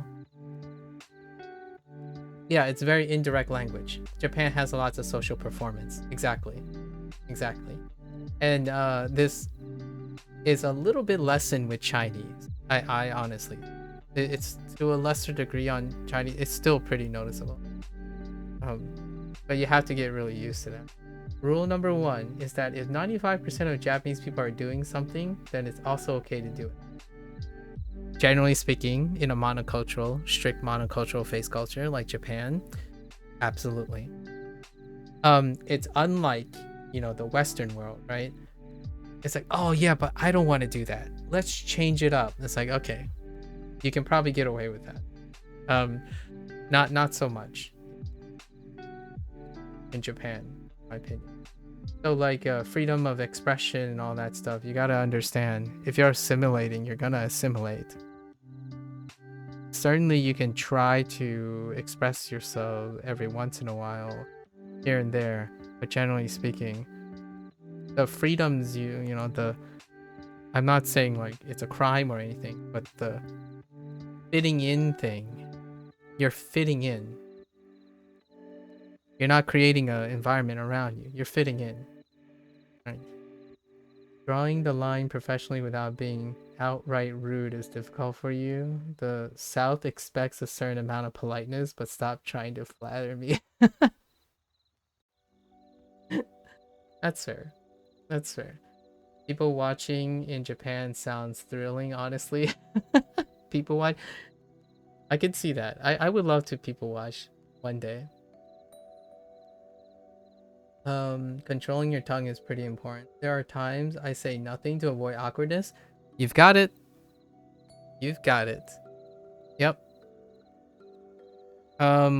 It comes from, there's also really, this proverb has been used a lot in many different ways, but I think it's of Chinese origin, possibly. To some degree, something about, if you feel like you don't know or you don't understand, then the last thing the thing that you would want to avoid is to open your mouth and remove all doubt, right? So I'm kind of like the opposite of that. So I not only do I find it incredibly endearing that someone is willing to take a chance and show vulnerability. See, that's my American. These are like my slightly westernized value system. I actually value people who are willing to take a chance at sacrificing their vulnerability or their credibility to give me a candid response, right? So like things like saying I don't know or I can't help you is not shameful. Now you might be thinking, what's so shame about admitting you don't know something? Go to China and Japan and find out how often someone does that. Asserting or removing any doubt that you're incompetent is incredibly fearful. Like, I'm not saying you don't do that, but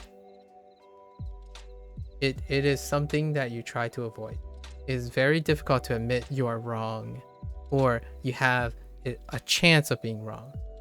The time you interact is a chance you're certain you are right, as opposed to the other way around. I like being, this is going to sound a little cliche, I like being an American to some extent because I like the idea that you get to not live in a face culture for like also briefly. I like people who are unapologetically clumsy because they're having fun. They have liberties, right? They can be goofy or be clumsy and whatnot, and it's a social acceptable because it's genuineness. It's a bit unhinged, but the idea is that self-expression is messy and it doesn't have to be bound by particular rules as long as it's not like detrimental or something. And I really like that about Western culture as opposed to Eastern culture, where none of that is displayed. With a very defined line, there's a time and place in which you can do that, not at the whim of the person's trust. And oftentimes that bleeds into like the whole generosity thing. If you're doing something kind, it's always acceptable, or it's generally acceptable. No, that's not the case in a face culture. Just because you have kind intents doesn't mean the person you're helping won't find it disrespectful and rude because you're violating social decorum, right? And then because you're being honest, it's acceptable.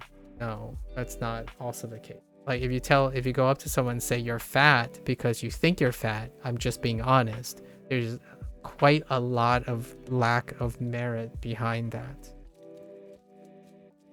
It's different. It's quite different a little bit. Like it's a lot more flexible when it comes to the value of honesty versus social order and social decorum. And you find that it doesn't jive with everyone. Being in a circle talking that way is so different from like Twitch, for example.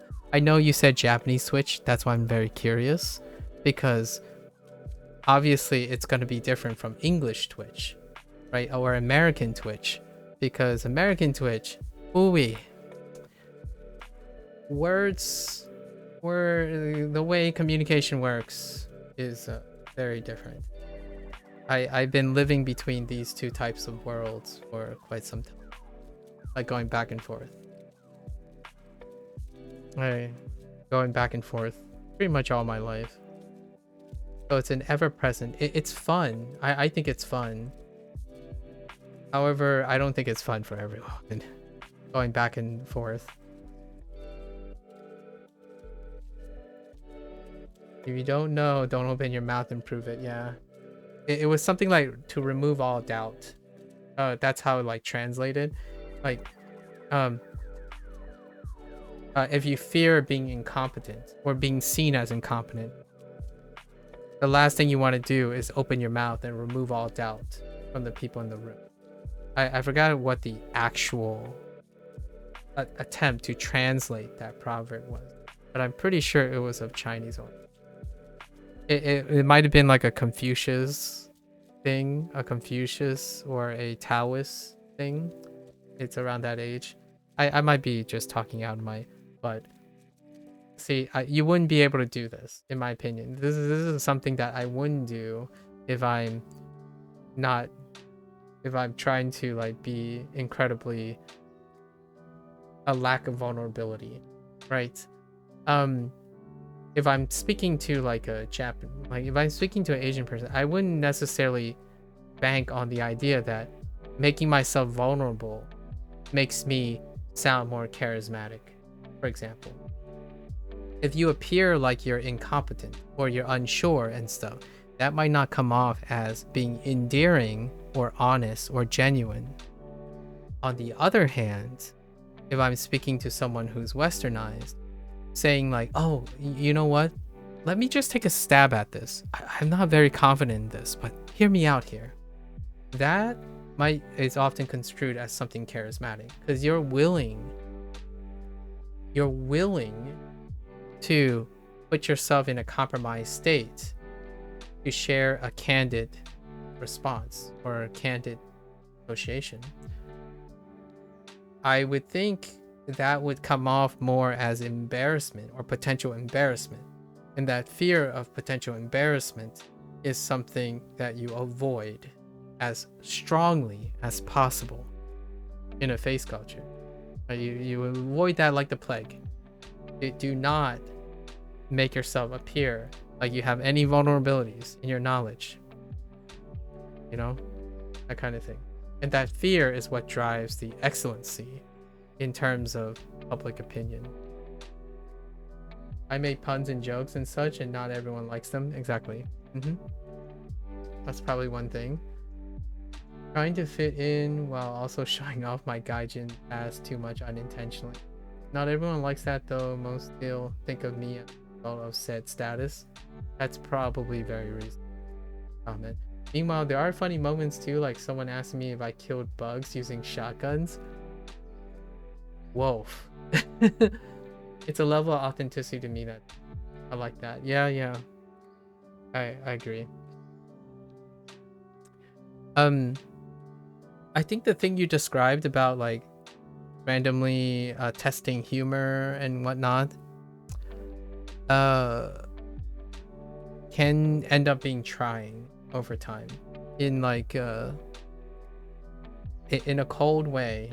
here's a cold thing that I would say. I'm not sure if this resonates with Japanese people, but sometimes when you're thinking about like competence, right? Here's what's really scary about a face culture, in my opinion. When you're telling a joke, you don't tell the joke unless you know it's going to be funny. You see what I mean, Timmy? Like, I think when you're outside of a face culture, you could be like, oh, wait, guys, there's a chance this might not be funny, but I'm just gonna go for it anyways. And some people might genuinely laugh and find it's like, oh man, dude, at least you tried. I think that deserves an applause. Or like, I feel you, man. It didn't quite hit, but I totally get the feeling. To me, when I think about like being in a face culture, I think about, okay, if I'm gonna tell a joke, I better make sure it's funny, because man, that would be really embarrassing, and then people would think I'm not funny anymore. Like, maybe I would even actually make them like, I would provide distress on them by not being funny and wasting their time. Those are the thoughts that I would think about in a situation like that. Like, no, you know what? Let's just not tell any joke anyway, because I don't know enough. I don't want to like be not funny, because that's a problem. If you're trying to be funny, you better be funny. At least those are the types of thoughts that I would have. Foreigners aren't really bound by those thinking, so it could be scary. It might be held against you. Exactly. So luckily, it works both ways, right? Public behavior towards foreigners is different, and to me, it's weird sometimes when a foreigner gets offended because they have special treatment. And my thought about that is the rules are like, it's a face culture, so the rules are the rules, right? You might find some exceptions every once in a while, and you hope to find some exceptions that you get really lucky, but generally speaking, 95% of the time you either play to those advantages, making you more Japanese, by the way, or you don't, and it makes you more of a foreigner. You see, like, that's the paradox here. If you don't operate, since you're a foreigner, if you're a foreigner and you don't operate by the rules which treat you like a foreigner, then it's a paradox, because that's how you become more Japanese, right? You behave by the rules until you can do things competently, right? So to me, the first thing I would do is I would tell people, I'm a foreigner, and please take care of me. Thank you, right? I go to a convenience store and this person wants to speak English. Thank you. I appreciate your consideration on understanding that I speak English. That's it. I wouldn't say something like right off the bat to a stranger like, oh, wait, but I want to practice Japanese. Like, can we speak Japanese because I feel self-entitled, I've been working on Japanese, and I want to speak Japanese. I'll still attempt to, but I won't be like enforcing my individuality on the person's basically spot on deduction, or feel embarrassed or like try to burden the person based on my own preference. That's kind of the thing that I feel I see more often than not when it comes to social decorum, especially when going to Japan. And I'm not Japanese, and I still feel that a lot of times, which is more of I think a more generalizable Asian thing than anything. That just sounds like constant social anxiety, inner thoughts. It is. You wonder why people party so hard in a face culture, or like feel so drained and so uptight, and you know, all the other things like mental health and ironic. My strategy is to quickly clarify if they ask. Sometimes people mistake me for being Japanese just because of your simple speaking level. I see. Some others see me for who I am right off the bat. Yeah. It's a great thing. I like interacting. I like that you're interacting with the culture itself. I think that goes a long way. This is such an interesting topic. Sorry, I have to complete these lessons, so we're gonna try to complete this lesson and then go through like my memory thing, and I'll catch up tomorrow. So let me complete this one. 我最喜欢那个明星。 And I'm also, yeah, wakata. It does translate to Chinese a lot of times, so it's no different. Like, it's very palpable Chinese as well. We have too much, but this is still interesting. Yeah, this is what we do, Timmy. If you're ever curious, I have people ask me like how much I study all the time, and I'm hesitant to say I'm studying for the amount of time that I'm actually streaming, which I don't. I definitely get caught up in talking about culture all the time, because learning language is part of, in my opinion, it's inseparable in talking about culture. If you're language learning and you're not interested in cultural exchange and cultural awareness, I don't know what to tell you, because learning the language to consume media, that's fine if that's your goal, but interacting and using a language in the context of its natural culture involves cultural exchange, awareness. You're quick to say you like Japan, though. I am too.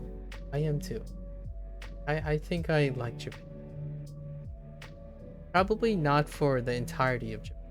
I like Japan as a foreigner, is what I'm gonna say, honestly. I don't think that's gonna ever change. I like Japan as being a foreigner. I'm not sure if I can truly say that I want to be Japanese, or I want to be like Japanese, or be treated like a Japanese person.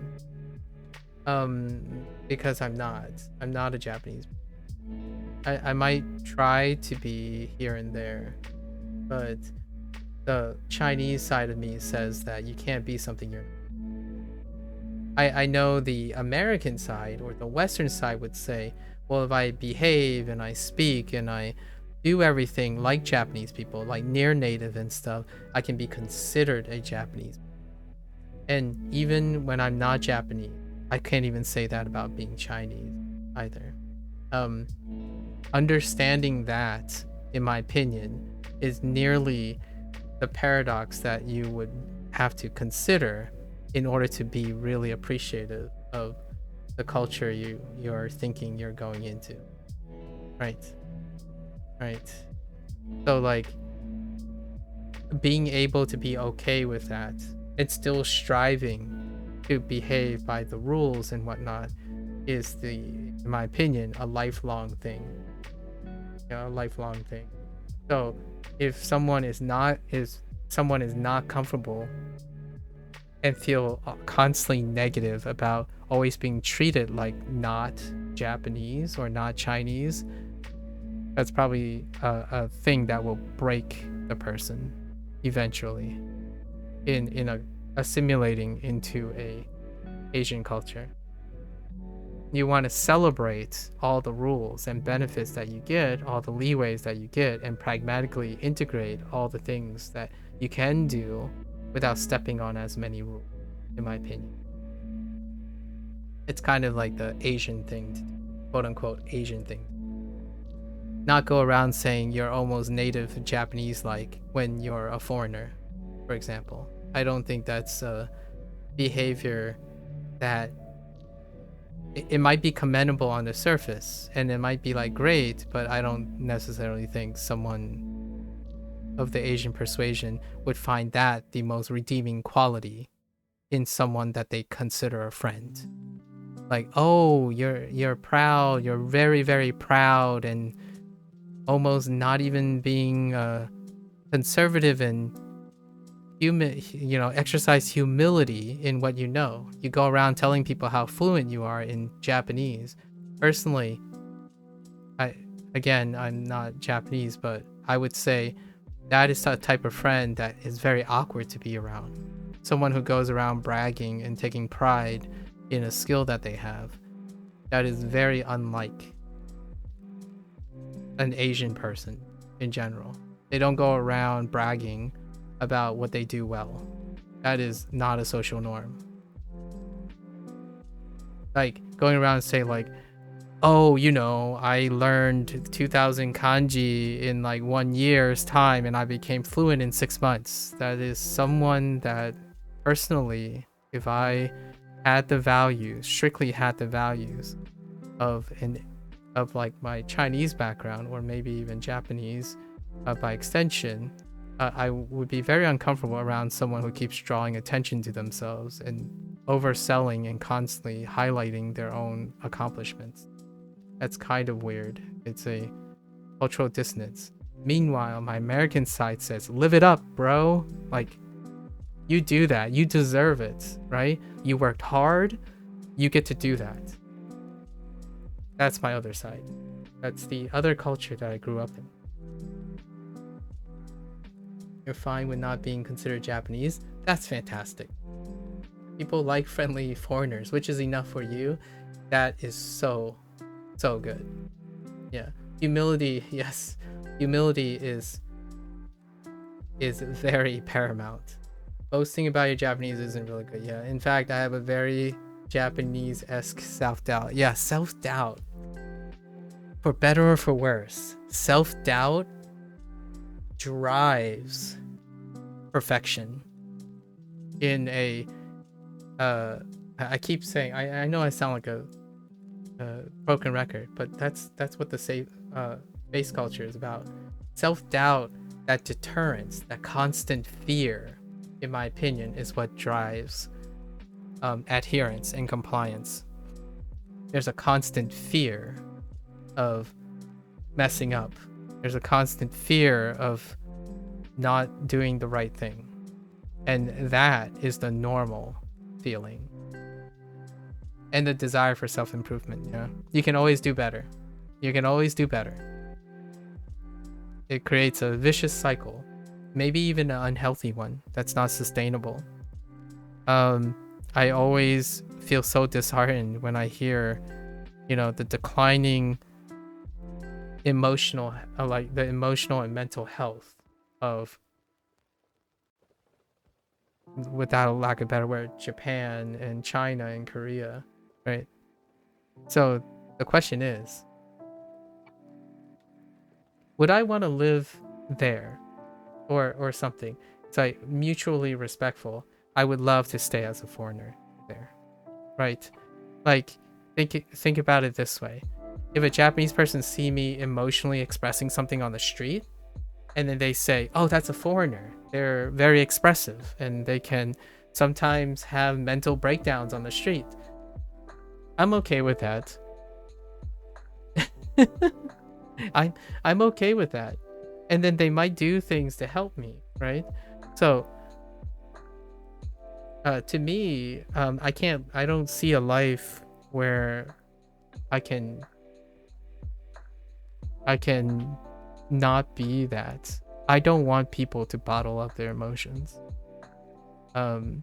So a lot of people ask like, oh, are you gonna like move to Japan? Are you gonna live in Japan? Or do you want to be like native speaking? It's like, the answer is probably no.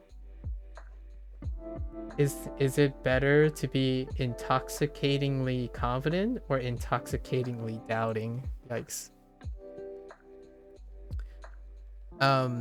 Like most things I say as a person, as a product of mixed culture, both. About a little here of this, a little here of that, from time to time, whenever appropriate, right?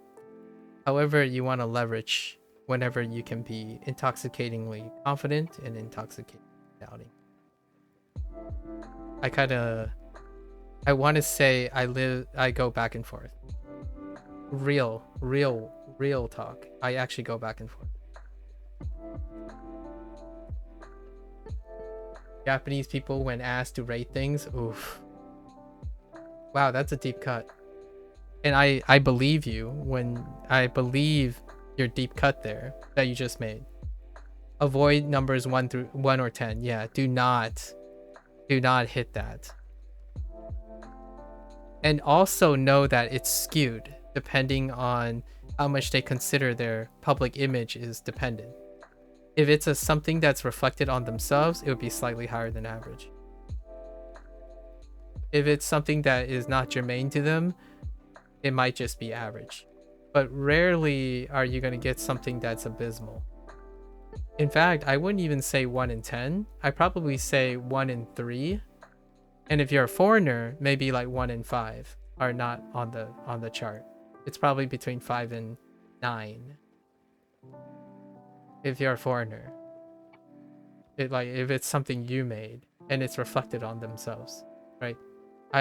Sometimes I don't think 1 through 5 exist because of the situation, right? If you're born in Japan and you're Japanese, oh yeah, shoot, the bottom 5 numbers are in play.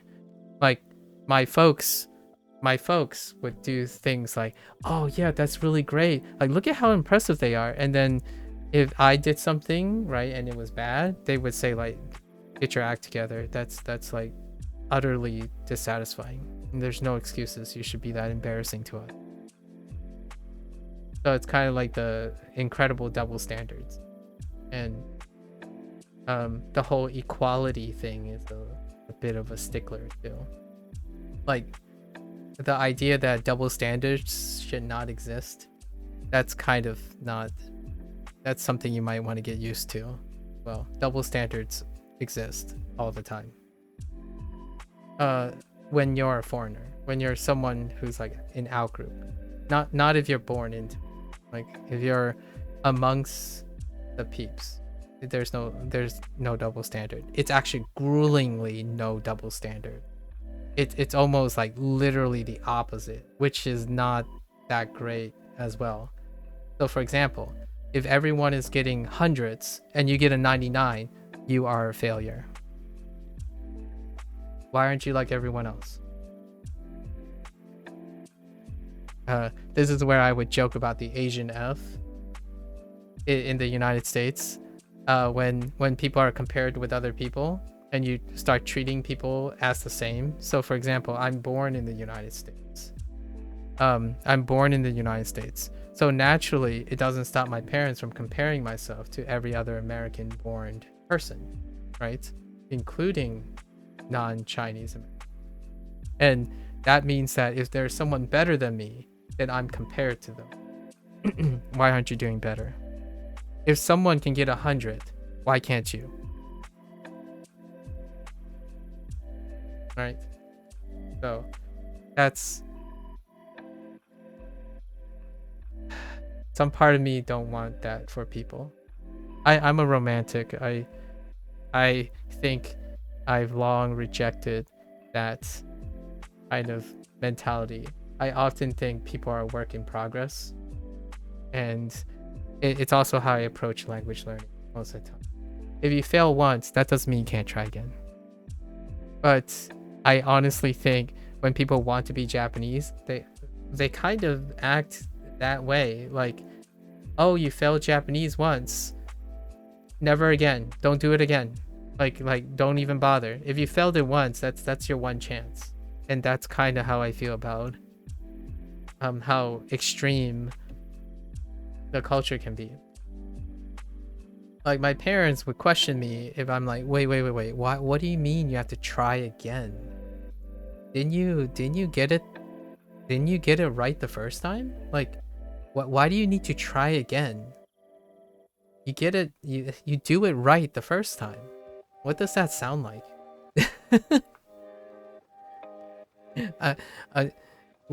Real talk. I think Japanese culture is trending really hard, and so is like other Asian cultures is trending really hard, because I think the internet, the digital age, kind of demands the same thing from kids. And honestly, what I'm doing is quite literally the opposite. I believe in sex. I want people to understand, in my opinion, that you can learn in a slower way, in a non-optimized way. You can do things at your pace because it doesn't have to be that way. However, here's the irony. I think Asian cultures are incredibly trendy because it kind of fits with how YouTube and Facebook and stuff is optimizing their algorithm to do things.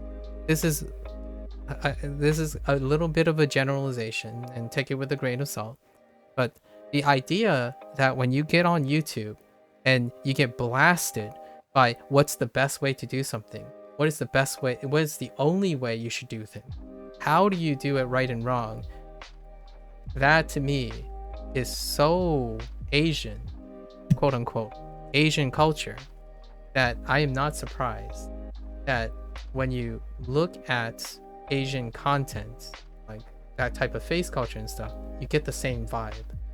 Like, oh yeah, this guy's the best. Like, oh yeah, this is the right way to do things. Everyone's doing it this way. Yeah, pretty much. That's kind of how I feel. So in a way, I almost think that more than ever, the people who spend a lot of time on the internet are more well equipped and suited to being used to an environment like the Japanese culture than ever before.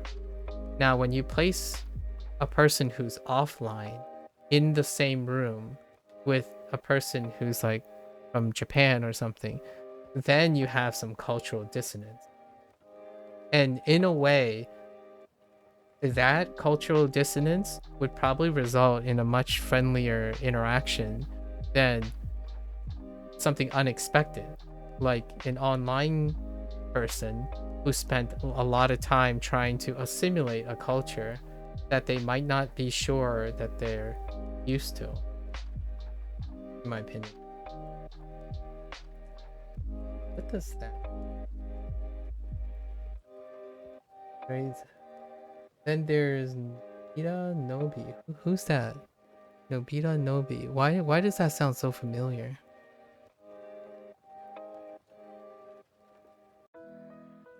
And I don't know what that. I see. Oh, you linked the Chinese characters. Oh. Oh. Hold up. Sorry, we are just totally going overtime.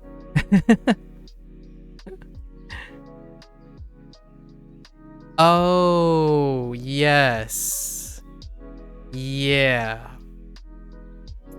And then there's that. Yes. And then there's this. Indeed. Yes. I have yet to see all of this. I should really watch this.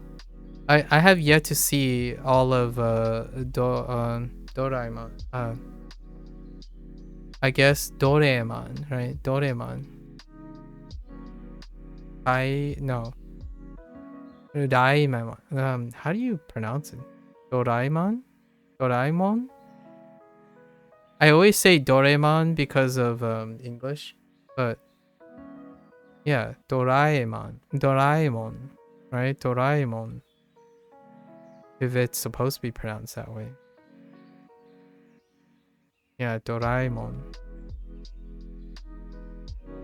I should watch this. Thanks for reminding me. I haven't watched this. I need to watch this. All of this.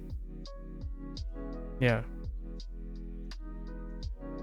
Alright. 我最喜欢那个明星。 Alright, we gotta keep doing this. 我最喜欢那个明星。我最喜欢最喜欢那个明星那个我最喜欢那个明星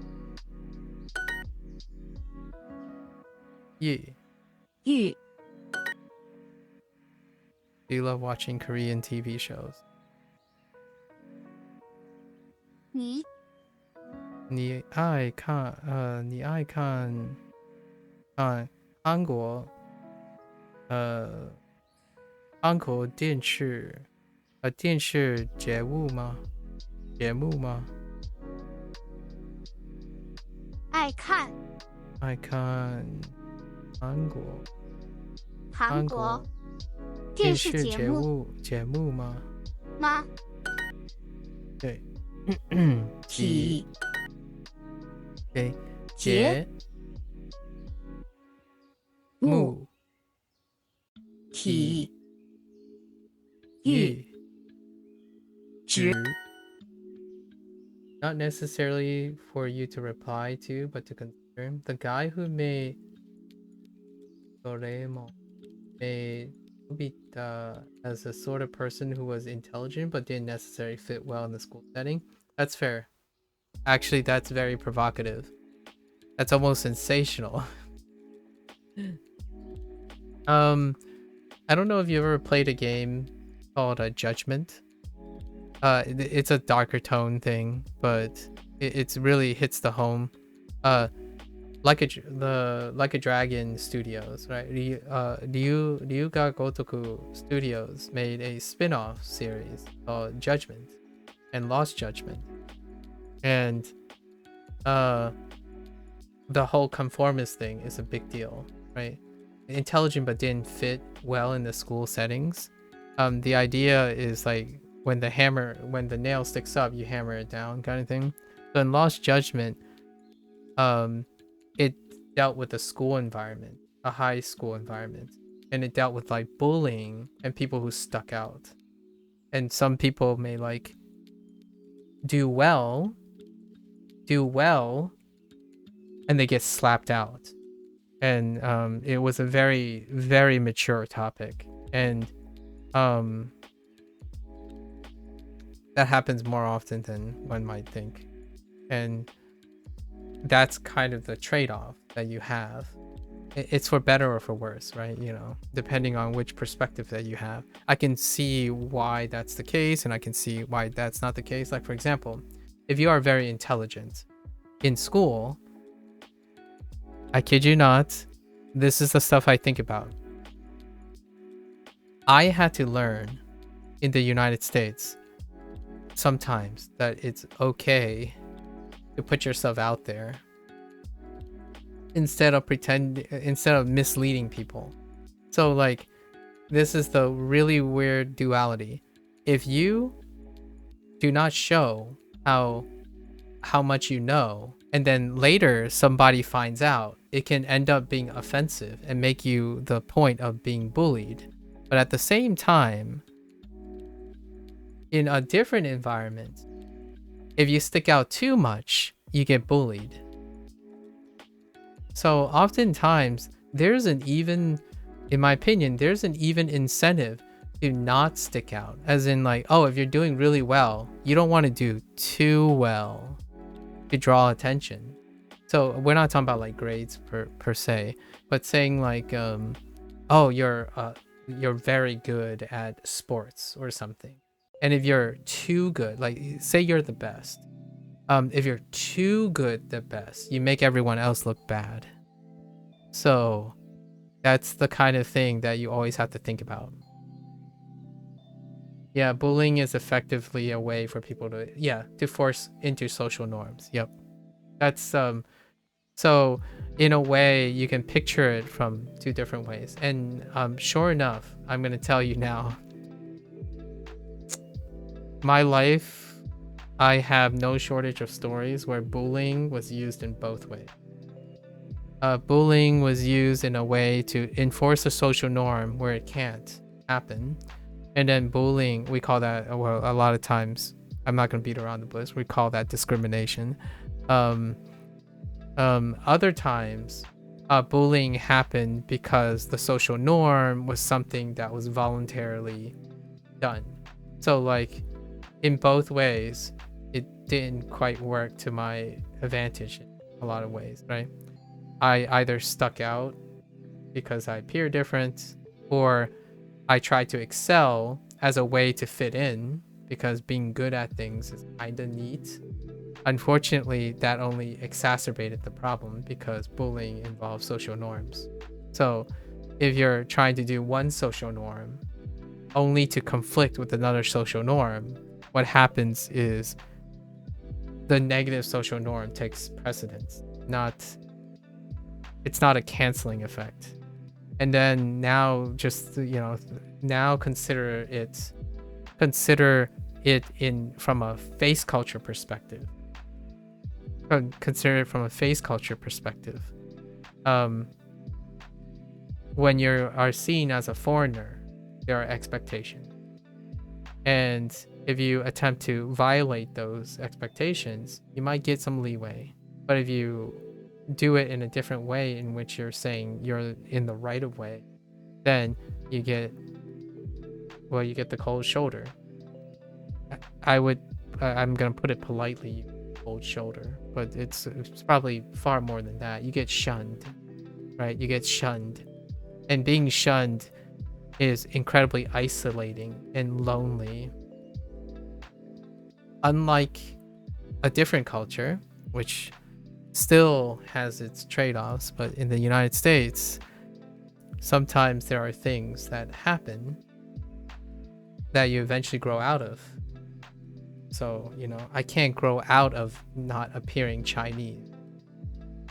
And that's kind of one of the things that I kind of like about a westernized culture. You don't necessarily have to grow out of certain things you can't change. So social norms can be a little bit more flexible around you. In fact, there's even cases, and if you're too good, people feel more inferior compared to you. Yeah, it's a very tough thing to communicate. Like why? Like for example, I've been asked this a couple times. Why shouldn't you be able to express how good you are? You worked really hard for it, right? You worked hard. You deserve to be celebrated and popular. And oftentimes my other side, my other values come out that are different. I'm like, no, because you don't want to be the center of attention. Because if you become the center of attention, then there's all these other problems. And that's kind of like living in such a culture for a long time. You kind of always think about the undesirable attention you may get and how you can affect other people indirectly by appearance. So being really, really good at something in a communal situation can be seen almost consistently as something negative because you're reflecting negatively. Even though you're doing your best, you're reflecting negatively on everyone else. Like it can be seen as something negative. In fact, there's even cases I've heard people being expelled in the last year of college because you being so good lowered everyone else's grade. Yep. People like high academic achievement, but past a certain point, it becomes a problem. Yep. And it's still felt here. I'm not saying in the United States that hasn't happened before. There are places where they curve grades, and they curve grades based on the highest grade, right? But oftentimes it's not as negative. If you still have friends, they won't say like, dude, why'd you score so high? Like, why you score so high? You're making all of the rest of us work harder, right? It's probably an even bigger issue here. In certain environments, because we're less solely focused on achievements. Yeah, I can see that. In the environment I grew up in, since you're not focused on achievements, there's also clarity in favoring the person's well-being over the achievements. So, in a way, yes, it can be a problem when it comes to achieving things, like pragmatically. But it also trades in terms of being more supportive. Like, oh dude, like, okay guys, I see that there are a bunch of people struggling. Let's do some extra credit or something, and let's congratulate the person who's at the top, right? So there's that type of thing, as opposed to, you see all these kids that are failing, they're just not good enough. Go to summer school, get your act together, guys. So, like, that to me is more a common thing. Like, and then also, here's the thing. Here's another thing. You're the least performing person. It's your fault. That's your fault. And no one's gonna be able to help you because you suck. You're a failure. You either become successful on your own terms, or you work harder. In my opinion, I know that's not like the strictest of sense, but the idea is you're going to take it in, as opposed to, and it can be a bad thing too. Like, you know how the idea, like, someone would blame the system. People would blame the system instead of taking the blame themselves, but it's actually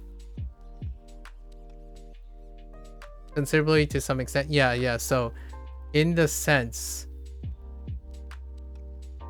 you can't blame anyone but yourself when you are never out of your element, right?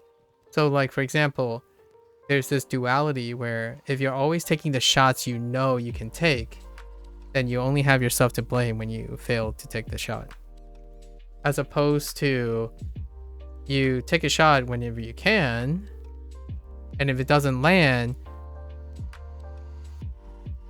good luck next time. Yeah, at least you tried, right? There's like that sentiment. So it can drag averages down. Self-blame is a thing that I find relatively healthy relatively tolerable. Yes, relatively tolerable. But it can take on some weird facets. And certainly can. And it's a lonely place if you're not good enough. I'm gonna tell you that. It's a very lonely place when you're not good enough. It dovetails into an honor culture too. Yes. Oh yeah. We won't even get started on the honor culture. A face culture can make honor, right, operating on an honor system possible. Not so much on a communal face culture is very excellent and appropriate for like an honor culture, like things that deal based on faith and, you know, expectations. And then you have individualistic culture, which it's too highly variant to not encounter a conflict of interest. In fact, a conflict of interest is socially abnormal in a face culture and a monoculture. A conflict of interest is socially normative or normalized in a individualistic culture, right? It kind of sounds like, well, duh, yeah, but sometimes these things are worth explaining or inculcating again, because that's how that works. In individualistic country or culture will tend to have different interests, and those interests can create conflict. In a adherent, compliant culture, which is forced by face culture, like public appearance and decorum, can enact honor systems, and it's predicated on the idea that most people don't have a conflict of interest. They're on the same page. Dark side of that is that people can cynically use invocation of this stuff to get what they want done. Exactly. I don't know how deep you went in the rabbit hole when it comes to that, but it is a very known observation, especially from a foreigner's perspective, if that's what you're referring to. and it can get incredibly toxic. Their same feelings as over there, it just gets channeled differently. Yep. Both ways. I think there's a really yeah, human feelings indeed. How do you manage your human feelings, right? All right. Moo. Moo. Too deep. Too much yap. Yu. We'll have to save some material for the future, Timmy. We'll have to save some material for the future. Ti. Jie. Jie. Bao. Oh. Moo. Ooh. Jie. Not that we have to save. I could talk about this all day long. Although my eyes are kind of like starting to say it's time. 他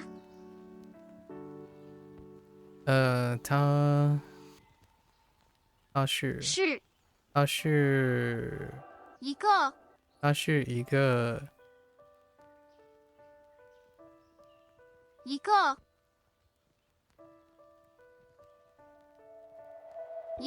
英国中国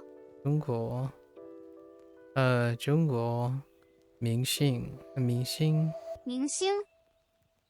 在 Oh wait 在中国 yes grammar order 他是在中国一个明星rip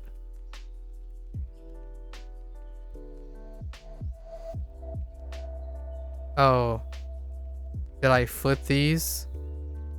Oh no, I didn't need the shirt. Wait.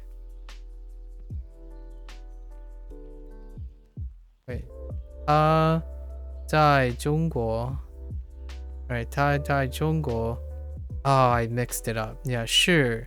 Okay, I mixed up the order. Yeah. We went deeper than Mariana Trench. Oh, yeah. There was one time, I think the discussion lasted for like 12 hours. Mariana Trench, eat your heart out. I'm talking about Journey to the Center of the Earth at this point. 你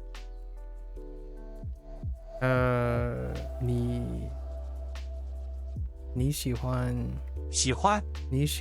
哪个男明星？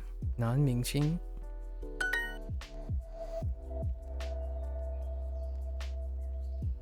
Wait, what does you oh yeah, great book. Yeah. Journey to the Center of the Earth. Indeed. 他 Not so much the movie adaptation with Brandon Fraser. It was okay. I think it was pretty fun. It was a fun like I don't know if you've seen the live action Journey to the Center of the Earth. I'm pretty sure it was Brandon Fraser, right? Yeah, pretty sure he was the lead. Oh, wow. Oh yeah, you're cutting off the E again. You're using colloquial uwa. Right? That's the colloquial way, right? Cutting off the E. You only read the book? Oh, okay. I think it might be kind of fun live action. Yeah. You're already doing that colloquialism. Right? I could have sworn it's colloquialism. Or maybe not. Oh no, just kidding. Maybe it's just uwa. Sorry. I'm referring to something else. Okay, it is just uwa. Alright, never mind. I'm thinking of something. You were actually homeschooled and you got that in 9th grade. Oh, you're homeschooled. So interesting. I've only met a few people who are homeschooled in my time, and the reason why they were homeschooled is their parents are professors at a university. Wait, Are your parents also educators or professionals of some sort? Hopefully that's not too personal. 在在中国中国是一个明星。 Okay. All right, I won't be able to finish this lesson. We gotta go and review this for tomorrow. It's not too bad, so I'm gonna have to review this now, and then we'll wrap it up.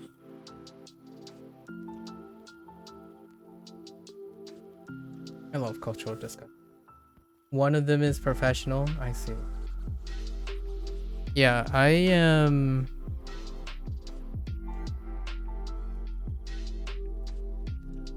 I think I can confidently say that in my extended family, I am probably the most educated, like in that sense, and in a professional working capacity.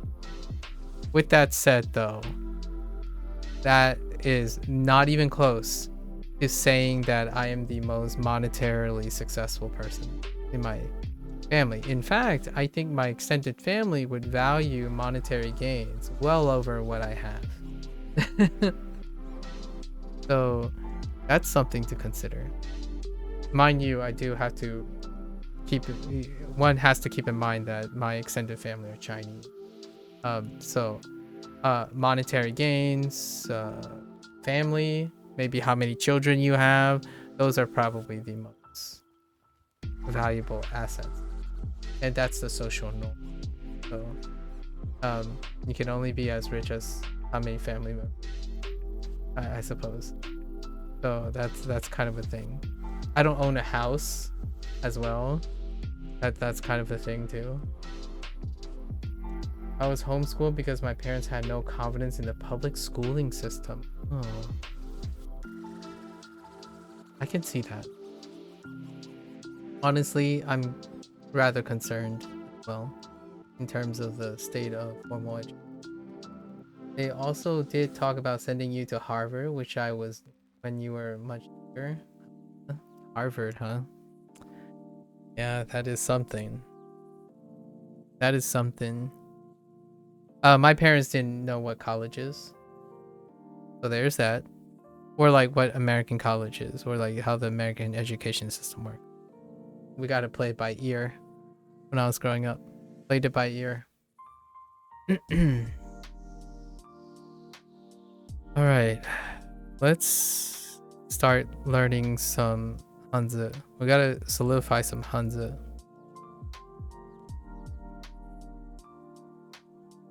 Oh, it was like the dream, the Harvard thing. Harvard, Yale. Oh gosh, I can see it already. Harvard, Yale, Princeton, MIT, Stanford. If you're going into like medical field, maybe like you can throw in like Mayo Clinic. Or you can go the other route and go to West Point on a free ride. West Point, multi-generational West Point. Or like what was the other thing? There were a lot of those names get thrown around a lot. Those names do get thrown around a lot. In fact, when I was going to interviews for graduate school, basically those were the stuff that gets mentioned. I did not go to an Ivy League school for college. That didn't happen. I didn't even know what college was. Like, I applied, people said that I should go to college, so I went to college. I picked the one of my chemistry teacher. My chemistry teacher in my high school said that they graduated, or they used to like work at a place and they graduated from that place. So I applied to that. That was it. Like, oh yeah, there's a good science program here. It's like, all right. And I packed up my bags and I went there. It wasn't that too far away from home because language barriers and stuff, and I wanted to be close to my parents out of duty. It was also, you were also bought an encyclopedia when you were 4. I was given my multiplication and division tables when I was 4. I always make this joke that I knew how to multiply and divide before I knew how to add and subtract. No, I'm just kidding. When I was right before I went to kindergarten, I knew my long division. Before, I feel like it was even before I could conceptualize what an object was. Like what's 4 apples or something. I just know that those numbers. So like for example, if someone put me like 12 times 12, right? It's 144. I knew this concept where there's these numbers, and then it creates a series of numbers before I could even conceptualize why these numbers are useful. And that's kind of how I feel about the way people learn these days. They know information. You know the information, but rarely do you understand the information. A lot of times. That's kind of the thing about like internet experts versus experienced experts, right?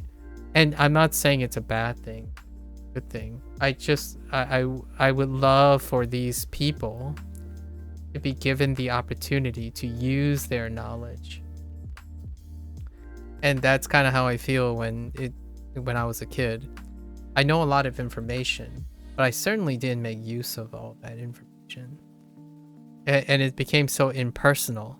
Like, here you go. I know all this stuff. That's great. I get good grades. What does that even mean? Like, what does that mean to me? Like, what can I do with it? And then I started thinking about that. And that's when my life changed. I started thinking about what is the meaning of knowing all those things. I guess you could say I had a very non-standard path re-education. I see. 20 plus years of majority self-directed stuff. Oh, interesting. That's a really long time. I got sent to public school. No doubt. I just got sent to public school. Here's the thing. I'm not saying you cannot learn a lot from taking your own way and self-directing. If I were to let my childhood be the reason I learn all my values without thinking about myself at any time, then I would not be such a caring person nowadays, in my opinion. So personally, that's kind of the lovely thing about being self-expressive, or being in a place that maybe self-expression is a bit normalized, because otherwise, what do you have? How, like, for example, how would I fit in? I get bullied. So how do you fit in with being bullied? You bully someone else and you make them the target. That's kind of a way to blend in when you can't change something about yourself. I certainly didn't do that. And you can definitely see it in other cultures, like stronger monoculture. You don't want to be the center of attention, so you direct that attention to someone else. So it's not you. It's not your problem if you're not the center of attention. So oftentimes when you think about things like that in that way, you're hoping someone takes your place. Like, oh yeah, people keep picking on me. I'm like, I hope the next kid that comes in, oh yeah, we have a new transfer kid. Now they're the center of attention. So the problem's not yours anymore. You fit right in. You're invisible. You faded to the background. And that's amazing. Unfortunately, I didn't do that. I tried to do that. I didn't succeed. I didn't succeed on doing that. It was very hard to change the way I look. So I did try to do that all of high school. and then it changed in college. And I think being in a country that kind of normalized that to some extent is kind of nice. It allows one to not have to change something they can't possibly change sometimes. The most important thing you learn at school is social norms, indeed. And you either learn to reject them, embrace them, or get a mid feel. I feel oftentimes it's either accept or reject them as a kid, right? You're either going to passionately reject them or a lot of times passionately accept them.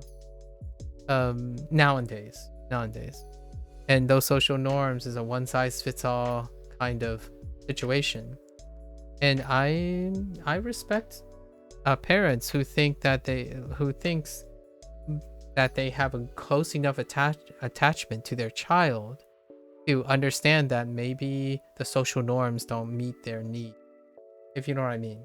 That's how I'm being fair to both situations here.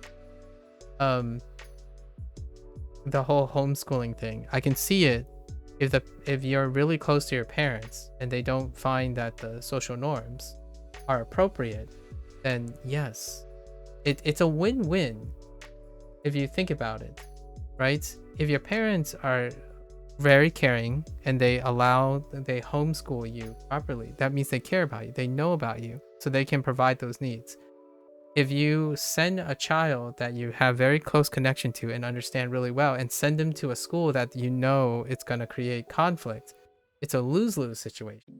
It creates a problem for that system, and it creates a problem for that student, and ultimately creates a problem for and everyone involved.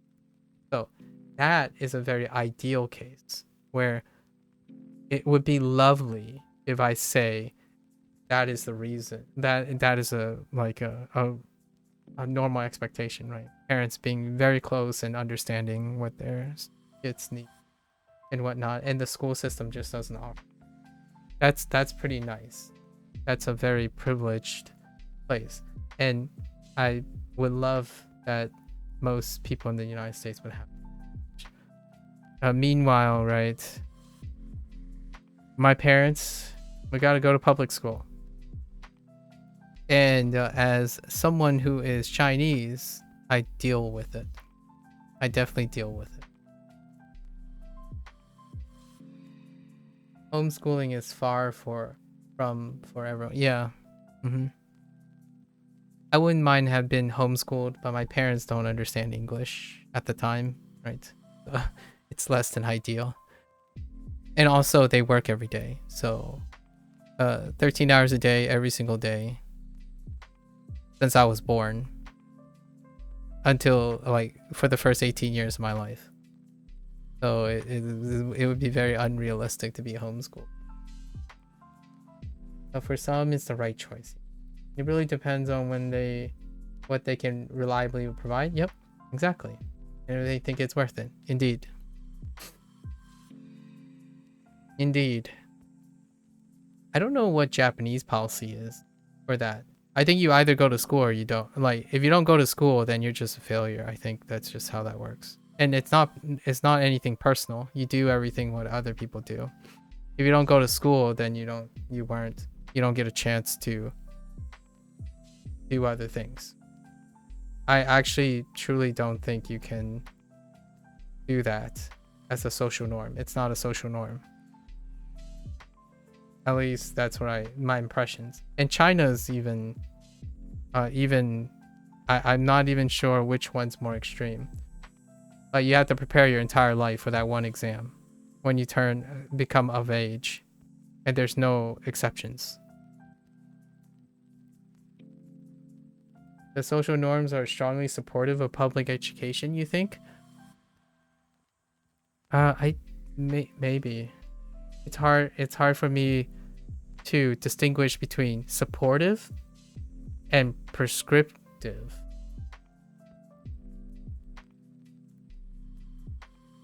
But people understand if you homeschool, if school was traumatic. I can kind of see that. I think that's more the exception than the rule, right? In those cases. The thing about being supportive, I think I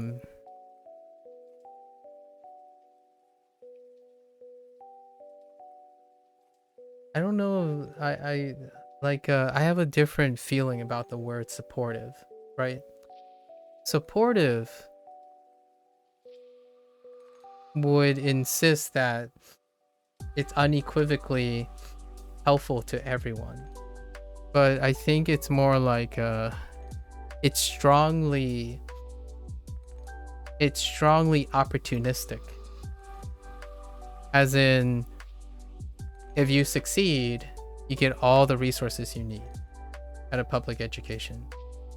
Like, what I mean is, the public education is there to harvest the best. They have the best intent in mind to hone your kids to the best of their ability. What happens when those kids are failing or falling out and are delinquents and stuff? I'm not sure if it's as supportive in that case. One big cultural norm in Japan is that there's strong perception of personal feelings being outwardly mattering, hence bullying being cause for homeschooling. One big cultural norm in Japan is that there's strong perception of personal feelings being at least outwardly mattering, hence bullying being cause for homeschooling. I think that's something that I would need to reconsider. I don't find that true. I don't think outward feelings matter. Or like, it matters to a lesser degree. You're more taught to confine your feelings from outward expression. Maybe I'm misinterpreting that. Like, maybe you're talking about, like, if someone is hurting, they still observe it. Like, if there's a problem with the person, it matters. Like, they notice these things. I still would be hesitant to think that, especially Japan. Again, this is just speculation. I'm not like saying I witnessed. There's a certain borderline sensitivity. Okay. Yeah. I can see that. I can definitely see that. I think in a way, I agree that there's a borderline sensitivity in everything. Even if there's a strong conformity thing coexisting. Yeah. Now, the question is, we're also comparing and contrasting with your homeschooling, if you know what I mean. Like, in the United States, I think there's a stronger supportive sensitivity to the things in this side of things. Like, the borderline is higher. I would argue that it might actually be too high, if you know what I mean, about the current education system, formal education system. There's a chance that borderline thing is too high, where social norms aren't being established anymore. Especially social norms that deal with performance and meritocracy. So, like, while Japan certainly might have a borderline sensitivity, that borderline sensitivity is not at the expense of performance and conformity, right? Upholding standards. Like, individuality does not subvert or supersede the necessity to be rigorous and stoic and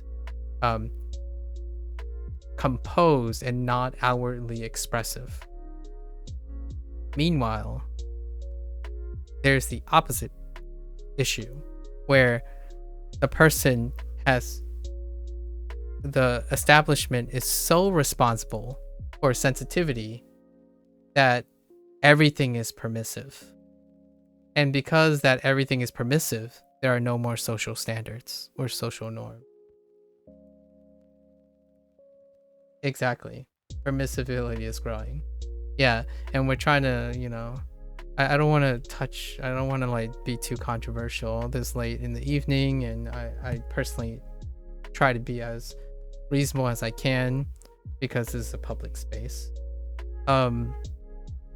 Need to find the proper balance, right?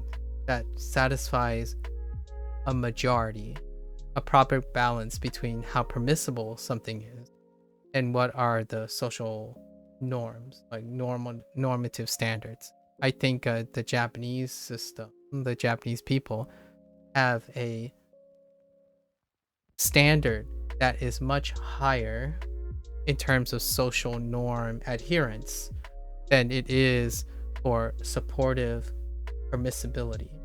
So like sensitivity, you know, supportive sensitivity, like borderline sensitivity has this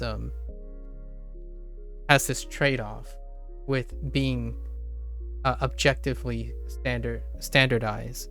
So in what, you know, how high that is deals with how tolerant and supportive it is. So if you're saying everyone is expected to get A's, where's the borderline sensitivity when someone is struggling? Well, you could invest a lot of resources bringing that up at the expense of in focusing on all the people who are able to do it. And then nowadays that's kind of the opposite, in my opinion, currently in the social norm of things in terms of formal education. What are the standards? We refined it so that it was easier to get A's. Yeah.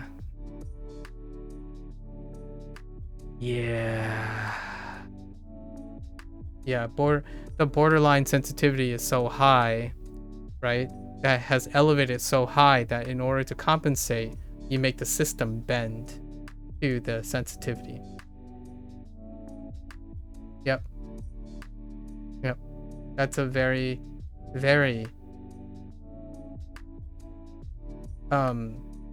defensible interpretation of what's happening. Your borderline sensitivity is so high that the system is bending to the sensitivity, as opposed to the system upholding a standard in which some sensitivity is available for those to try to adhere to a standard, the social standard. And that is the current battlefield education, in my opinion, currently. All right, we're good. Let's we'll save that discussion for now. All right, let me try to remember all of these things. So what was my narrative? My narrative is okay.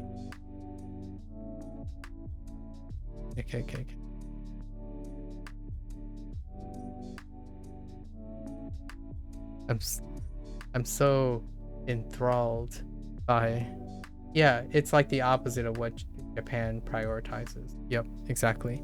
There's still sensitivity for sure, not the complete absence of sensitivity, but the priorities are definitely separate. Okay, so we have Gan, and just putting Gan Shima. So Gan Shima. No, that's not how you do that. It's yeah, Gan Shima.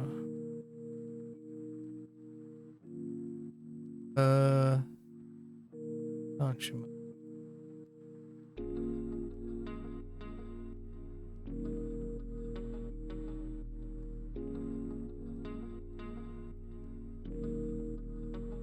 I throw in Shihuan. Shihuan is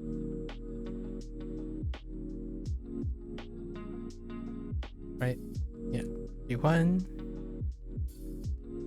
Actually, I'm not quite sure if there's a tail. Is there a tail on this? No, there's no tail on this. Okay.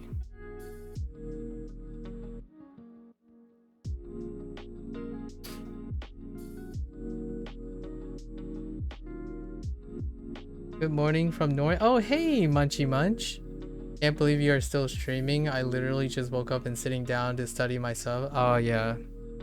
We got caught up in some deep discussions.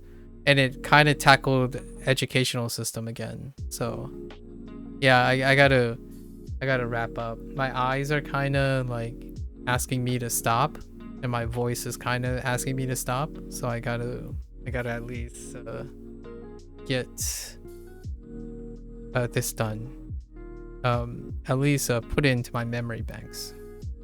So I need the key phrases.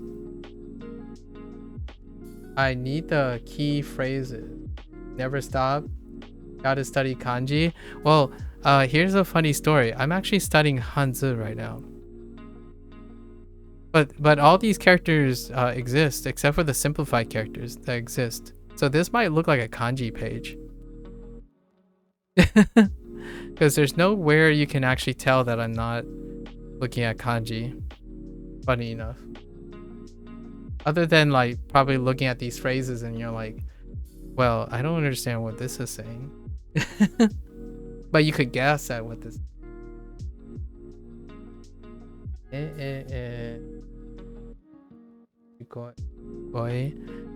Oh man, Munchy Munch. I know you're learning Japanese and all that, but you are more than welcome to join me in the staggered study of Chinese. I think I started around after maybe like clearing like the N5 foundations, and man, Chinese is it's like a layer of it's an extra layer of context. It's almost like the Japanese is providing the context for Chinese and vice versa. Sorry, I'm just plugging you to do more, even though you are going to the you know you're at university and juggling everything else. But maybe in the super distant future. Maybe in the super distant future. 想干什么?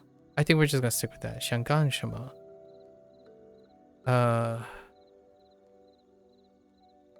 Kan. Let's just throw in kan. That's not kan. Kan is...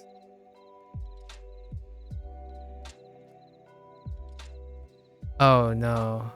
I think kan has... Man, that's so separated. My fatigue is setting in.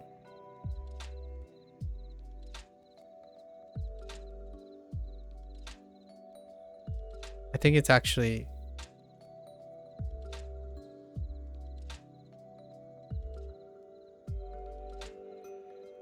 Yeah, I think this is fine. Actually, I'm gonna go check.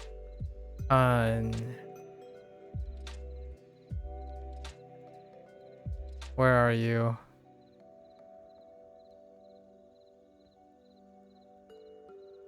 Where are you?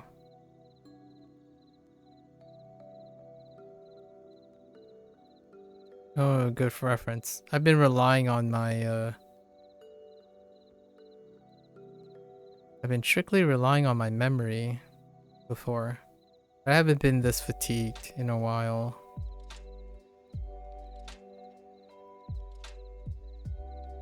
It's this unit. I was expecting it to come up a couple more times, but... Did it not come up?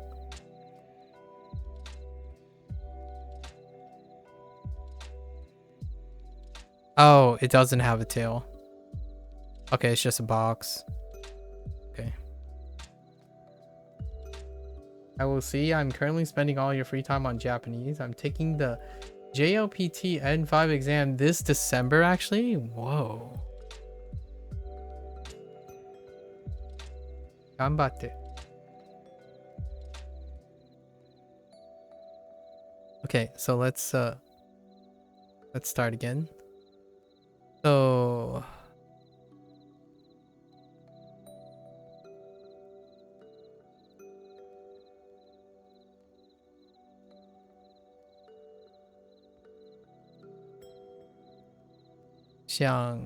we'll just do. So we need to know this character. 想干什么? That's how I'm gonna contextualize it. My eyes, please. Okay, 想干什么? But we can also pivot to kan.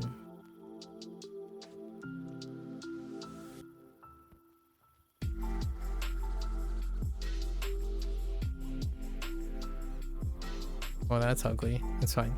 Kan,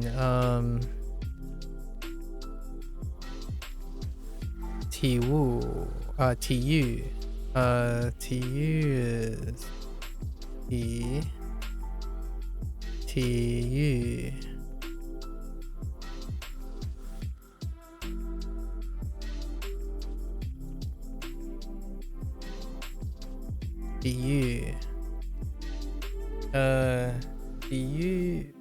TU. Yeah, TU. 体育新闻 Yeah, TU. And then what the heck? Alright, that's fine. Let's write TU again.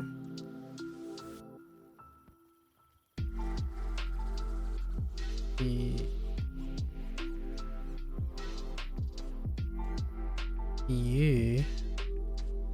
新闻 so 新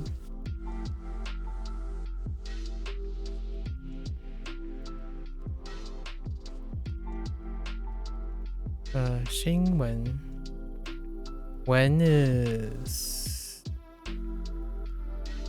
oh,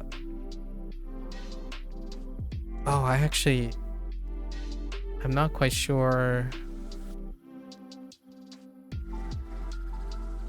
I think it's left and right stroke first. Yeah. So I kind of did it in a reverse direction. Yeah. Okay.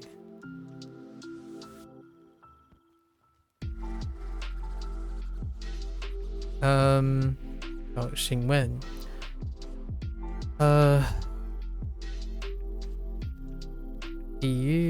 体育新闻 and 节 yeah 节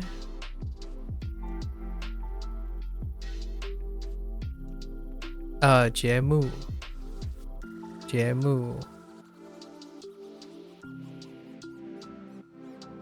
Is that it? Oh no, I totally forgot. The next I forgot you can also read 包子 包子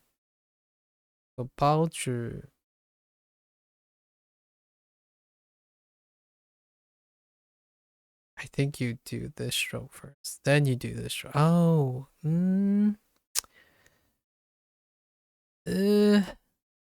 I think you do the vertical first. I gotta double check.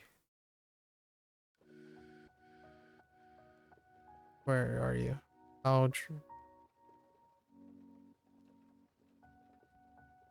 Ah, dang it. That is not it. Okay. 包纸 纸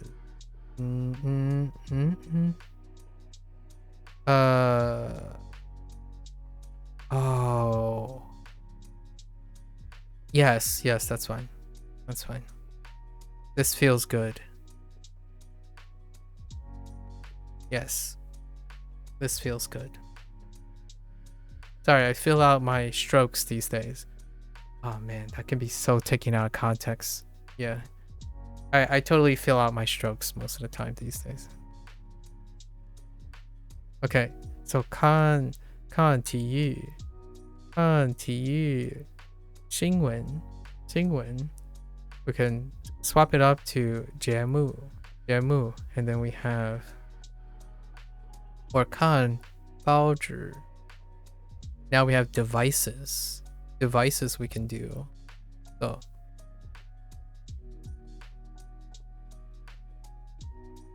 向往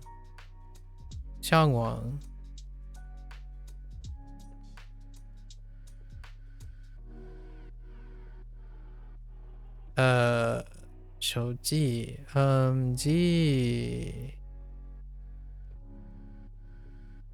手机 and they pivot it to 号码 so how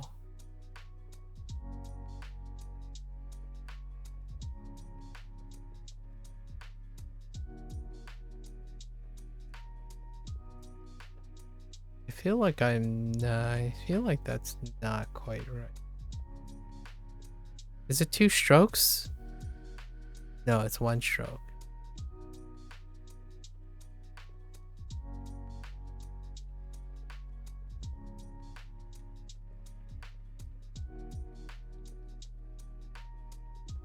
Oh, ma. So ma is this ma.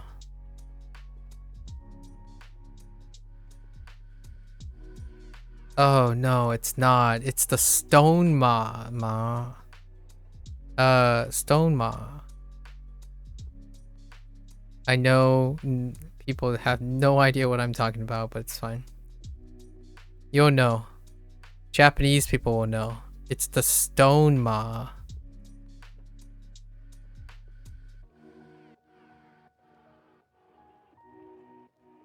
Come on, folks. Laugh it up. It's the stone ma. It's the kanji radical for stone. And ma. The simplified ma. Okay. Oh ma. So that's a pivot. And then we have oh my gosh. We gotta book it.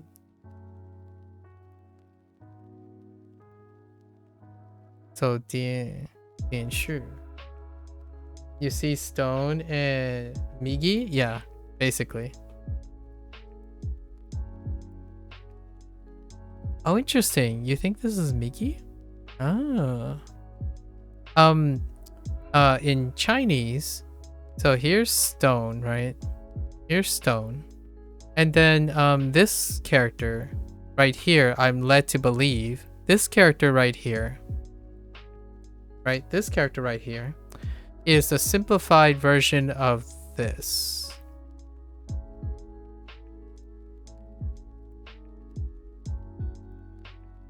And that's where you get ma. That ma meme. Because this is horse. In Japanese. And ma is horse in Chinese. Ma. So and this is a simplified character. Since we're operating in simplified Chinese. At least that's how I came to understand it. So yeah, it's a lot more simpler. And then the reason why it's not ma standalone is largely the left radical here, whatever goes in here, modifies the ma. There's multiple ma's. There's, you know, ma, and each of the ma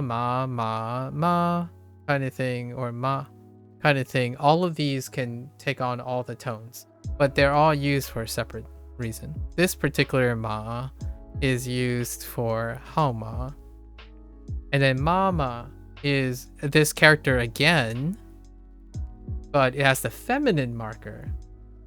You see, right?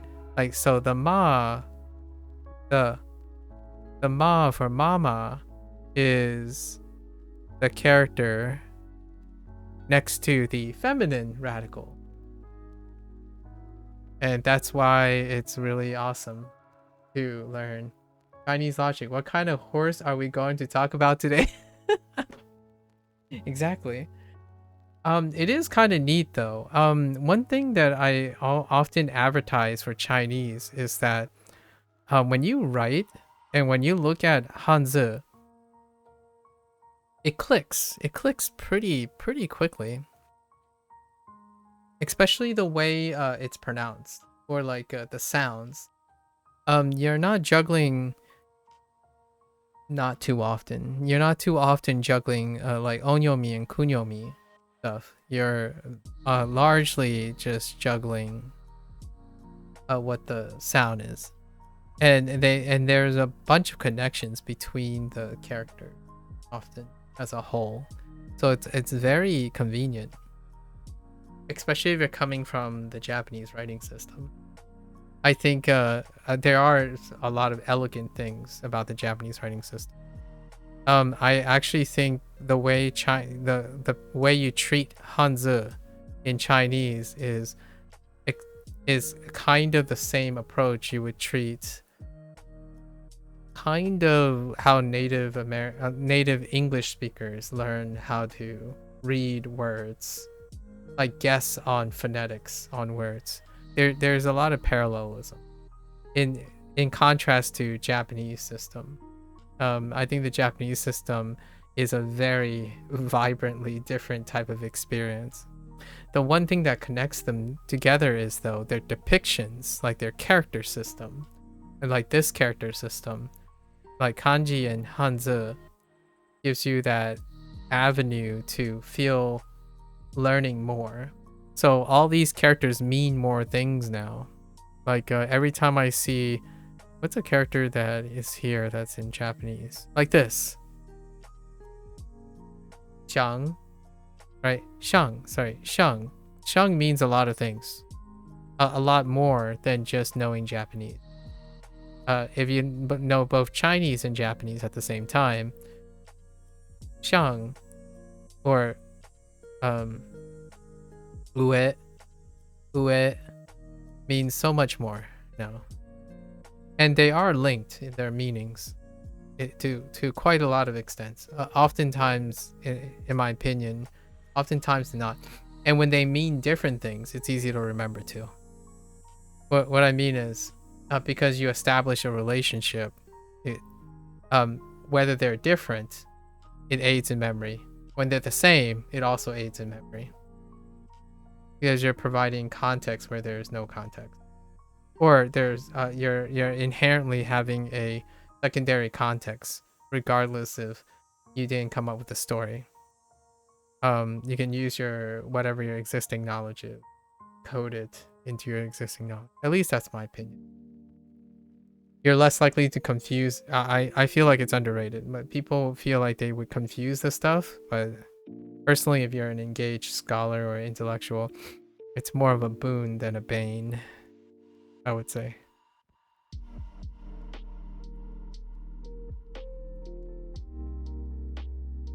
And sure.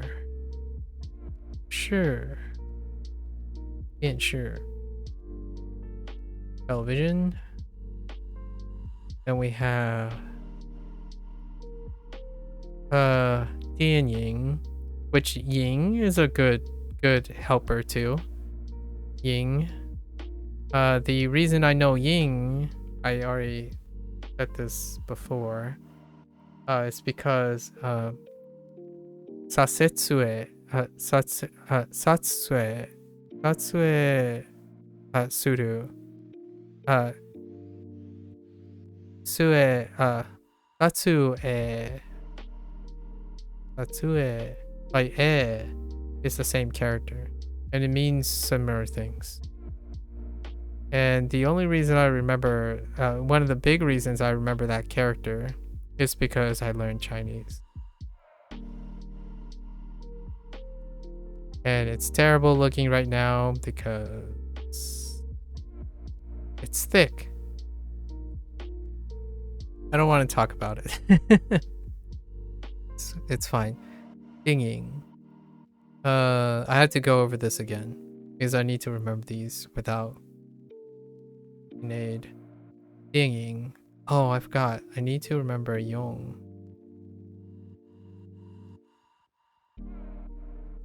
Yong. So dinging. What do we have? Naga. Naga.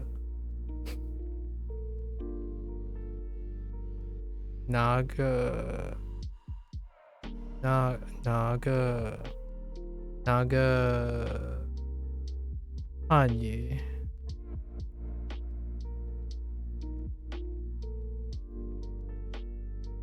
Oh, wait. That's not the right route. It's plus stroke plus 1, 2, 3 down. Yes. 汉语 No. 韩国 韩国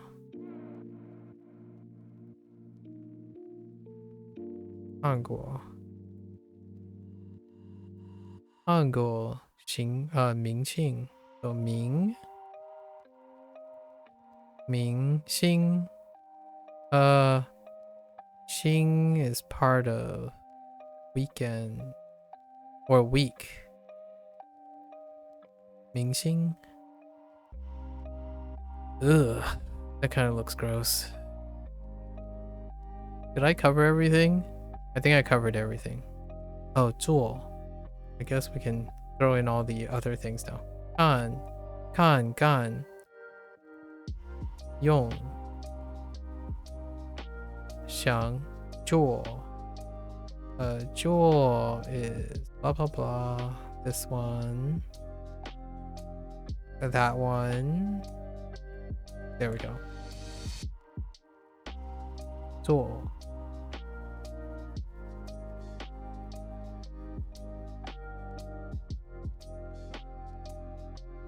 Okay. I think I got this. Hold up. Oh, my eyes.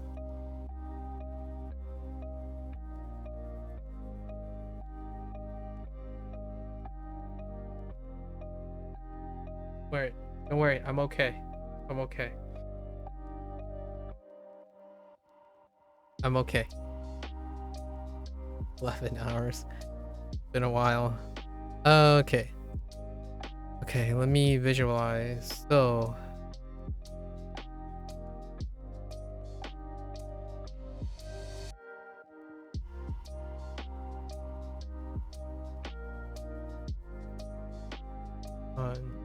gun, 包纸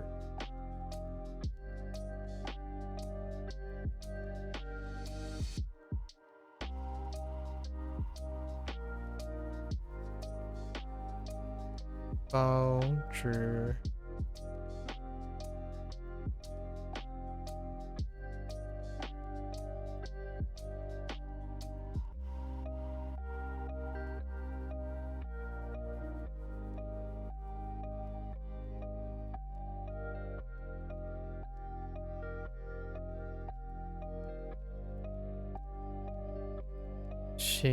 请问 when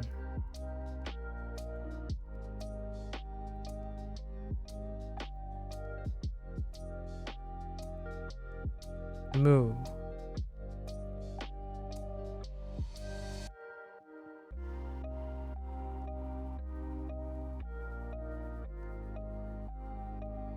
节目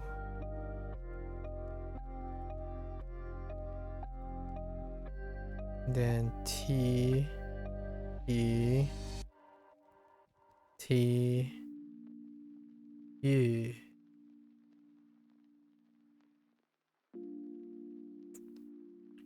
T U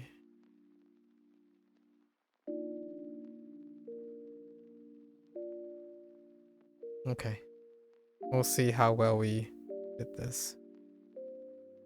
Doesn't have to be perfect. If we drop one, it's fine. Okay. So our story starts with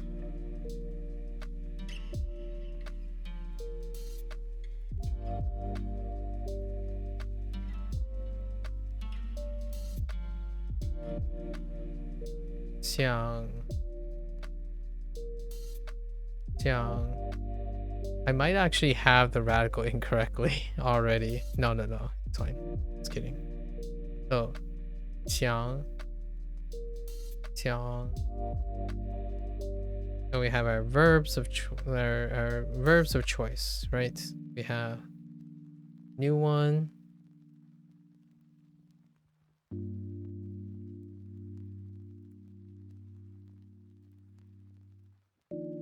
Gone.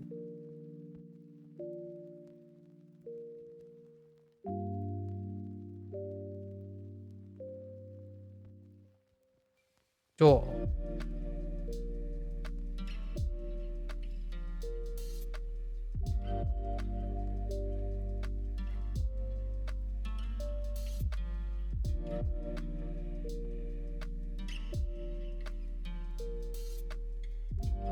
用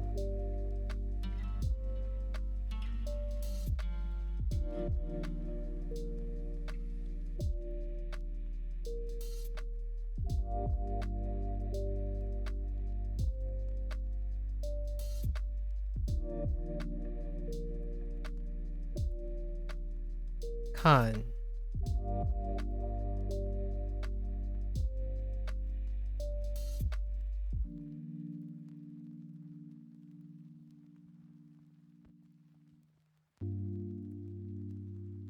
什么 So what can we do with all these things? TV and films. Okay.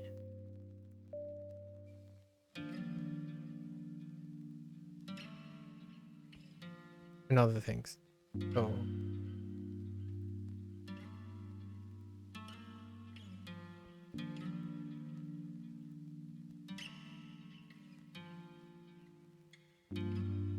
how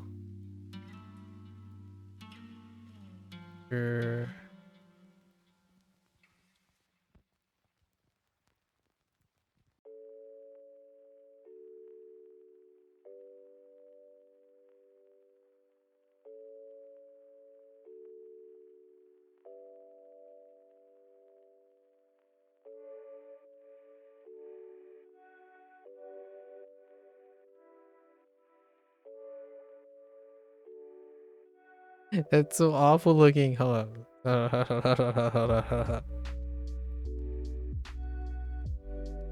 I gotta check if it's right to left. I'm not quite sure about that. Okay. 报纸 newspaper.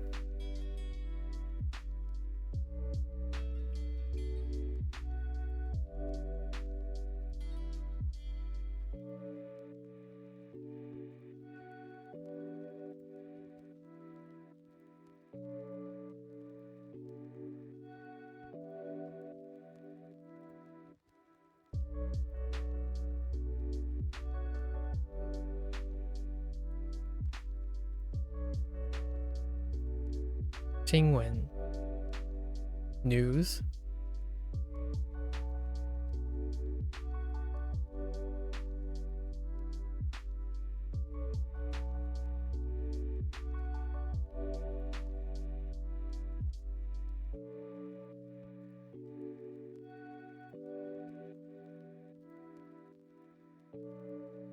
Gotta work under pressure.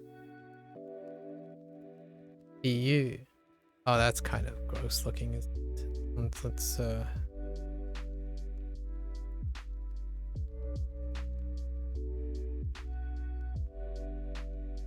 right. EU. TU.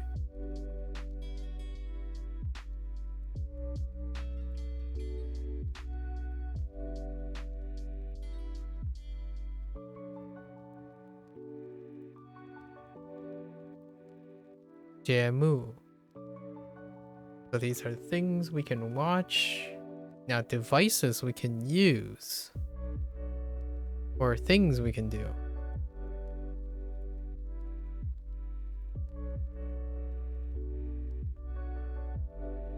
上网. Yeah, 上网.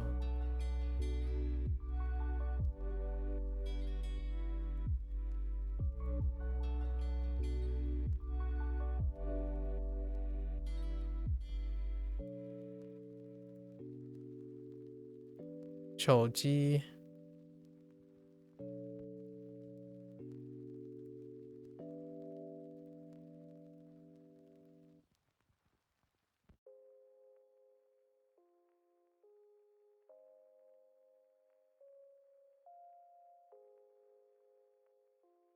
Alma. As a modifier, Alma.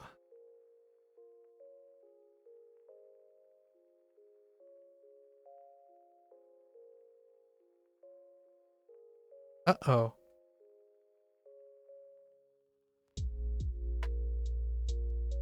Oh no. I might have dropped a radical.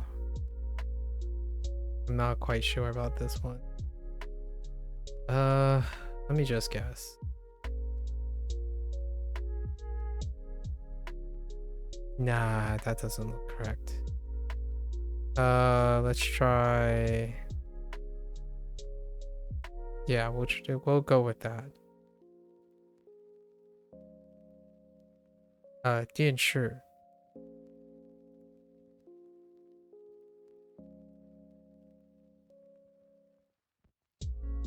Uh,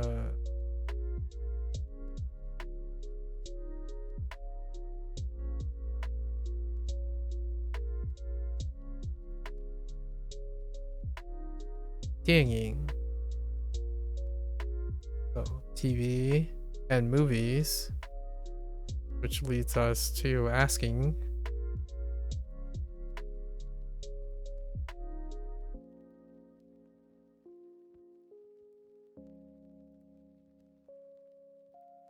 ugh. Try again. It's kind of gross looking.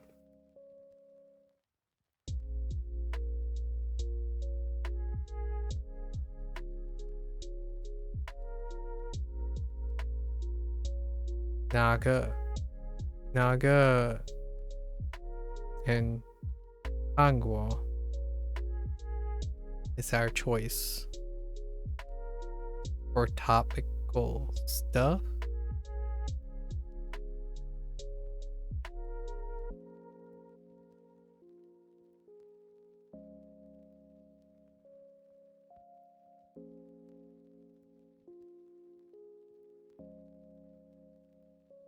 Anguo and type of person. Vocabulary is Mingxing. Mingxing.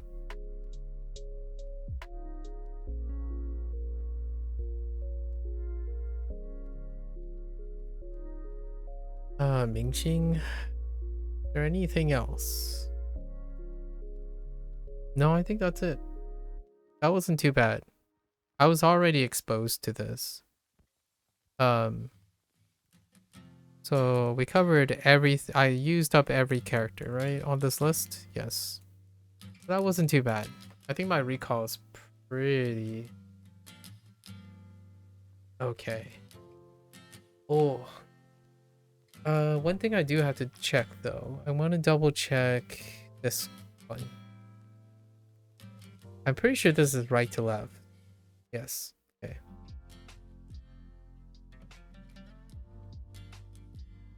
So we're good. Let's double check, right? Gan. Gan. Bao. Zhi. Wen. Mu. Yi. Yi. Yu. Dian. Shi. Okay. Fine. Ying. Shang. Wang. Xiang. Xiang. Me. 做 yes 做手机用心号码节明星韩国哪个 okay yeah I got all of them.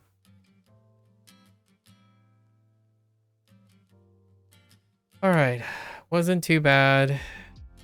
We do have to complete these tomorrow. I'm one lesson behind, not too bad. We had such a great discussion.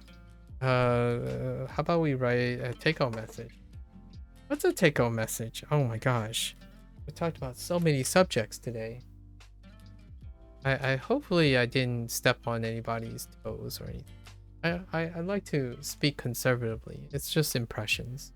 Obviously, I'm not trying to say what is and what isn't, but there's a lot of things in the world, lots of things to talk about when it comes to education. So what's a take-home message? I think you did a lot of work today. I think you did a lot of work today, Timmy. You gave me a lot of things to talk about, and I really appreciate that. Don't worry about offending anyone. Just share your opinion. Nothing wrong with that. It's kind of funny, Munchy Munch. We were just talking about the West eats meat. The West eats meat. The West meets meat East concept, and the comment that I made is very Eastern, and then the comment you made is very Western. And yeah, I appreciate it because I'm also a West meets East kind of person. So like I'm like the kind of the product. Not saying my parents are the product, but how I grew up is the product of West meets East. So I totally understand the a thing about like candid opinion sharing, right? Candid opinion sharing. And this is probably where I'm gonna end my like the closing remark, right? There's an appropriateness. We were talking about social norms. So social norms, especially like the Japanese situation or the Chinese situation. And when it comes to candid opinions, right? The comment that I made is my built-in system of face culture from my east side. So oftentimes, don't worry. I'm not worried about offending people per se. Sort of like what I mean is I am worried about it, but it doesn't hurt, like it doesn't weigh on my person. Like I like to navigate. I like to navigate my Eastern values, as in my values about public decorum, right? I like to continue to strive to be an agreeable person that, regardless of how candid I am or how casual this is, I genuinely continue to operate in a professional setting, right? I like to be agreeable, be amenable to a lot of people, while also trying to entertain occasionally my Western side, where I share candid opinions. However, I will generally say when I'm sharing candid opinions, and I did share quite a lot of candid impressions, right? So lots of times, what we were talking about was literally this subject about trying to balance the difference between like an individualized culture versus the face culture, which effectively the face culture tends to be communal in a sense. So lots of concerns and stuff tends to deal with the community that you're interacting with, or the potential of the community, whether you know it or not. So oftentimes it's err on the side of agreeable things. Comments and opinions are very welcome on streams, in your opinion. Yeah, and that's what I like to do. Um, the context allows for, yeah, it's basically all about you since you are the only thing we see. I like to say that. I like to say that um, for the Western audience, and then to me, since I want to be different, this is the the fun paradox in all of this. We talked about a bunch of paradoxes, especially when fans of Japanese culture want to fit in, right? They want to fit in. We talked about how the paradox is that the best way, one of the most appropriate ways to fit in a Japanese culture as a foreigner is also to behave like a foreigner, and like accept the idea of being a foreigner, right? And that's kind of the weird paradox in it. And when you're fitting in in the role of the social norms because of the community you're aware of, right? So being very agreeable myself but never back down if the context allows for it. I will share and point out nonsense. That's fair. That's fair. That's understandable. The community is very important. It creates the platform, the context for you to be able to share your opinion. That's also fair. I wanna take a step back from what you mentioned just now. For me, since it is about me, right? It is kind of like how you're leveraging Twitch's platform, which is often enabling the person to select a community. And what I mean by that is, as someone who is a public speaker and someone who focuses on expression and communication, I want to cultivate a community that is amenable to West meets East. And if one does not express or tackle these type of opinions, then one ultimately does not attract and develop a community that represents that.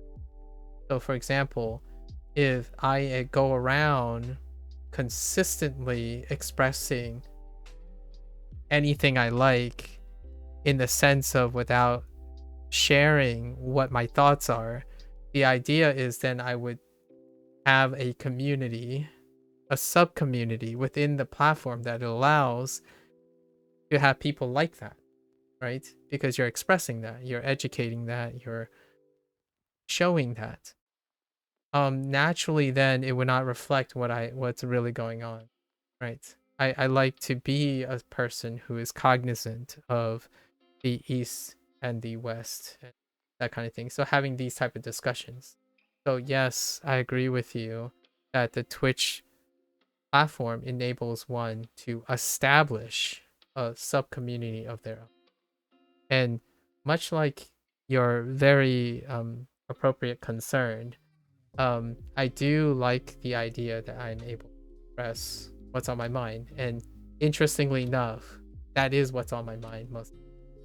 So like the irony, the paradox here is my comments and opinions are about comments and opinions. Isn't that lovely? It's a really, I'm sure you have your own like mix of values because you're from a multicultural background, right? And sometimes those multicultural backgrounds just happen to, as such is how the world is. Yeah. So for me, I actually like exploring these kind of things. I don't see it as a place to be a negative point of view, right? Like, so if I need to be careful about the way I share my opinions, it's largely because I'm still very attached and close to the Eastern face culture. I like expressing the idea of having to concern yourself with sharing your opinion on a platform, because in my opinion, it, like, for lack of a better phrase, I want other people to also be like that. And if someone is open to that, then I would love to pre-select for that. So if often people constantly hear me say, oh, you know, if this suits you, I would love to entertain this idea. Or perhaps this might be a little bit bold, but I will still express my opinion given the predilection that I'm being considered, like, be mindful. I'm trying to be agreeable, but at the same time pointing out something, right? And oftentimes I felt like success is very, very predicated on if a platform supports a content creator, that content creator is also responsible for expressing and therefore like gathering or associating with like minds. And I totally get the idea of being entitled or appropriateness. And I love that idea. And I think this is a natural state of my message most of the time. I think being appropriate and wearing different masks, if you will, is a part of teaching. Like all these different masks, all these different types of situations, you know, situations in which I need to be appropriate, situations when I can freely express, all these things, all these awareness makes one a very efficacious speaker. And much like you, Much, I definitely agree that it's appropriateness, right? And Twitch does allow that. For like future reference, I tend to worry about these things. It's largely about the appropriateness. Yeah, I kind of get drawn to the East as it seems to lack many of the worst flaws of what you see, but then I see things that show things are just more mixed. So seeing how to navigate those differences is a valuable skill. Indeed. And oftentimes I like to remind people, right, that when one becomes part of the in-group, the flaws are more noticeable. When one is part of the out-group, one wants to see what is portrayed outwardly. And one can only see what's portrayed outwardly most of the time. So if you're looking into a culture that is predicated on outwardly appearance of proper decorum, then one cannot appreciate what is underneath until one is part of the. And sometimes one may never be part of the, as the thing that we have discussed, right? But you can get pretty close to one. And oftentimes when I see these things, I often think the realistic outcome is that it's a mixed bag. And you know what? Why I smile when I say it's a mixed bag? Largely because that is what it is like to be human. Like that type of expectation should be part of the human condition. That is the human condition. Expecting that there are flaws and ideal, like bad and good, desirable and whatnot, and you know, positives and negatives and pros and cons, and being able to adjust for that to your liking makes you an adaptable to the situation, and always being wary of it, of course. Making good friends in a Japanese social context is critical, almost absolutely critical. Or yeah, if you want to be like part of any community, the idea is that your constant strive for experiences drives the ever-changing perspective on whatever group you're associating. And for me, my awareness for constantly thinking about other things is a driver for me too. So I enjoy actually considering the limits of my candid opinions on a platform and the limits of what I can say, because earnestly that keeps me like in check. I'm always like checking myself. It's not a place that brings me grief or brings me exhaustion. I'm actually quite lovingly intellectually engaged in this way. And I feel this can also be a take-home message for learning a language. Language learning is perhaps a very appreciable discipline, and what you can say, what you can't say, how you say it, what you can do, what flexibilities you have, that's not that much different when you flip the consideration of what you can say in public and what you can't say in public.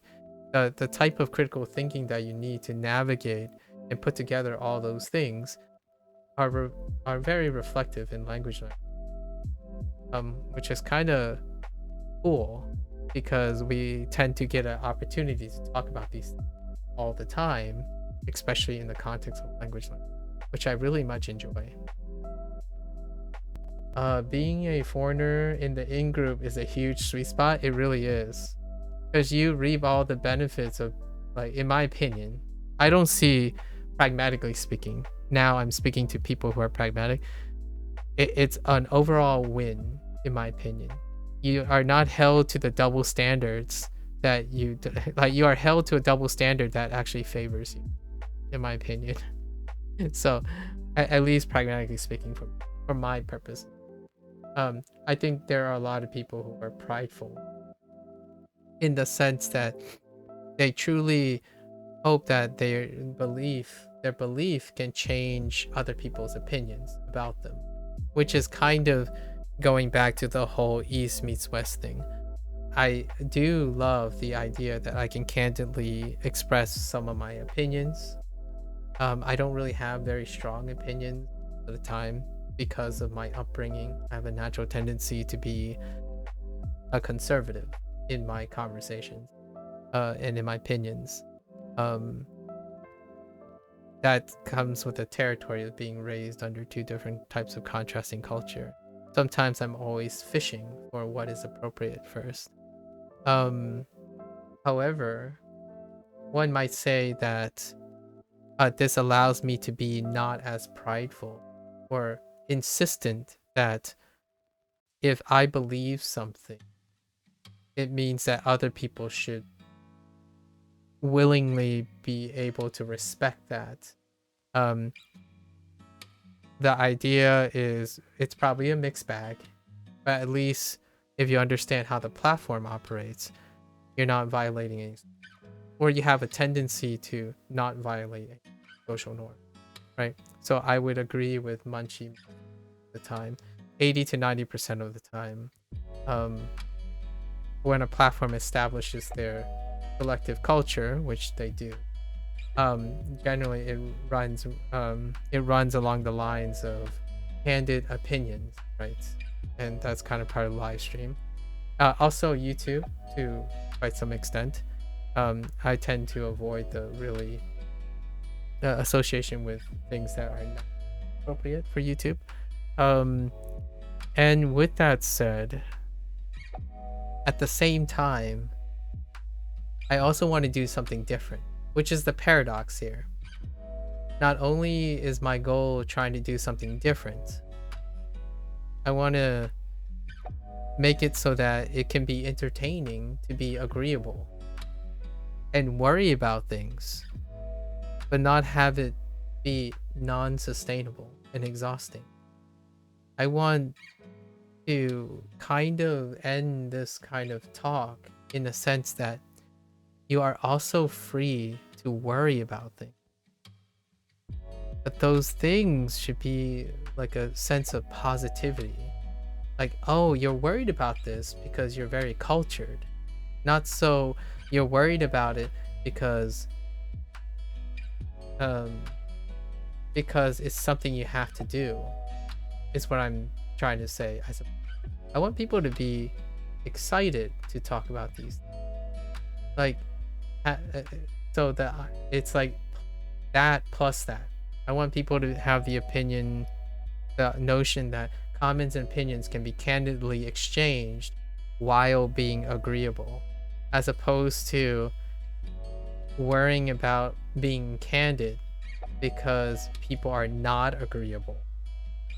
So hopefully that kind of it's probably very conflicting at points, but it is awesome that I've encountered so many people who are willing to share their opinion, even even say things in a direct disagreement or something. But at the same time, we all have some mutual respect, right? I don't think the internet space has come to that a lot of times. I think oftentimes it's more like agreeability comes at the expense of directness, or like forward righteous indignation. Basically, like, if you're in the right, there's no reason to be angry at me if you're right. That kind of, like, if I'm right, that kind of thing. And you can still be wrong when you're right. And you have no control over that. They at least kind of know who you are and like you, so that's freeing and fulfilling. I think so too, with the foreigner in a huge sweet spot. Yeah, being foreigner in a... So that's probably my final message, like the closing message. All the stuff we talked about is largely being in a situation where you have multiple cultures, multiple social norms. The language learning community is no exception, right? We live in a age where sub communities happen all the time, and those sub communities have their own tendencies and social norms. And I can already tell you, the specific language learning community that I've encountered a lot of times does not include Duolingo. So if either of you didn't say anything remotely representative of belonging to such a community, so I'm really I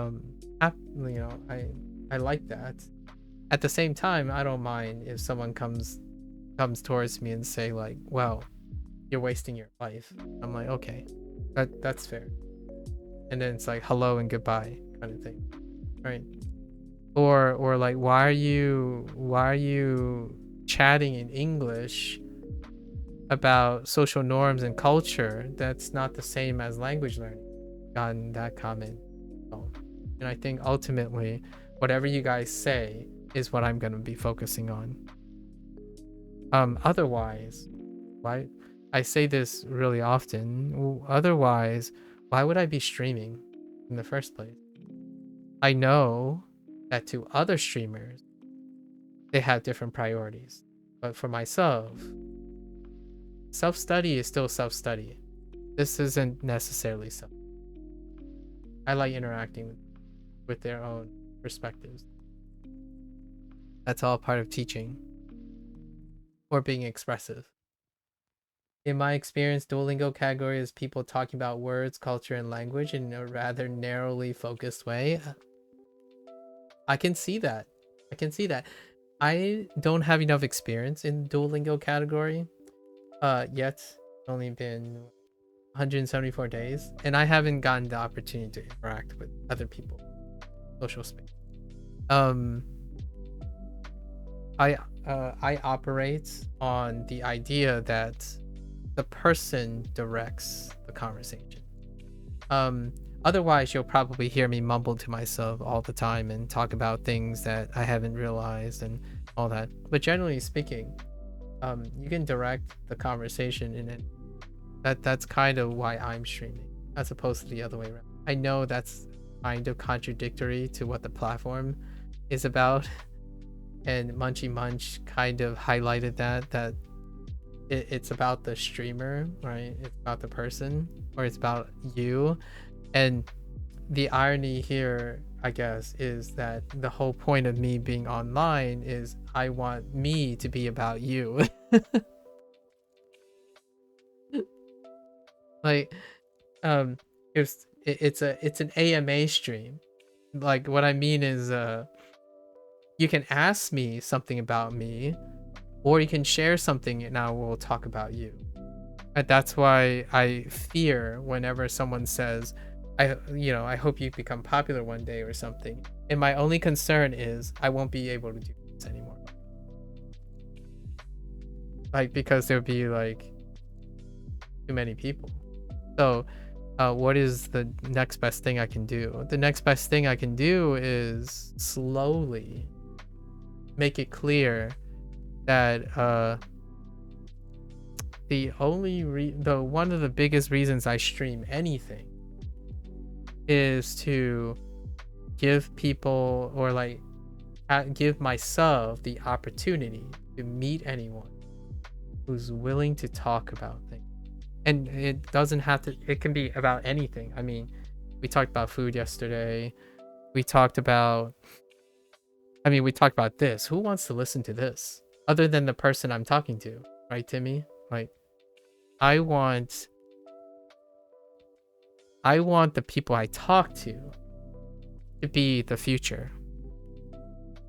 I know how that sounds. It's like, oh, but are you giving up on your future? I'm not giving up on my. Maybe those people that I influence, like I communicate with, would want me to help them out with something, and I can then be part of something bigger. But yeah, I'm not quite of a dreamer anymore. But I do dream for the future of the people that I interact with. If there's anything I can do really well, is I will definitely, if you express aspirations, I would most certainly try my best to encourage you to be successful. You like mini communities on Twitch more than huge ones? It's more small, tiny, intimate? Yeah. I am afraid that there's no way of me managing some of this in a larger platform, like in a larger community. And let's just say I can't think of a way comfortably, and it's not shocking that the larger communities do not behave in this way, if you know what I mean. Right? If you know what I mean. It's just less fulfilling. Yeah, it's quite less fulfilling. I know of a lot of people who can do that in a different way that is very successful. So I often throw my hat out to like Hank Green and John Green. I this is gonna be so embarrassing one day if I ever meet them in person and talk about it. But generally, like people like this, Hank Green and John Green, they are a different way of doing things, and it's not part of my vision. So I don't really see myself as that. I'm sure they have their own comments on how they juggle it. In fact, they became pretty transparent about how much concern they have all the time about the things they say and the things they want to. But ultimately, is to raise a community of people who just love to help each other and be understanding and compromising, right? No, they have jobs, they do things, they have families. I don't necessarily, so that's why I stream. Yeah, an online village. I love the idea of okay. Last thing. You know how you said, Timmy, being a foreigner in an in-group is a sweet spot? This is going to be a really romantic gesture, maybe like in the next 3 or 4 years. I would love to somehow create a collage of a village, like a mosaic village, where the village itself would be steady state, as in there would be like a relatively constant ideal number of the in-group, but then we have visitors, right? Like a foreigner in out-group, which comes in, gets everything they want, gets everything they need, the best sweet spot, and then they move on with their lives. Like they get rehabilitated, they get all the feedback, the wonderful care, and then they go on to establish their own village. You see what I mean about that? That's kind of how I feel about the Japanese culture, actually. Like, there's a decorum. You come, you visit, you have one of the best times and the great impressions of the Japanese culture, with necessarily free of all the burden and the baggage that comes with upholding that standard. Because for me, it's not altruistic per se. I don't want to give you the idea that I'm altruistic. I want to be the person that helps someone because it makes me feel good, right? And I want to curate a group or a mosaic group that is my community in the future, of like however many people who like is able to direct and help, like just indirectly or innately or intuitively, and then those people would come and go because they got what they need, and we have, like, the people that I know have all the resources, like we're privileged, right? We're privileged, maybe well educated or what have you, but the idea is it's a stop on your way to going and finding where you are. I know this sounds so sappy, but I earnestly think words, a community, can rehabilitate someone. And any type of thing is a work towards a different type of digital platform. It's a type where, come on in, friend. You seem like you have a rough day. Have a seat. Have a great meal. Hey, I got some good meal. Have a good meal. Grab a bed. How do you feel? Do you know where you're going? Do you know what you're gonna do next? And then they leave, right? And you don't see them ever again. And then one day, you go out and you look and you see that person being successful and doing their thing.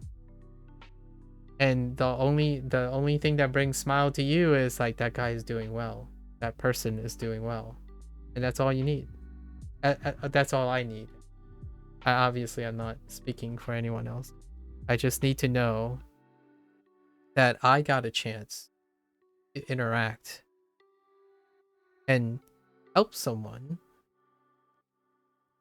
And that's pretty much where I am. I think that's kind of what makes teaching also very special. Teaching can come in the form of like coaching, executive function advice, therapy. All of that deals with a form of mentorship, and it deals with constantly worrying about what other people's problems are. Like it's constantly worrying about what opinions fly, what is agreeable, what isn't. And it doesn't make me feel any more exhausted, because I earnestly think that's kind of my calling. Here's a really dark thing, and I think it's something that John Green kind of alluded to in his recent vlog, but sometimes one thing that keeps like manic and maybe like atypical depression at bay is preoccupying yourself with how you can help others. Now, I'm not saying I don't want to give people the impression that I'm combating atypical depression. I had depression before, like in a different way, triggered by a different thing. But when you help others, and if that is something that helps you stay active and constructive and productive, that oftentimes can combat things like manic atypical depression. So honestly, worrying about other people's problems and whatnot is kind of the thing that keeps me up. Like I get up for that stuff. So hopefully that doesn't turn people off sometimes, whatnot. The mind never sits still. So yeah, thank you for the conversation. I also need to thank Munchy Munch because again, Sub-Zero is not here. I swear, Munchy Munch is up when Sub-Zero probably went to bed. Norwegians, I tell you. Norwegians. I gotta introduce them to each other at some point. They might even go to the same university. I don't even know. We already talked about this. Time zones, I tell you. I know, right? Okay, here's the deal, right, Munchy Munch? Sub-Zero, he's gonna switch over to semester mode soon. He said in 1 week he's gonna go back to university soon. And so you guys are gonna be in the same time zone. I was thinking of like moving up my time zone so I can interact as well, or my time. And I'm kind of curious if both of you go to the same university. I did ask him nonchalantly, like, what do you think? What are the chances? Like, are there very particular universities where certain things happen? So, like, how many universities in Norway, or like, I'm guessing you reside in Norway? Yeah. So, yeah, and he's interested in foreign languages, especially Chinese, but he's also aware of which places offer Japanese or like Asian languages. So the question is, what are the chances? And he also made this comment like, there is a chance that you actually go to the University of Oslo.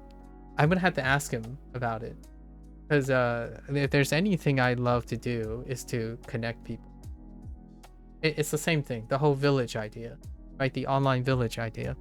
Whenever I see and get a chance to talk to more than one person, if I don't want to be like, obviously I am not that arrogant to think that I know everything, to care about me all the time and whatnot. The idea is, if I know someone, I always like connecting people together. It also helps me remember all of people. So I basically said exactly what you told me about your what you shared with me to him, because it would be really pretty sweet if just so by coincidence you guys are actually even classmates or something. I've always thought that would be the craziest thing. Like maybe like when obviously there's personal information and all that, and one has to be comfortable with that. But it warms my heart when you can bring people together instead of breaking them apart, right? I feel like there's so much of that going on these days, that it's like, I'm different from you, you're different from me. Like, I don't want to be grouped and lumped together. But then again, you could have one person who knows two different people and they're also like each other, and and it doesn't have to work out. It's just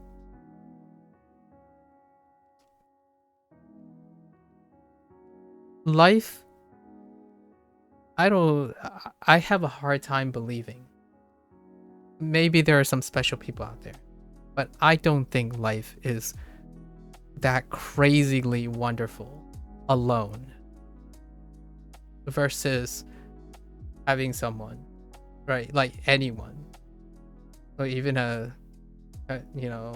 like Timmy has wonderful Japanese friends. Awesome. Like, that's great. I like hearing that. Give me more of that. I think the people I run towards all the time are people who are not that. They don't have those luxury.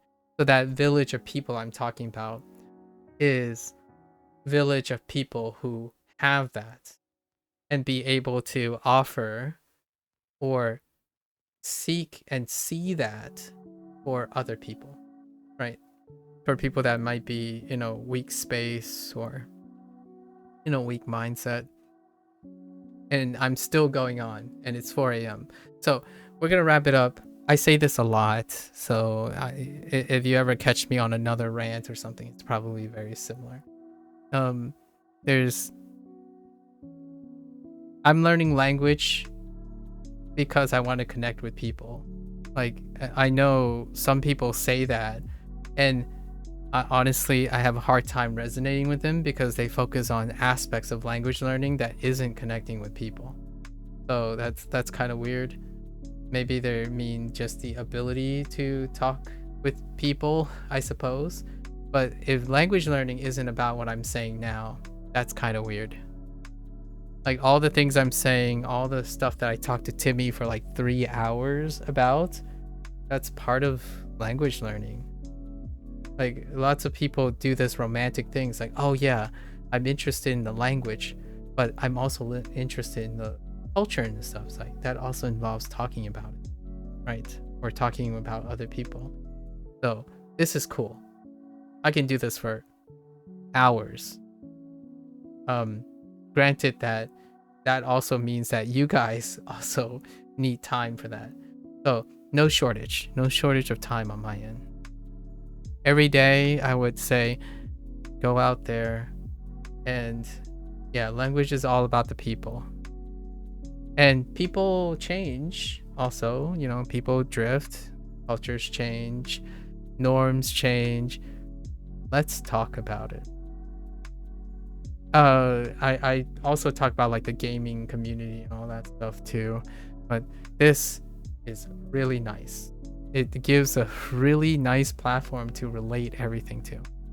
So on that note, I'll be back tomorrow. Tomorrow is a non-Shashinko day for 2 days because I also play Neverwinter on Mondays, which talks about MMORPG communities a lot of times.